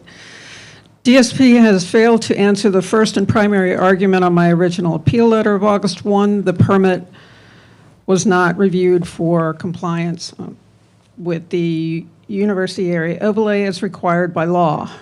On the original decision issued June 17, no mention was made of a review for overlay requirements, but changes were made to the decision after I submitted my appeal on August 1. A review item was added for the overlay requirements, marking them as withdrawn rather than resolved. Zoning review completion is dated August 29th with the note use of rooms pre-existing. As pre-existing. Let's go back to the beginning, page 43. At the time of purchase on August 14, 2023, the two spaces developed under the subject permit as bedrooms 1 and 3 on the lower level of the property were in fact unfinished, unenclosed, unconditioned areas with no interior doors and no walls. Only bare studs. These are new bedrooms that should require 2 new off-street parking places, but DSP disagrees. The zoning division determined that the overlay's definition of bedroom was sufficient to conclude the 2 rooms on the ground floor met the definition of a bedroom. This means DSP is claiming that a space with open bare stud walls and no doors or heating and cooling, seen in pages 31 through 35, in photographs can be counted as a bedroom under the CZO. Anyway, the language of the summary report is not precise. The report does not state whether these two spaces that, quote, met the definition of a bedroom are existing bedrooms or proposed new additional bedrooms. These are defined terms in the university area overlay, as Ms. Jackson has read. The distinction is critical because it's the comparison between existing and proposed that determines whether bedroom count has increased, a delta, therefore whether extra parking is required. The existing versus proposed analysis is a required review that was decided as pre-existing and then withdrawn by the zoning administrator. On August 22nd, an email from Eddie Paquette of the Heidenberg Group asks Todd Breckman for a phone call. I would love to talk with you on how to move forward with this project. No further emails were available on the zoning of the project. Everything apparently proceeded by phone. Definitions, number 1. According to the overlay CZO 18.30.B.1.A, a bedroom is an existing bedroom if, quote, the bedroom has historically been used as such and meets all bedroom requirements contained within this section. Bedrooms 1 and 3 have not been historically used as bedrooms. They are unconditioned, unenclosed spaces without interior doors that are now being built out with sheetrocking, fixtures, and other non-structural changes described in the permit. Further, the developer states, page 27, the first floor was partially finished upon purchase, and we are completing work started by the prior owners of the home, close quote. Where's the evidence for this statement? There is no work permit on file from the previous ownership, no affidavit from the previous owners. The photos on pages 31 to 35 show only the Heidenberg's very limited views of the space, and only one finished basement bedroom was mentioned in the real estate listing on page 44. Definition 2, proposed new additional bedroom at CZO 18.30.B.1.B is, quote, any enclosed private room shown on plans for new construction and proposed renovations that is not an existing bedroom. The staff report calls these rooms just bedrooms. To define bedrooms in the abstract like this makes no sense for any correct, legal, and proper application of the zoning review. Bedrooms 1 and 3 are proposed new additional bedrooms that have been misrepresented by the developer as existing, so 2 more parking places are required by law. DSP has failed to properly identify, characterize these rooms, and to require the developer either to provide the parking spaces or to eliminate the additional new bedrooms. The permit should be revoked until the developer has shown where he will be providing the required additional parking. Thank you. Thank you. Is there anyone else here in support of the applicant for BZA docket 057-24?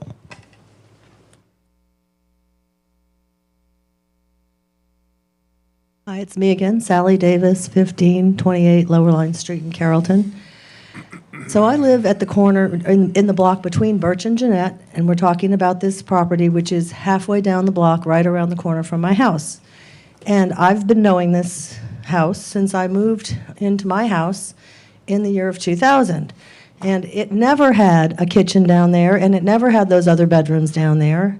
But a friend of mine, she talked to somebody who was working there who let her come in and see the work that was ongoing.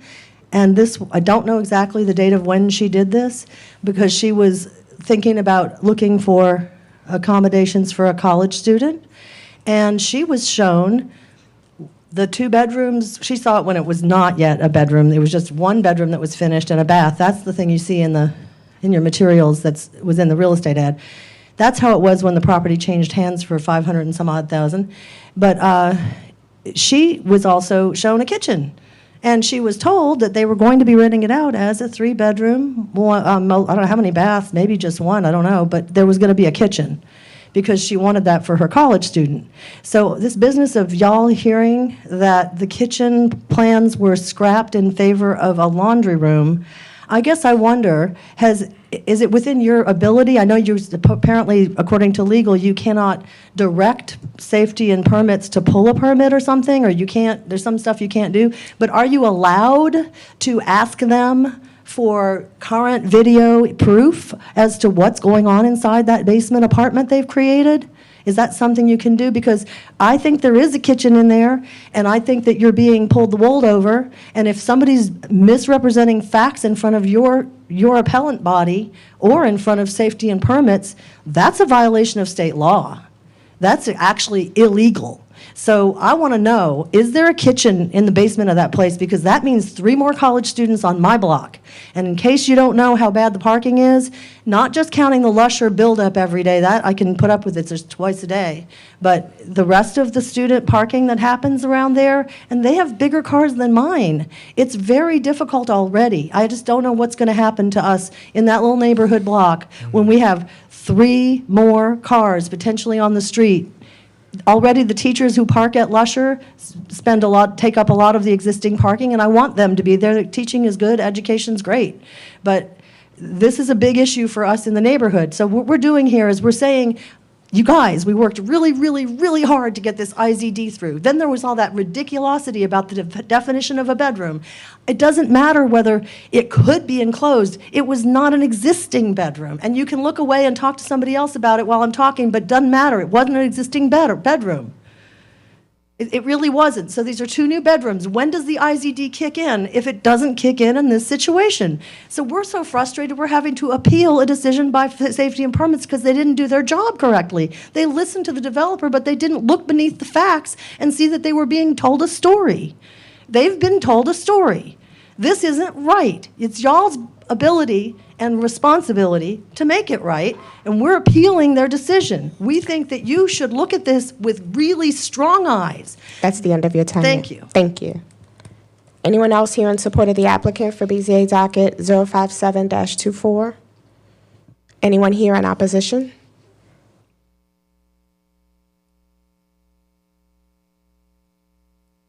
Good afternoon, Board. I'm not making any public comments. I'm not in opposition, support.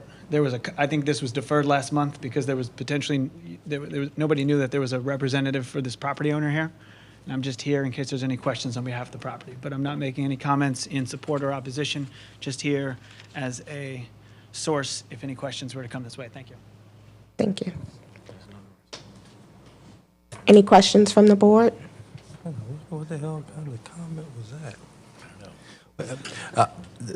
Zach, I'm confused. You're here to answer questions on behalf of the owner, just in case we have one? Okay. But you're not speaking for or against?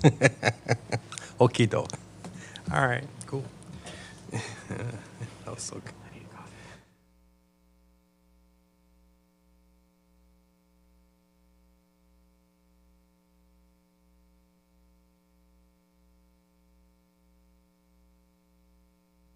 Any questions from the board?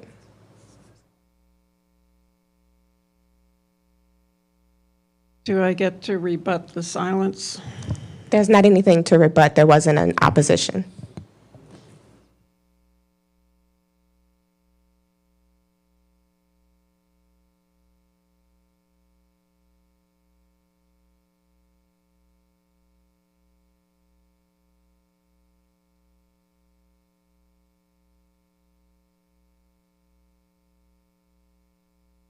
I'd like to ask permission to make an additional statement, please, of however many minutes.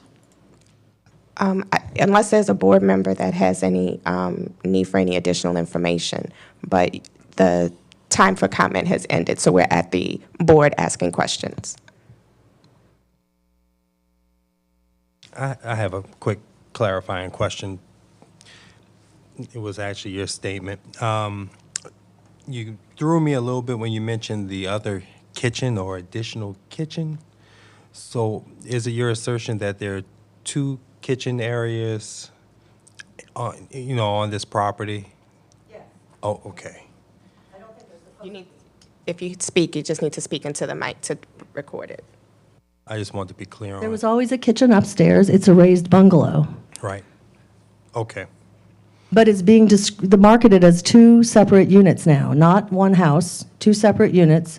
And for that second unit downstairs to have a kitchen, it would have to have been built because when it was originally sold, it wasn't a kitchen down there. Gotcha. So it's been added, and they're saying that they've turned it into a laundry room, but how can they rent that unit out and tell somebody that it's going to be great for you and your daughter and her 2 college friends? Because it has a kitchen and 3 bedrooms. So you see what I'm saying? There needs to be ground truthing here. And I don't know that y'all can tell from looking up, where you are. I understand that. But you know how, like, sometimes in court cases, they drag the whole jury over to the scene of the crime? Maybe that could happen. Thank you. We've never taken a field trip before. Just a question to the department. Does, whether or not there is an additional kitchen, does an additional kitchen trigger any additional parking spaces? Yes, because it would be an additional unit. So that's why we denied the additional kitchen. And so once it was reviewed, that was when it was determined that it was a laundry room and not a kitchen? The permit hasn't, ended. They haven't gotten final. They haven't gotten final occupancy. Okay. So there's going to be a final inspection from your department to verify that there's only 1 kitchen. Correct. Okay. There's a zoning inspection that triggers, especially when we have something in the overlay district. Absolutely. Okay. Well, that adds a little clarity. Don't know if that makes you feel better, but okay, they're so going to come out again. Another follow-up question for the director would be, is currently this is just 1 unit according to the permit? It should be. That's what was approved. Okay.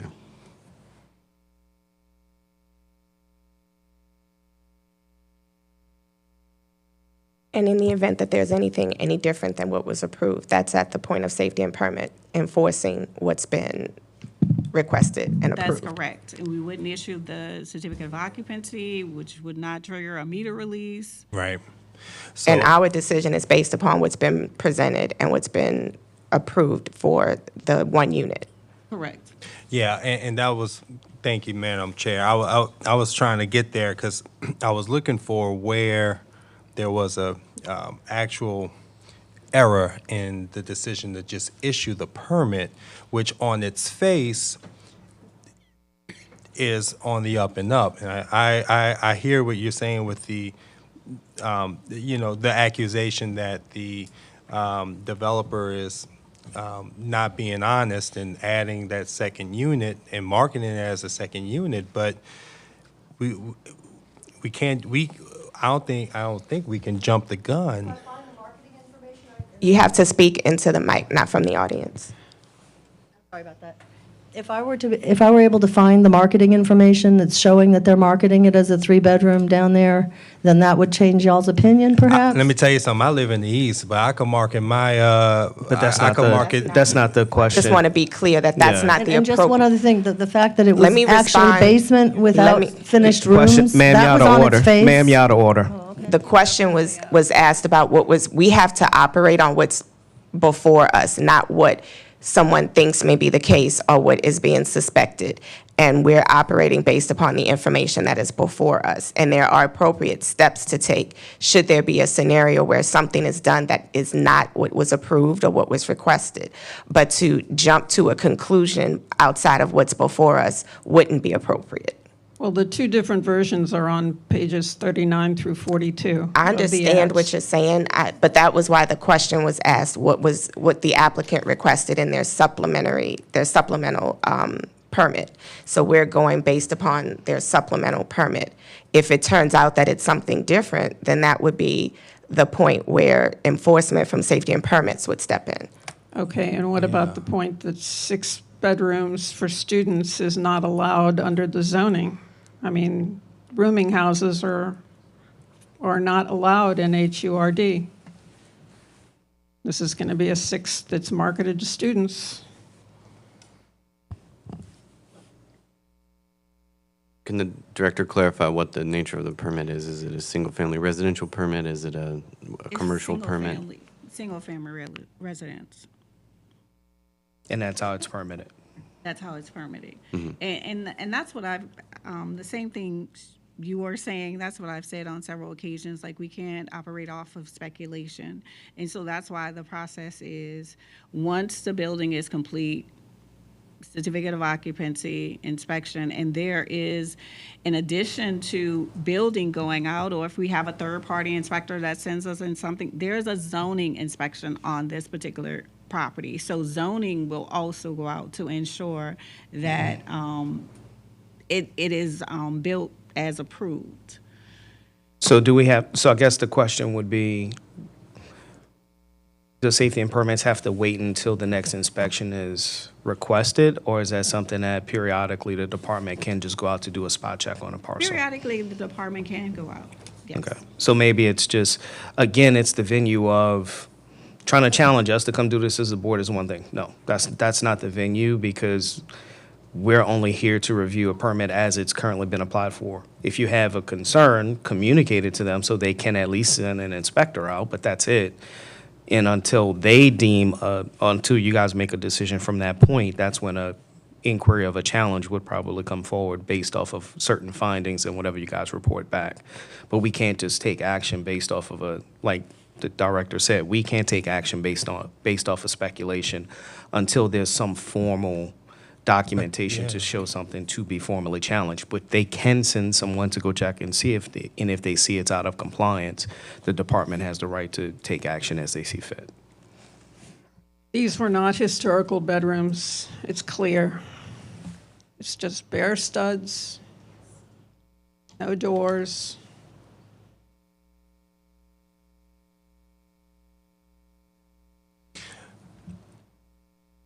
Going to be true of 7533 on December 16th. Quick question to someone who doesn't know the answer.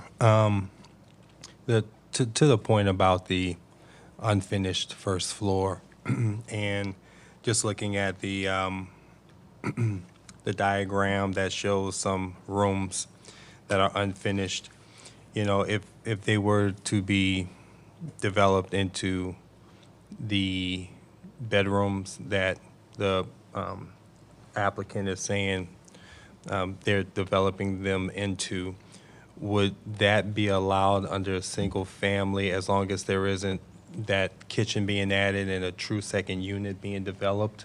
And so my question is, I'm looking at least on page 43, three 4-bedrooms, and then 2 quote-unquote unfinished basement areas that could be developed into bedrooms, and a 4-bedroom home could become a 6-bedroom home.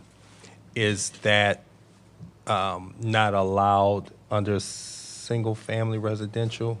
No, it's not allowed Okay. under the university overlay. Under the university overlay, okay, okay.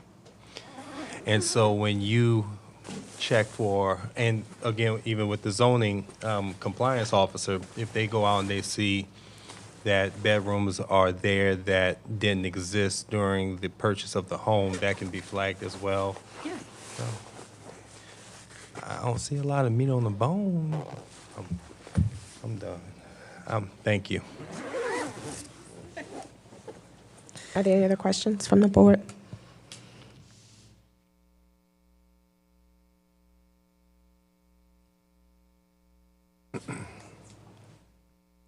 Hearing none, is there a motion? Madam Chair, if there's a motion in order, Yes. decision appeal.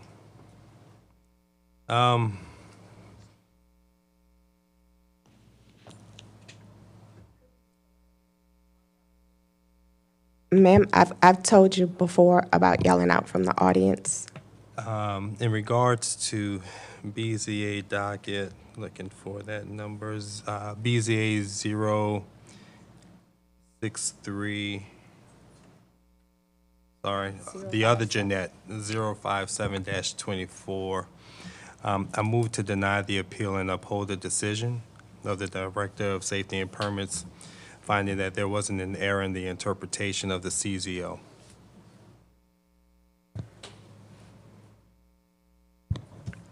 One second. I couldn't hear who it was. Thank you. With regards to BZA docket 057-24, it's been moved by Commissioner Gonzalez, second by Commissioner Diaz, to deny the appeal and uphold the decision of the Director of the Department of Safety and Permits. Roll call vote. Todd James? Yes. Tamara Eggins? Yes. Jose Alvarez?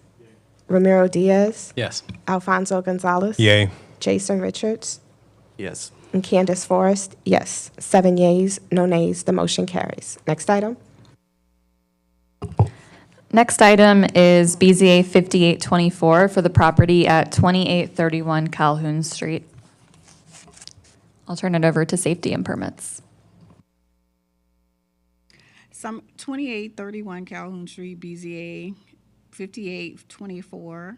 Summary of appeal relative to 2831 Calhoun Street. The applicant's appeal alleges an error in the decision of the Director of the Department of Safety and Permits regarding the issuance of permit number 24-16133-RNVN as it relates to the determination of the total number of required parking spaces.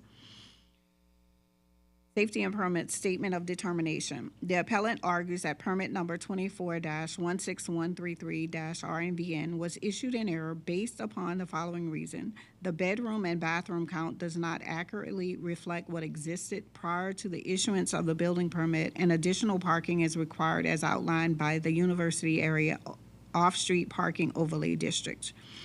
1. Bedroom and bathroom count not accurately reflected. The permittee's application was limited in scope and noted the following work to be performed.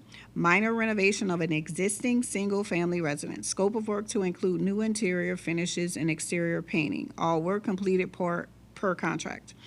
The scope of work, contract, existing floor, and proposed floor plan submitted by the permittee did not indicate the construction of a new bedroom or a bathroom. See attached exhibits A, B, and C. During the review of the building permit, the zoning division determined that the work to be performed did not trigger any additional zoning requirements. The existing floor plan submitted in Exhibit B clearly identifies the spaces as existing, and the zoning division reasonably concluded that the information and facts presented did not trigger any additional parking requirements as outlined by the University Area Off-Street Parking Overlay. The department believes the building permit was issued in accordance with the comprehensive zoning ordinance requirements, and we ask that this board deny this appeal and uphold the decision of the director in this matter. You could give your name and address for the record. Susan Johnson, 2822 LePage Street, Town of Carrollton Watch. I'm not paid to be here. All page numbers refer to the packet. 2831 Calhoun permit issuance is yet another example of DSP's tendency to ignore red flags in the zoning review of private dorm properties governed by the amended University Area Overlay. Because DSP failed to apply a rigorous zoning review to this application, the developer was able to add a bedroom and one full bathroom to this single-family house for a total of 4 bedrooms and 3 full bathrooms without adding the required parking per 18.30.B.2, at least one space for exceeding the prescribed maximum bedroom count, 3, and possibly a second for exceeding the prescribed maximum bathroom count, 2.5.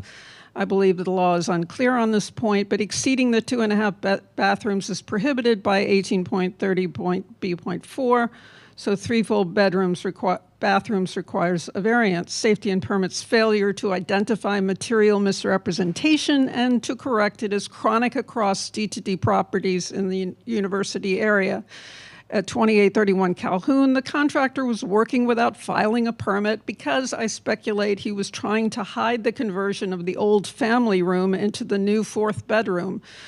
The working without a permit violation came to light on May 14 when J.F. Dufour posted a stop work order, and it was only afterwards that the architect filed the application on May 23rd, attaching a drawing set, pages 28 to 29, that showed identical before and after plans, in an attempt to represent bedroom 4 and bathroom 3 as pre-existing. However, in the summary report, DSP takes identical drawing sets at face value, stating that before, after floor plans and other documents, quote, did not indicate the construction of a new bedroom or bathroom, close quote.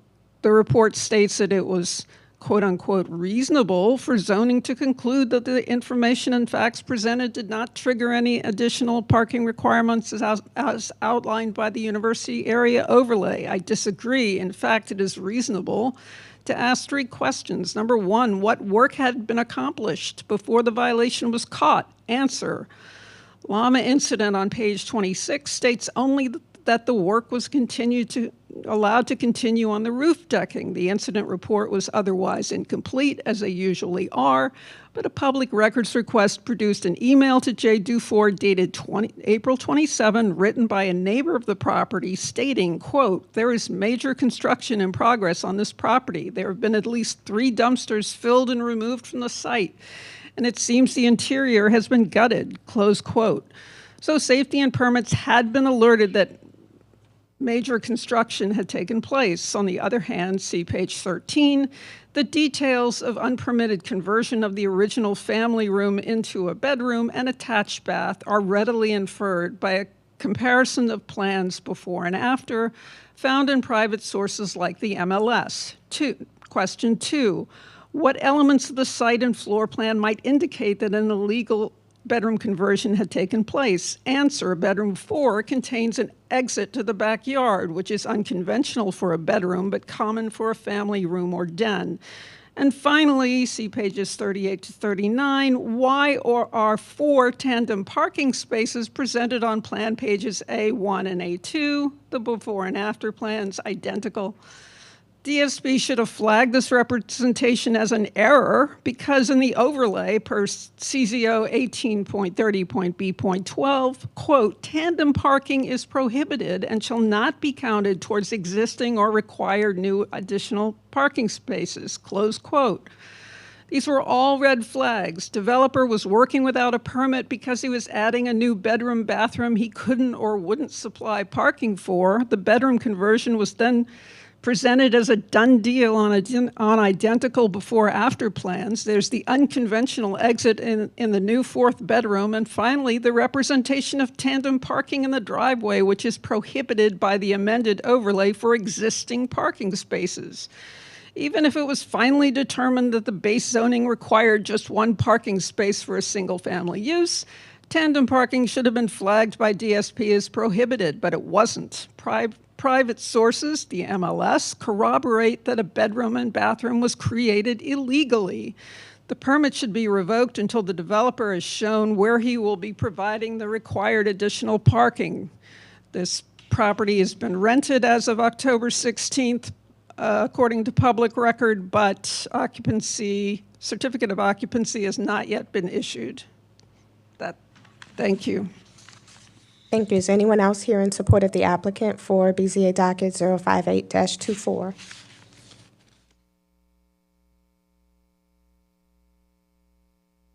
Sally Davis, 1528 Lower Line Street, New Orleans, Louisiana, 70118. I don't know what to ask you to do here because apparently on its face they just presented inaccurate information to the safety and permits people. But I think that there was something amiss, and you could tell from the things that Ms. Johnson just presented, and here we go again. So now we have another property where a bedroom has been able to be added, and we're appealing the decision of safety and permits. That appeal, I support it, because they had the email that said that dumpsters full of construction debris, like they're gutting the place, have left that building. They had that email. I'm not sure if the person who made the decision at Safety and Permits had that email, but somebody had that email. Sorry about that. I'm not going to take that one this time. And yet, with that information, they still felt that they should believe the on its face that we're just taking 4 bedrooms and just redoing them and sprucing them up. So in this case, I don't know where a human being like me who lives in this area and wants to try to preserve the neighborhood for being like a nice mix between students and residents who actually have homes there and live there all the time, how we're supposed to do this. We're before this meeting board because we don't think that the Safety and Permits is doing their job correctly in this matter, in this particular case. And this time you say you have to look within the documents you have. Look at the documents you have. But remember, you also have the document of that email. That's a part of that document. So if you're looking at the before and afters and they're identical, and yet somebody's saying there's a whole lot of gutting going on, then you need to ask yourself, could this be a case of misrepresentation on the part of the permit asking person? And I think that's what has happened here. We'd like some redress. We would like to not have them get away with it yet again. And so that's why we're here, asking you to please support this appeal. I don't think Safety and Permits will start looking at what's the matter with their processes that allows this to happen until one of their decisions gets notoriously referred back for a redo. And this is a perfect one to do this with. I really appreciate that most of you are still here and able to listen. Thank you. Thank you. Is anyone else here in support of the applicant? Anyone here in opposition? Did we lose? Did they leave? Did we lose the other two board members? Yeah. Yeah, we did. Okay, I'm just thinking about quorum because I have to go too. So. Yeah. I don't think any of us have much time left. We're trying. All right, I'll be quick. I'm Glenn Landrum with the Magellan Group. We are the construction company on this project. We were brought in because there was a stop order and it looked like, there was another contractor that was working on it. So when we took over the job, it had 4 bedrooms and 4 baths, and we just finished and filed for the permit as is, and we're still working on it. We do not have a certificate of occupancy, and there absolutely is nobody renting it. The homeowner lives in California. Her daughter goes to Tulane, and we're hoping that's going to be her house. And then she has another daughter coming in. So it's a single family. It's not going to be, it's not a business deal. It's for her daughter that goes to Tulane. Afternoon. My name is Claire Pickering. I live also in a university parking overlay area, so I'm the architect actually of record for this project. My address is 7500 Oak Street for the record. I really appreciate the overlay and the need for requirements for extra parking. We certainly have it in our area too, where there's this doubles to dorms. This is not that situation. And just wanted to let you know that this was a situation where this was an existing building, and to the best of my knowledge, it was 4 bedrooms and 3 bathrooms when we got started on it. So that is the existing plans that I had. That was what was in place. I don't know when it was changed. I don't have that information. But there was plenty of off-street parking. I do not think that this is a situation that is making the parking situation harder in this area. There are 4 off-street parking spaces, parking pad areas. It's existing. We're not adding any hardscape. We didn't add any square footage to the building. We didn't change the footprint. So if you have any questions, I'm here to help answer any questions about that. Thank you. Is anyone else here in opposition? The applicant has an opportunity to rebut.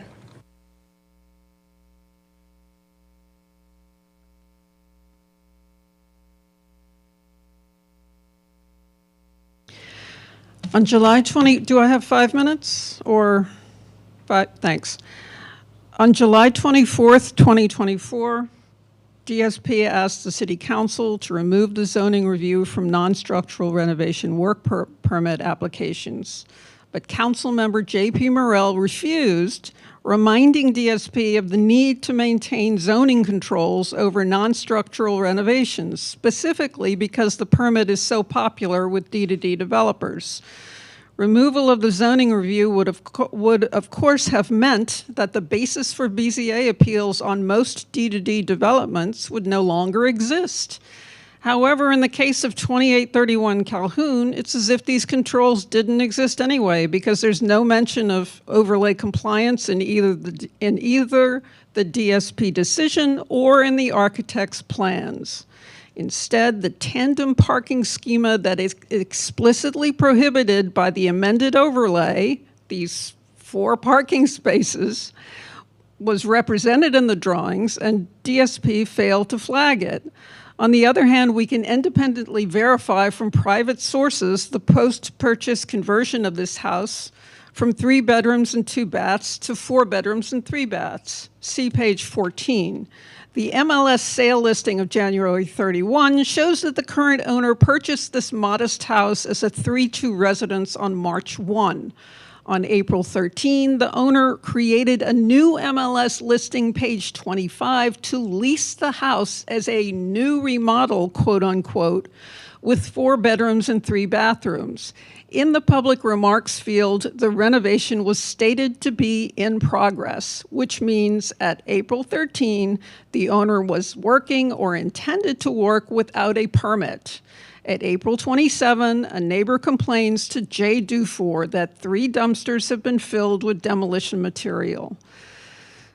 Page 26, the Llama Incident Report. On May 14th, Jay Dufour issued a stop work order. Page 13. Please see page 13 for a comparison of the floor plans on the January 31 sale listing with the new owner's lease listing, showing the original family room has been partitioned into bedroom 4 and a new full ensuite bath 3. And moreover, that bedroom 4 contains an unconventional exit to the backyard. This listing, okay, the listing was removed on October 16th. So Mr. Landrum says it hasn't been rented, but in any case, public record says the listing has been removed, $4,900 a month. The illegal work is explicitly chronicled in the private record in the MLS, and a clear artifact of the illegal work shows up in the permit application, the back door in the converted bedroom. With knowledge of unpermitted work, DSP should have caught this artifact, queried it along with the prohibited parking schema. There's no 4 parking places in tandem. I'm sorry, that's not permitted in the overlay. Certificate of occupancy has not yet been issued. I am requesting, if it is still appropriate, that the permit should be revoked until the developer can show where he will be providing the required additional parking. It doesn't matter whose daughter is going to be living here. There's a law about how bedroom count is managed. Unfortunately, we've come to this. So there's a law, and I ask you to please uphold my appeal. Thank you. Thank you. Questions from the board? One question, I wanted to just get clarity on the current permit. Is permitted for how many rooms? Single family, 4-bedroom. Bedrooms, 3 beds. And so it wasn't an increase from what was previously at that site. That site previously had 4 bedrooms. That's my understanding. That's what the zoning review, and any zoning review in the overlay district is presumed to be reviewed under the overlay district. We don't have a separate one that specifically states overlay district review. So if zoning review is completed or approved, it is based on the location. And if there's a university overlay district, that's how it's reviewed. And because it was stated that it was already 4 bedrooms, it wasn't seen as an increase to trigger anything additional. What is used to verify the bedroom count in those situations? Different, we use MLS as well as just noting the floor plan if it has been changed. And when we have a stop work order and someone goes out, usually the chief building official, he may take note of what is going on, like the site, as well as simply there's no permit in there is work going on. Mm-hmm. Go ahead. Can I go? So, all right, so just to clarify a couple things. One, this argument has gone both ways. Like sometimes we say the bedroom counts for or against this IZD thing, and I just want to make sure we're clear on how these things are being determined. Was it the drawing from the architect that said that it was 4 bedrooms that made the determination, or was it something else that said that? Because from my understanding, it was a drawing from the architect. I don't know if there was an additional drawing that they received or anything to compare to prior to that submission with the permit application. Right, so that's showing, so the reviewer wouldn't know otherwise. If the drawing said it was existing and the application was made based on that, that is how it would have been decided. Correct.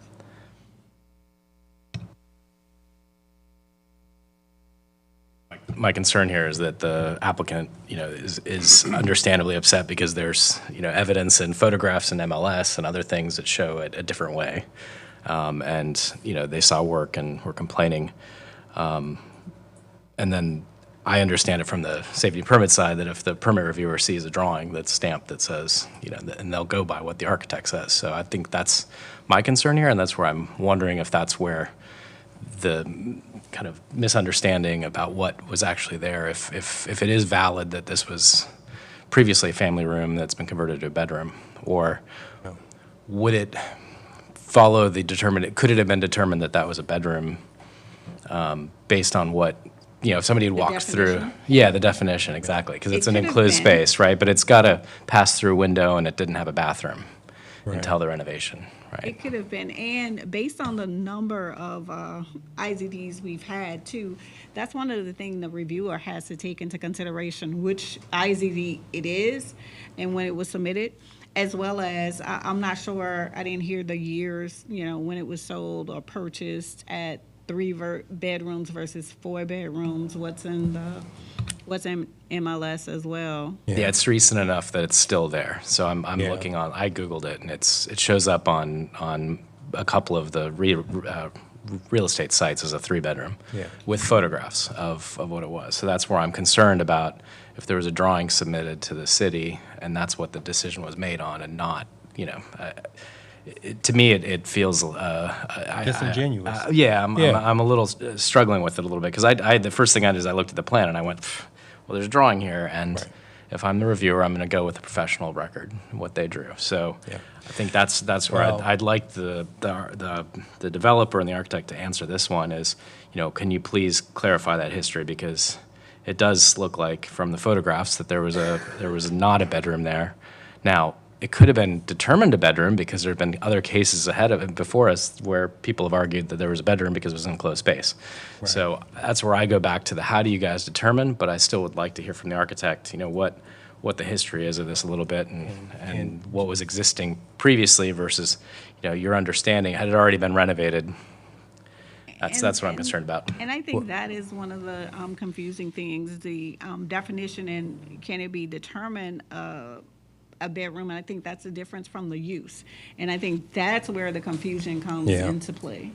Well, and just to, I agree. A cursory search definitely raises an eyebrow in this particular case, because it's clearly, it's a lovely little house, and in one of the submissions it shows the bedroom and the presumed previous use as a family room. And the layout makes a lot of sense with it being a family room right off of the kitchen with no swinging door that goes out the side yard and into the backyard. Makes perfect sense. And then just a couple of months later, when the permit was filed, you see a small closet and a full bath kind of shoehorned into that room, and then they threw up a door, and my antenna went up a step further when the architect and contractor came up, because the contractor said, well, we didn't start this, we were hired and kind of took over, and when I saw it, I saw 4 bedrooms, and I finished up the job and all, and that really puts a little bit more of the onus on the developer and not so much the contractor, because it feels like a bait and switch where I've got my crew who knows how to do a stud wall and some basic plumbing, and I can get this up really quickly, and then I can get my licensed plumber and architect who needs to draw this up for plan submittal, and it looks on its face like a 4-bedroom when before it might not have been, and that's kind of how the evidence goes. But go ahead and you go ahead. Yeah, so, real quickly, because I feel like we're jumping into assumptions, and I don't want us to go down that road of assumptions, because a lot of what you're saying is that you're making assumptions about what would have happened, and I don't want to go down that road. I'd rather us, because to assume what a developer did or what somebody did that's not here in front of us is not fair to who is here. Right.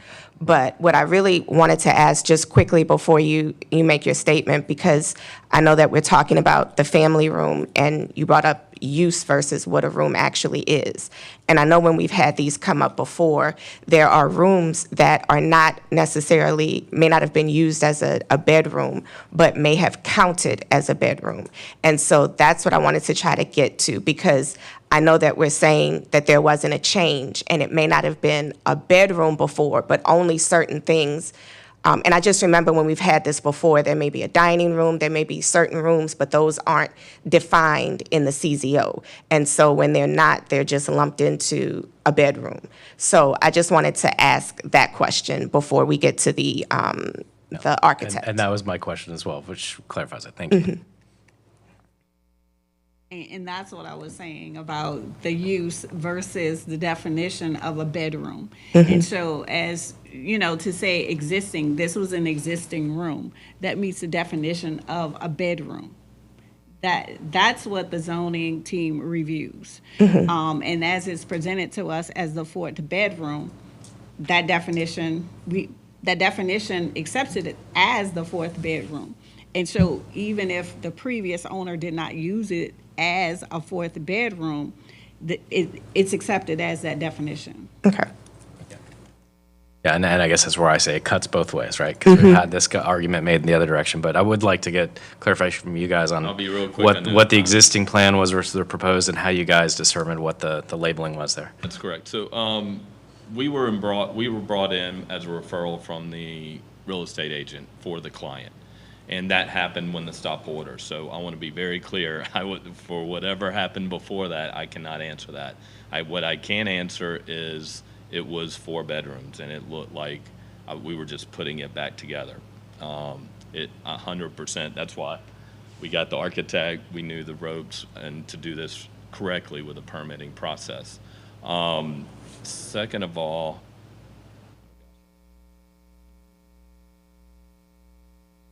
dumpsters. So I'm very clear that when we were there was very minimal dumpsters. So as far as the amount of work that we did, we never had our own dumpster there. So if there was, then that was before my time, and not that substantial amount of work. I'll just repeat it one more time, but when I was called out to go and check out the site and do an as-built plan and a proposed plan, there were 4 bedrooms. So that's what I saw, that's what I drew. I don't know the history. I'm not usually in the habit of looking up the history of buildings to see how many rooms or bedrooms or bathrooms were there previously. We didn't add any square footage to the property. There was plenty of off-street parking. It's a single-family residence. Tandem parking is allowed for single-family residences. I know it's not allowed for additional parking spaces if that's required, but again, there seemed to be no concern on my end with the as-built versus what we were proposing. So it was finishes at that point. I just want to be clear. I definitely wasn't casting any dispersions, but when you're talking about assumptions, and this is a case, in my opinion, where with a little quick research, some things don't necessarily pass the smell test, and I could make an assumption as to what a developer might have tried to present to the Department of Safety and Permits to get something over the finish line that wasn't 100% truthful. And that's all I was saying to that. You know, you're trying to hoodwink the city.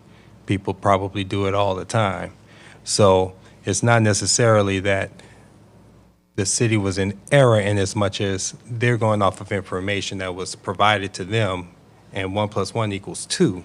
The problem is they didn't see how the sausage was made before it even got to them. And that is what appears to be at issue to an extent here. So Those were my thoughts on it.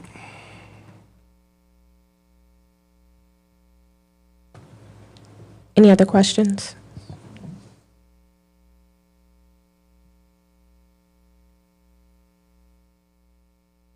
Seeing none, is there a motion? Before I make a motion, I just want to point out in this one case, had this gone in reverse and been identified by zoning, I mean, we've talked about the fact that this room was probably, if you send it to the plan, it's looking like a bedroom. I'm just having difficulty with the idea of overturning it, because if one extra parking space was required, you can park in the rear yard. Like, there's basically a solution. You know, like a lot of these times when these are brought to us, it's hard to envision how you would bring it into compliance, but the solution would be no different than what we have in front of us. You would be allowed to have the one required parking space for the residents, and the one added one could fit in the rear yard. So I don't see where we can do anything other than uphold the decision. So I would make a motion then.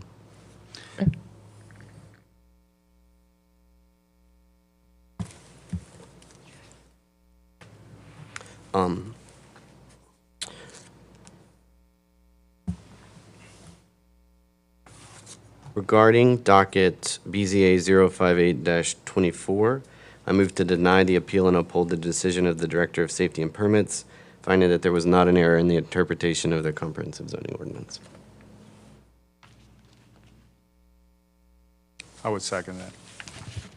Thank you. With regards to BZA docket 058, make sure I was on the right one, 058-24, it's been moved by Commissioner Richards, second by Commissioner Alvarez, to deny the appeal and uphold the decision of the Director of the Department of Safety and Permits, finding that there was not an error. Roll call vote. Jose Alvarez. Yes. Ramiro Diaz. Yes. Alfonso Gonzalez. Yay. Jason Richards. And Candace Forrest, yes. 5 yeas, no nays, the motion carries. Next item. We'll now begin with new business for any other matters. Annually, at the board's regularly scheduled November or December meeting, the board shall adopt a docketing schedule for the following year for all items requiring public hearing and action by the board. This schedule shall establish docket deadlines, deadlines for submittal of written documents related to an item before the board, deadlines for distribution of staff reports to the board and to the public, public hearing dates, and resolution deadlines. A copy of this schedule shall be posted on the City Planning Commission's website. In order to hear this item at today's hearing, the board would need to suspend the rules. Is there a motion to suspend the rules? So moved. Second. It's been moved by Commissioner Gonzalez, second by Commissioner Alvarez, to suspend the rules to hear the item. Roll call vote. Jose Alvarez. Yes. Ramiro Diaz. Yes. Alfonso Gonzalez. Yay. Jason Richards. Yes. And Candace Forrest, yes. 5 yeas, no nays, the motion carries. Proceed. Thank you. The proposed 2025 docketing schedule is in the Granicus calendar as an attachment. And we are proposing to once again meet on the third Monday of the month. There are a few instances where that's not possible. Those are indicated in the BZA hearing date column with an asterisk. And that is the January meeting due to Martin Luther King Jr. holiday, in addition to the April meeting because it's the day following Easter.